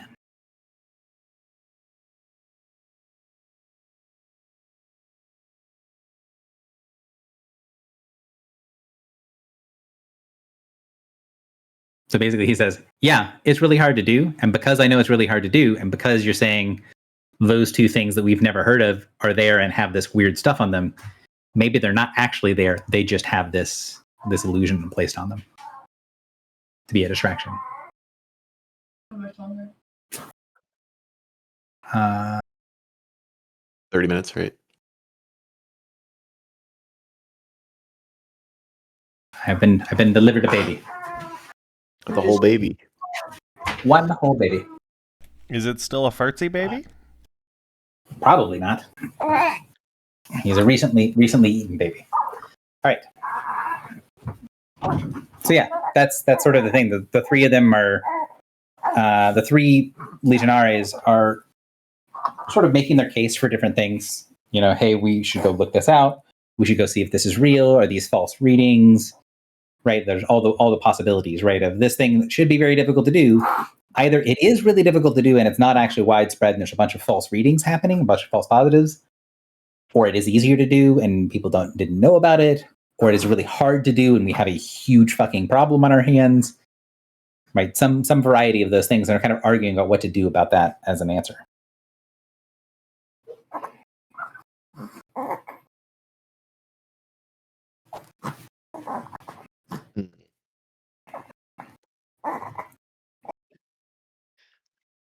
I'm interested in. Okay, I brought it up half seriously, but I'm kind of interested because of the energies of the other. So there's 2 orange ones, 2 blue ones, and 1 purple one, and the other ones are unknown. I wonder if the other 2 are also purple, which I think has an association of some kind, like with the Shadowfell. For clarification on the map, the what the colors mean is things that are purple have very little charge. They're close to the prime. Basically, they're close to the level in a 3-dimensional model, right? They're close to the middle. Yeah. Things blue have a positive charge, so they're above the plane, right, in a 3-dimensional model. Mhm. And things that are orange have a negative charge, so they're below the plane. So the Shadowfell typically has a negative charge. The Feywild has a positive charge. But yeah, that's what the colors mean. But a suspicious individual has been expanding his domain to push into other parts of the dimensions that could potentially warp its positive and negative polarity.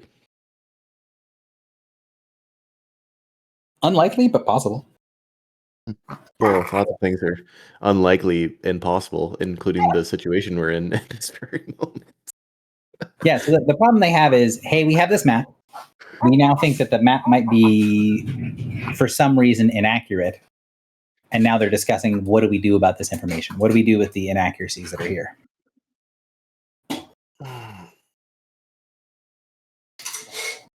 Morin, Yes. do you think it's possible that your patron has been expanding his domain to attempt to reach the inner workings of the rings to do some bullshit? Reach the innermost circle. I mean, potentially. I don't know. I Unlikely, have but possible. I have a fuzzy.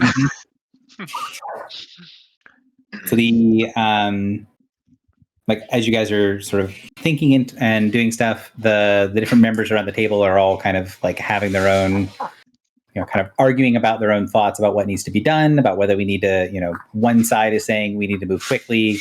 Assyrian is saying, if we're going to do this, if we have a bunch of other stuff that's going on, we should move now before things change more. And then Ishtar is saying, no, we should concentrate our power here, and you should send out scouts and send out like adventuring parties and individual lines into areas to try to verify information, because scouting accurately is more important than being someplace in force. And then Alon doesn't seem like he's being somewhat neutral, like he's weighing the options of things that are going on. And Rancer is sort of like reserving his opinion. He's not really committing much to it. Same thing with Lahios. Lahios is looking at things. The War Mage, who, when one of many would kind of step aside and talk with him, he would introduce himself as Kenner. So Kenner will kind of flick through little things on the map, like he's flipping through like filters, and he like picks like one of the locations and then expands it up, and you see he like removes all of the filters from it. So he's like making the map super cluttered and kind of impossible to read in one area. So he's like, hey, there's a bunch of hidden information here. Let's reveal everything and see if there's anything in these spots that sort of float to the surface. Anything that might be, hey, if there's a blending here, anything that might be hidden, that sort of stuff. So he picks one of the spots, he picks Purple Sea, and then opens it up and looks through all the descriptions of things as he's, reading through to see like, all right, is there a reason why there would be a blending here? Reason there would be a hiding here, or reason that this is a red herring, that sort of thing.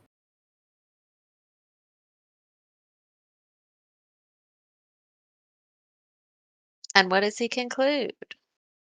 He doesn't know. So what he's doing? He's going through each spot, sort of building a list of things. Can I look over his shoulder and see? Yeah. So there's a whole bunch of word association happening with things, like just notes. Uh-huh. And it looks like this is like the collection of like maybe dozens of individuals or like ships maps or different like literary sources, right? Where there's a bunch of different labels for things. And you see he's sort of circling and sort of making a note of this location having a bunch of flood mentions, having a bunch of like psionics mentions, and lots of people talk about like tools and weapons and building things here, as well as like gates and wards. So he's like, this place has psionics information, has flood informations, gates and wards, and like weaponry and things that are associated with it. So he's just sort of flipping through and being like, oh, this is off. And the on the Legion maps, it is marked as historical security. So like it has a little marking on it that says like historical for like it used to be, but it is labeled as like primary security. So you think this at some point in the past was the base of like security operations for the Minotaur on the 4th band. It is not that anymore, but that's how it is labeled on Legion maps. What about if we zoomed in on where we are right now, Blue Bee? So Blue Bee has a bunch of stuff on it, and a lot of the notes on the side of this are warnings. Warnings about the wasting, warnings about don't even try it. Like basically don't go here unless you know that's supposed to be here, and lots of like reminders basically of like don't even like no, it's not actually worth it to try this. It will just kill you.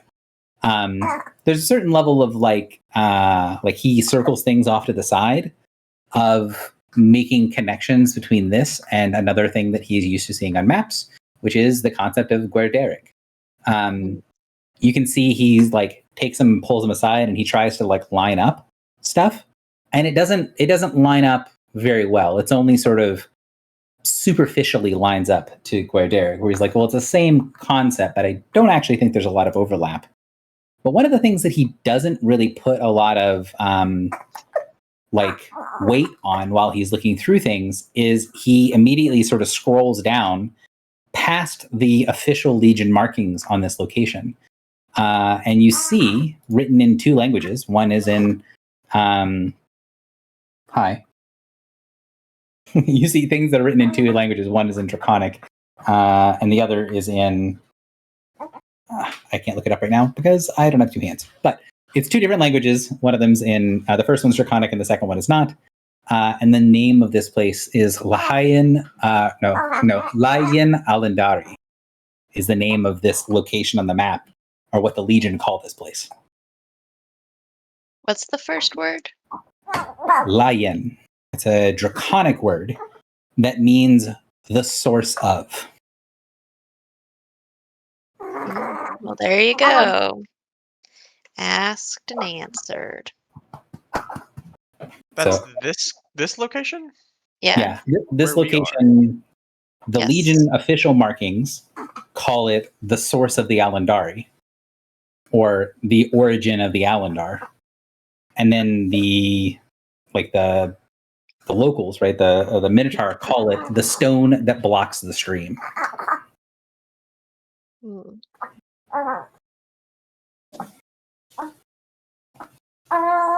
So you see, he goes through, he puts a bunch of notes into it, and then he kind of takes some stuff up, says, hey, all this stuff is connected with no, don't go here.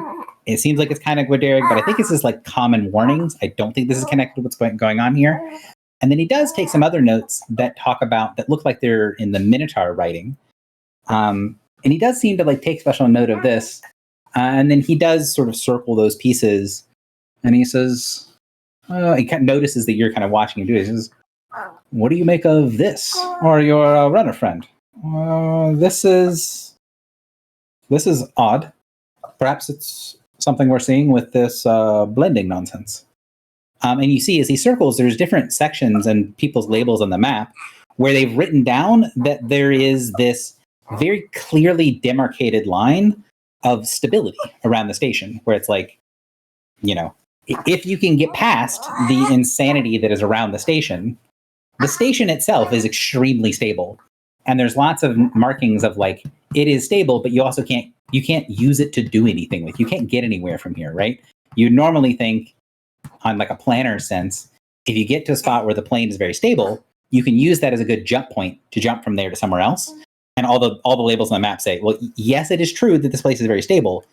It is not true that you can get from here to anywhere else. It doesn't connect to anything. Hmm. And Laios will say, it is truth, and it is potentially why this place is such a safeguard for our people. It is difficult to access, and it is well stocked and supplied. It is a bastion, a fortress for our people. There are a great many of our people that live here in relative safety and do not have to worry about the fact that they live within the rings themselves. But times can change, even in a place that changes so infrequently as this place. If it is to be believed that some of these markings that say it is stable but impossible to cross are incorrect. Perhaps what is on the other side is the source of the water. There are many, as you have asked earlier, water-related things. Some real, some believed to be metaphor. If this place So- is able to be accessed from other place, perhaps that is where the water is from. So we are in like a little like bubble that is hard to get to from anywhere else. Correct. And it's tied to winter. And he says specifically that the reason this place is here is that, as far as like on the planner sense, it is anchored to some other spot on another plane. Yep. That is basically unreachable. Yep. And he thinks has a positive charge, that's somewhere in the astral sea. And there's a lot of Forerunner curse around. Yep. Okay, guys, what if this is where Grandmother Winter is? Wait, right here where we are? Connected to here. Isn't that what we have been saying, kind of? Is it? I don't know, is it? I wasn't. So Edge of Madness is anchored here because it has a connection to somewhere on the astral sea. Yeah. But the fact that this is like a little bubble on the prime that's almost impossible to get to is what makes me think this. It could be. I'm a little confused by the you can't get to this place and you can't leave this place to go anywhere else. But we did that to get here, and we're planning on doing it to leave here. But we can't like teleport. It's not planar connected. Correction. Yeah. So it is getting here by like plane shifting or things like that. If you have a very stable spot, it should be easy to kind of have that as a easy place to get to and from on a map, right? If you're plane shifting and planar traveling, you want places that are relatively stable, so you don't like plane shift into the side of a star or something when you're not trying to. Or like plane shift and the plane is now somewhere different, or it you know. So we flew here manually through all of the radioactivity? Correct. You flew here manually, and your runner, Lahios, he did the thing where he like balanced the ship so that you would stay in the prime and not fall into the sort of wasted radioactive area, the sort of radiation belt that follows around the side of the station. So if you don't have a runner, you'll just fall into one of those radiation spots and then die. So he basically keeps you guys, think of the radiation as below the water line. He keeps the ship on the surface so you can skim over the top without falling into the water and dying. I see. And because that's the only way to get here, that makes this place super useful for them because they can get in and out. It's difficult, but they can do it. And basically nobody else can. And also we know that what's her face? Amon or whatever won't come here. Correct.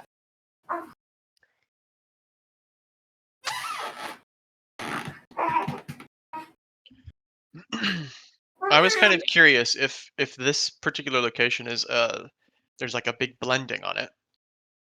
Presumably that means that there's something here that is intentionally anti-drawing our focus. Mm-hmm. Is there like a center to this place? Like, what's the center?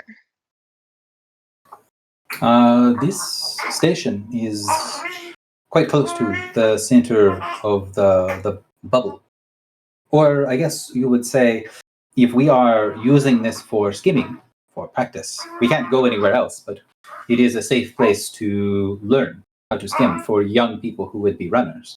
Because you can't actually go anywhere from here, if that makes sense. You can try, you can learn what it feels like, but you can't actually leave. The planes do not allow shifting here within the bubble. And so we know there is a central point, and it is a place that is easy to reach.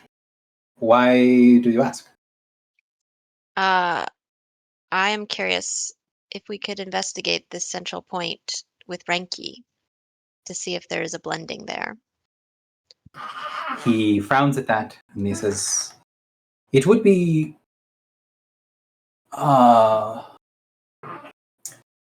best if permission were asked. It is not strictly speaking off limits, but your people might say it is for us as a holy site. There is a place deep within the ship that it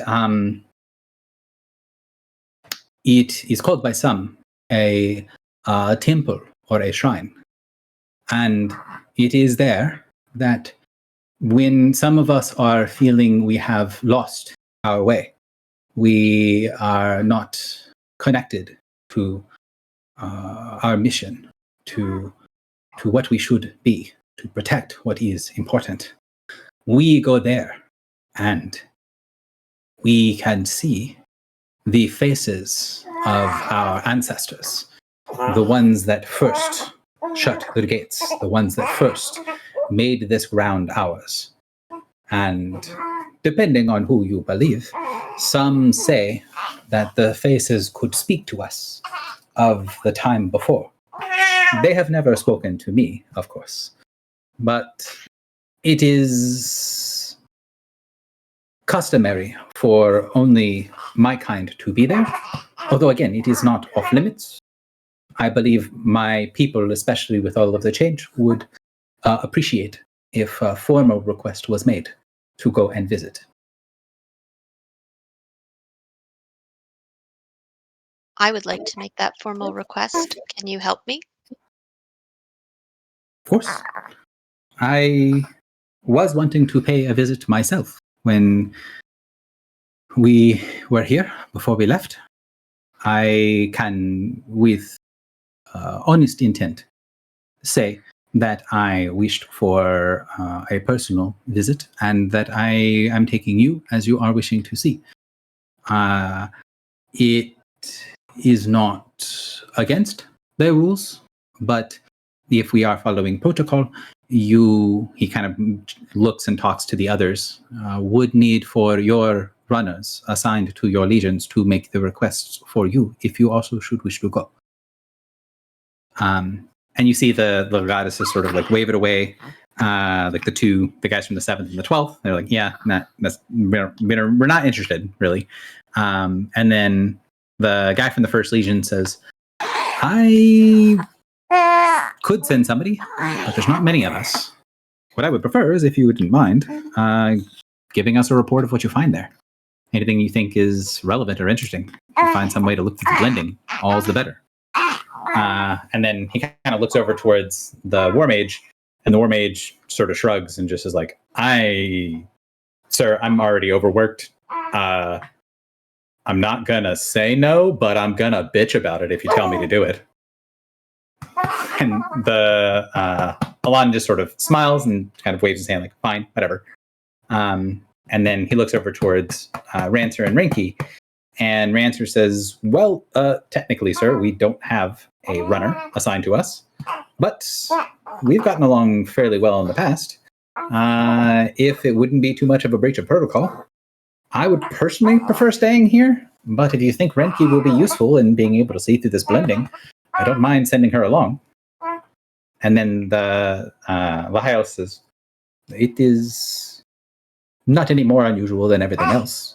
I can say you are being along as a friend. And he kind of smiles down at Rinky. How are they navigating without a runner? They have a runner assigned to their ship, but not one assigned to them like permanently. Got it. So they get like, if they need to move from A to B, they get dispatched a runner, and then the runner gets sent back to command. Doesn't stay with them.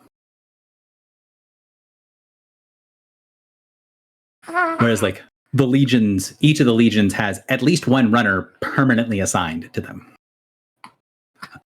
And if we set the machine to way back, when you guys met the Legion, like when you met Rinky and Rancer the first time, there was a platform that had a bunch of rituals being cast on it where they were binding people together.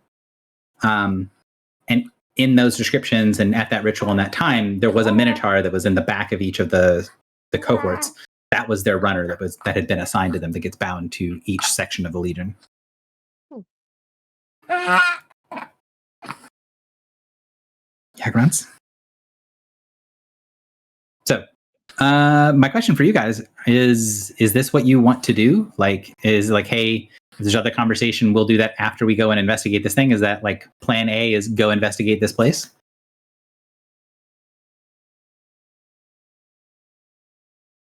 I think it would be interesting to do, but I also didn't expect this to be like a big fruitful thing. So if you guys have other stuff you want to do, I'm fine with that.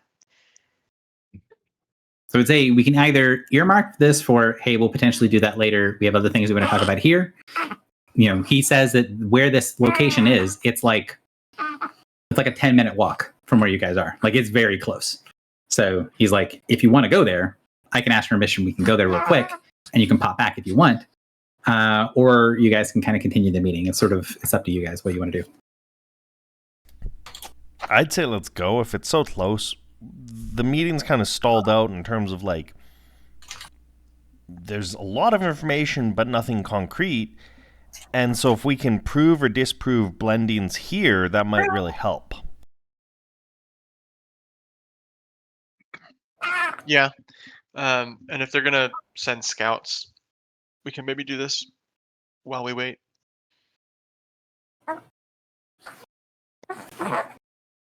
Philly, do you have any thoughts, opinions, etc.?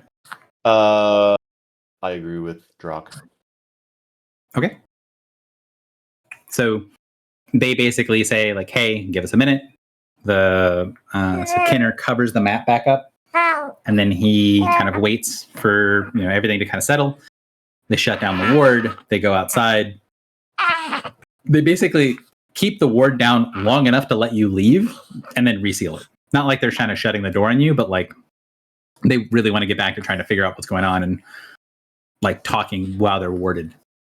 So you guys head out, and you can tell basically as soon as you're outside of the warding, Lachaios asks command for permission, and there is some sort of like there's a back and forth. You don't think it's arguing so much as it's like a standard call and response, right? Like, hey, this is the thing we need to do. This is what's going on. These are the people, right? Like almost like he's filling out a checklist of stuff to do. And then they walk through the ship. And again, the same sort of thing. The Minotaur that they see are, very, very, they're cordial to you guys, but are very welcoming to the runner as he goes to pass through. And then he walks down several floors into an area that it looks much less lived in than the places that you're in right there. That look like there's a lot less like stone and reworking of stuff and a lot more like old school, like just straight up Forerunner tech that is in various stages of disrepair. And then he walks up to a door. So there's a huge, it's like 20 feet across door that in front of the doorway, there is a like 15-foot tall automaton that's standing there. And as he approaches, the thing kind of turns towards you, and it looks like it sort of looks like a golem, but it's built rather than like as a human as a base plate. It's built with a Minotaur as a base plate. So it's like a massive guardian Minotaur made of like steel and stuff. So it looks down, and you can tell that there is some gesturing back and forth rather than talking. And then the Minotaur places his hand, the golem places his hand to his chest. He steps aside, and then he touches a panel in the top of the door. And then you can see this little shimmering like barrier appear once the door starts to open, right? So it's like there's a barrier that appears over the door, then the door opens up, and inside on the other side, there's just at first darkness. It is very, very dark in this big ass room. And then as you guys approach, you can see that you can barely make out in the darkness that ahead of you, there looks to be like a metal platform. It is also like 20-ish, 20, 25 feet across that looks like it's old, like maybe brass, like beaten brass with like symbols and carvings on it in Forerunner. And as you go and you cross the threshold, it is quite cold in this room. Like cold enough to be uncomfortable, but not enough to be painful. And then as you enter and step onto the walkway, you see little pulses of light and energy go out in front of you. And as your eyes sort of adjust, you see in the back of the room, there is this sort of coruscating rainbow-looking light that turns into the vague figure of a humanoid that sort of transforms back and forth, looking more like a human, more like a genasi, more like a minotaur. It's a sort of amorphous thing. And you see it's standing there, it's massive, like it's, over 100 feet tall, and it's standing waist deep in the platform that it's at.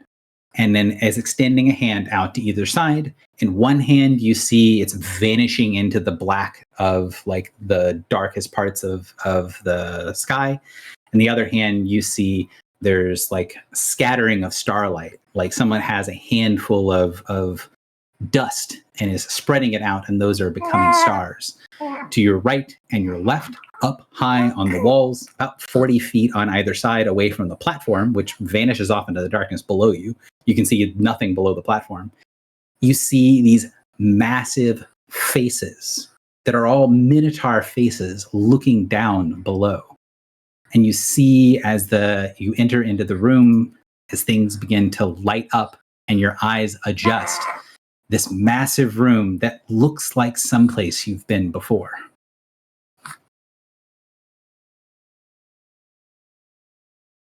I mean, obviously, I know where. Of course. I did move you guys on the map, yeah? So you guys can see Yeah. where you are? Mm-hmm. Yes. Isn't this basically the same room as the where I got called the Gate Watcher? Mhm. Yes, it is. Yep. It is the same thing. As you guys step forward onto the platform, you see little things start to light up on the floor below you, strings of strange symbols, and you see in the stomach of the great figure ahead of you, for a moment in the light, rotating signs, things that look like great interlocking rings spiraling into one another. And as Lahias steps next to you onto the platform and looks around, you see at first like he's being reverent of the room, and then you see for a moment that he's just staring in awe. This is a changed place. I do not recognize that at all. He points to the massive figure on the other side of the room. This is apparently not supposed to be here. And that's where we'll start next time. The giant starry guy. Whoa. Oh, we're gonna go in that belly. That's my guess. You and wanting to sit on laps again.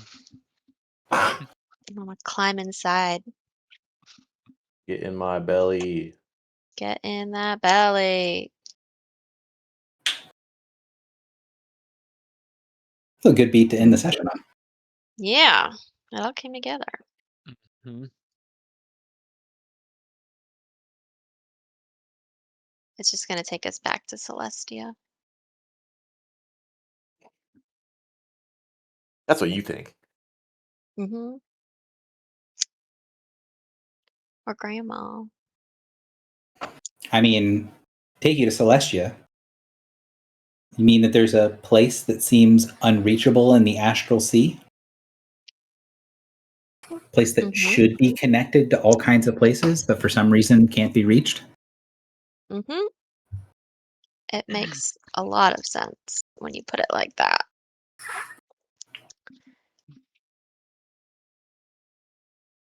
I wonder if Kull's fountain will be restored. I don't know. Yes, exactly.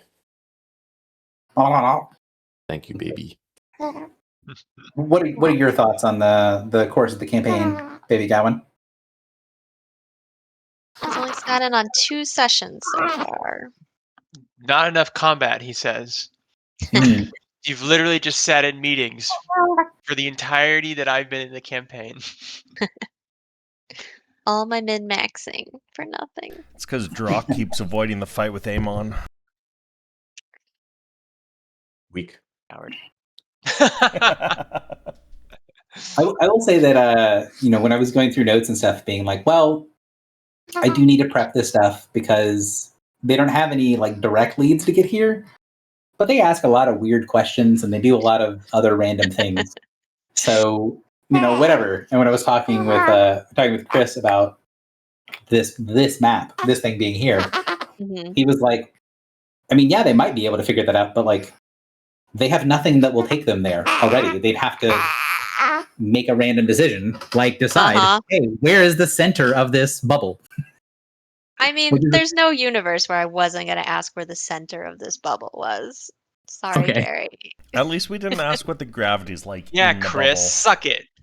Yeah, I suck didn't it. think that. I like shapes. Drock, turn the recording back on. I have some choice Oh, words. I haven't turned it off yet. I have a degree in shapes. I have a degree in shapes is crazy. But also not a lie, I guess. Yeah. Bring me to an ellipse. I'm going to ask what's happening at the foci. Foci. Just watch. Yeah, this was very satisfying. Thank you, Gary. You're welcome. I was all ready to fight Amon, and I have not been disappointed at all by today's session. What do you mean I was ready to fight Amon? I'm ready to watch Drock fight Amon. I'm not going to help. He's dug his grave by volunteering to be a Summer Knight. He's dug his grave. I do not have an unspeakable bond.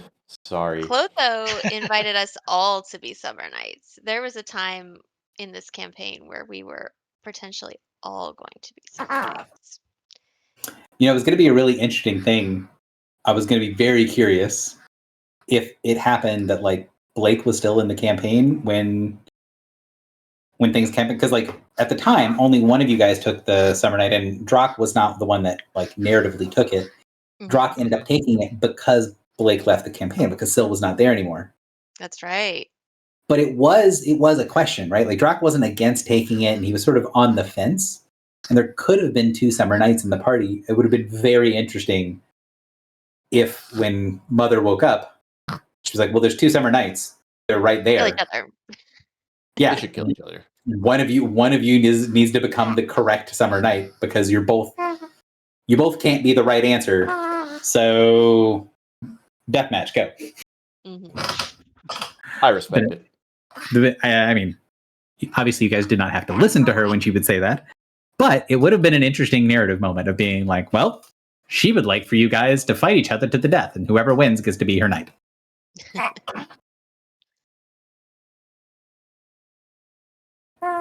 Oh, that would have been interesting with my roles. I would not have intervened in that fight.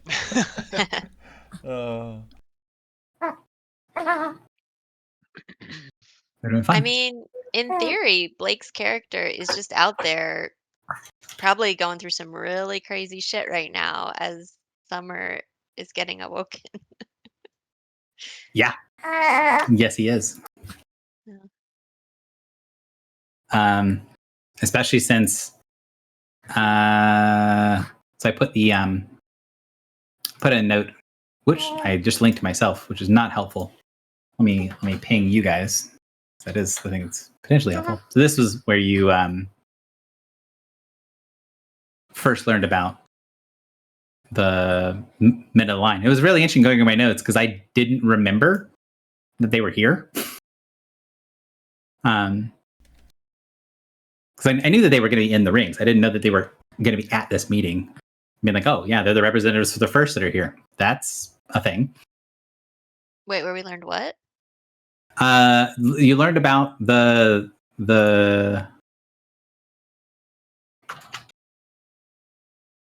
First Legion. So First Legion, first cohort, first century, first line. So they call themselves the Men of the Line, and they have their motto, the iron on steel. Is one of the only like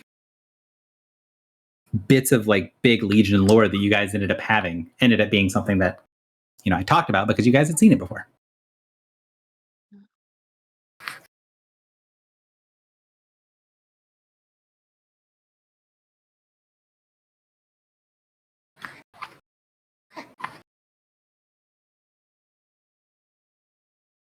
Yeah. Well, I desperately need water and some headache meds. So thank you guys for playing as usual. Was a blast. This was really I fun. think schedule-wise, we've got some 2 weeks is what looks good, I 2 think. weeks. I do have one question for you guys though. Sure.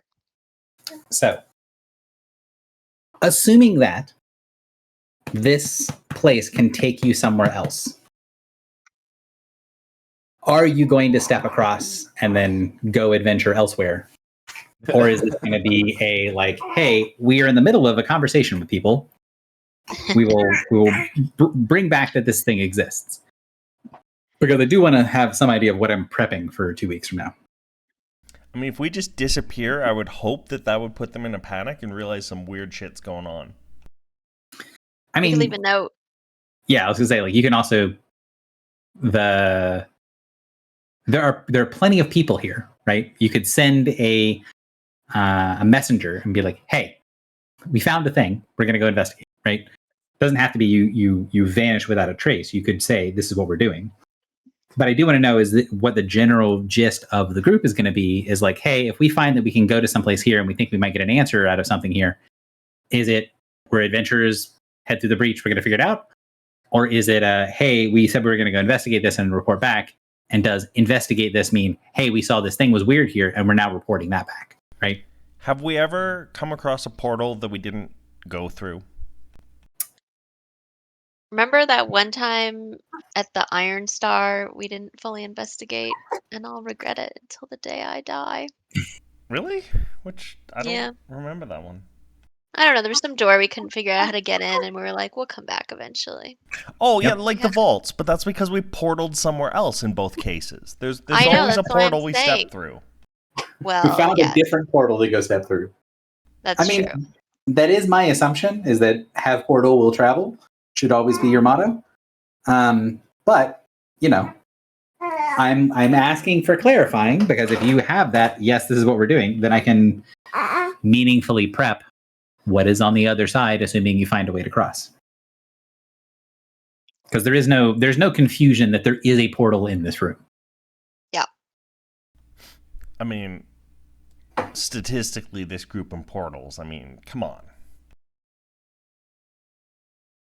I love a portal, but I don't want to be the boss. I like a portal.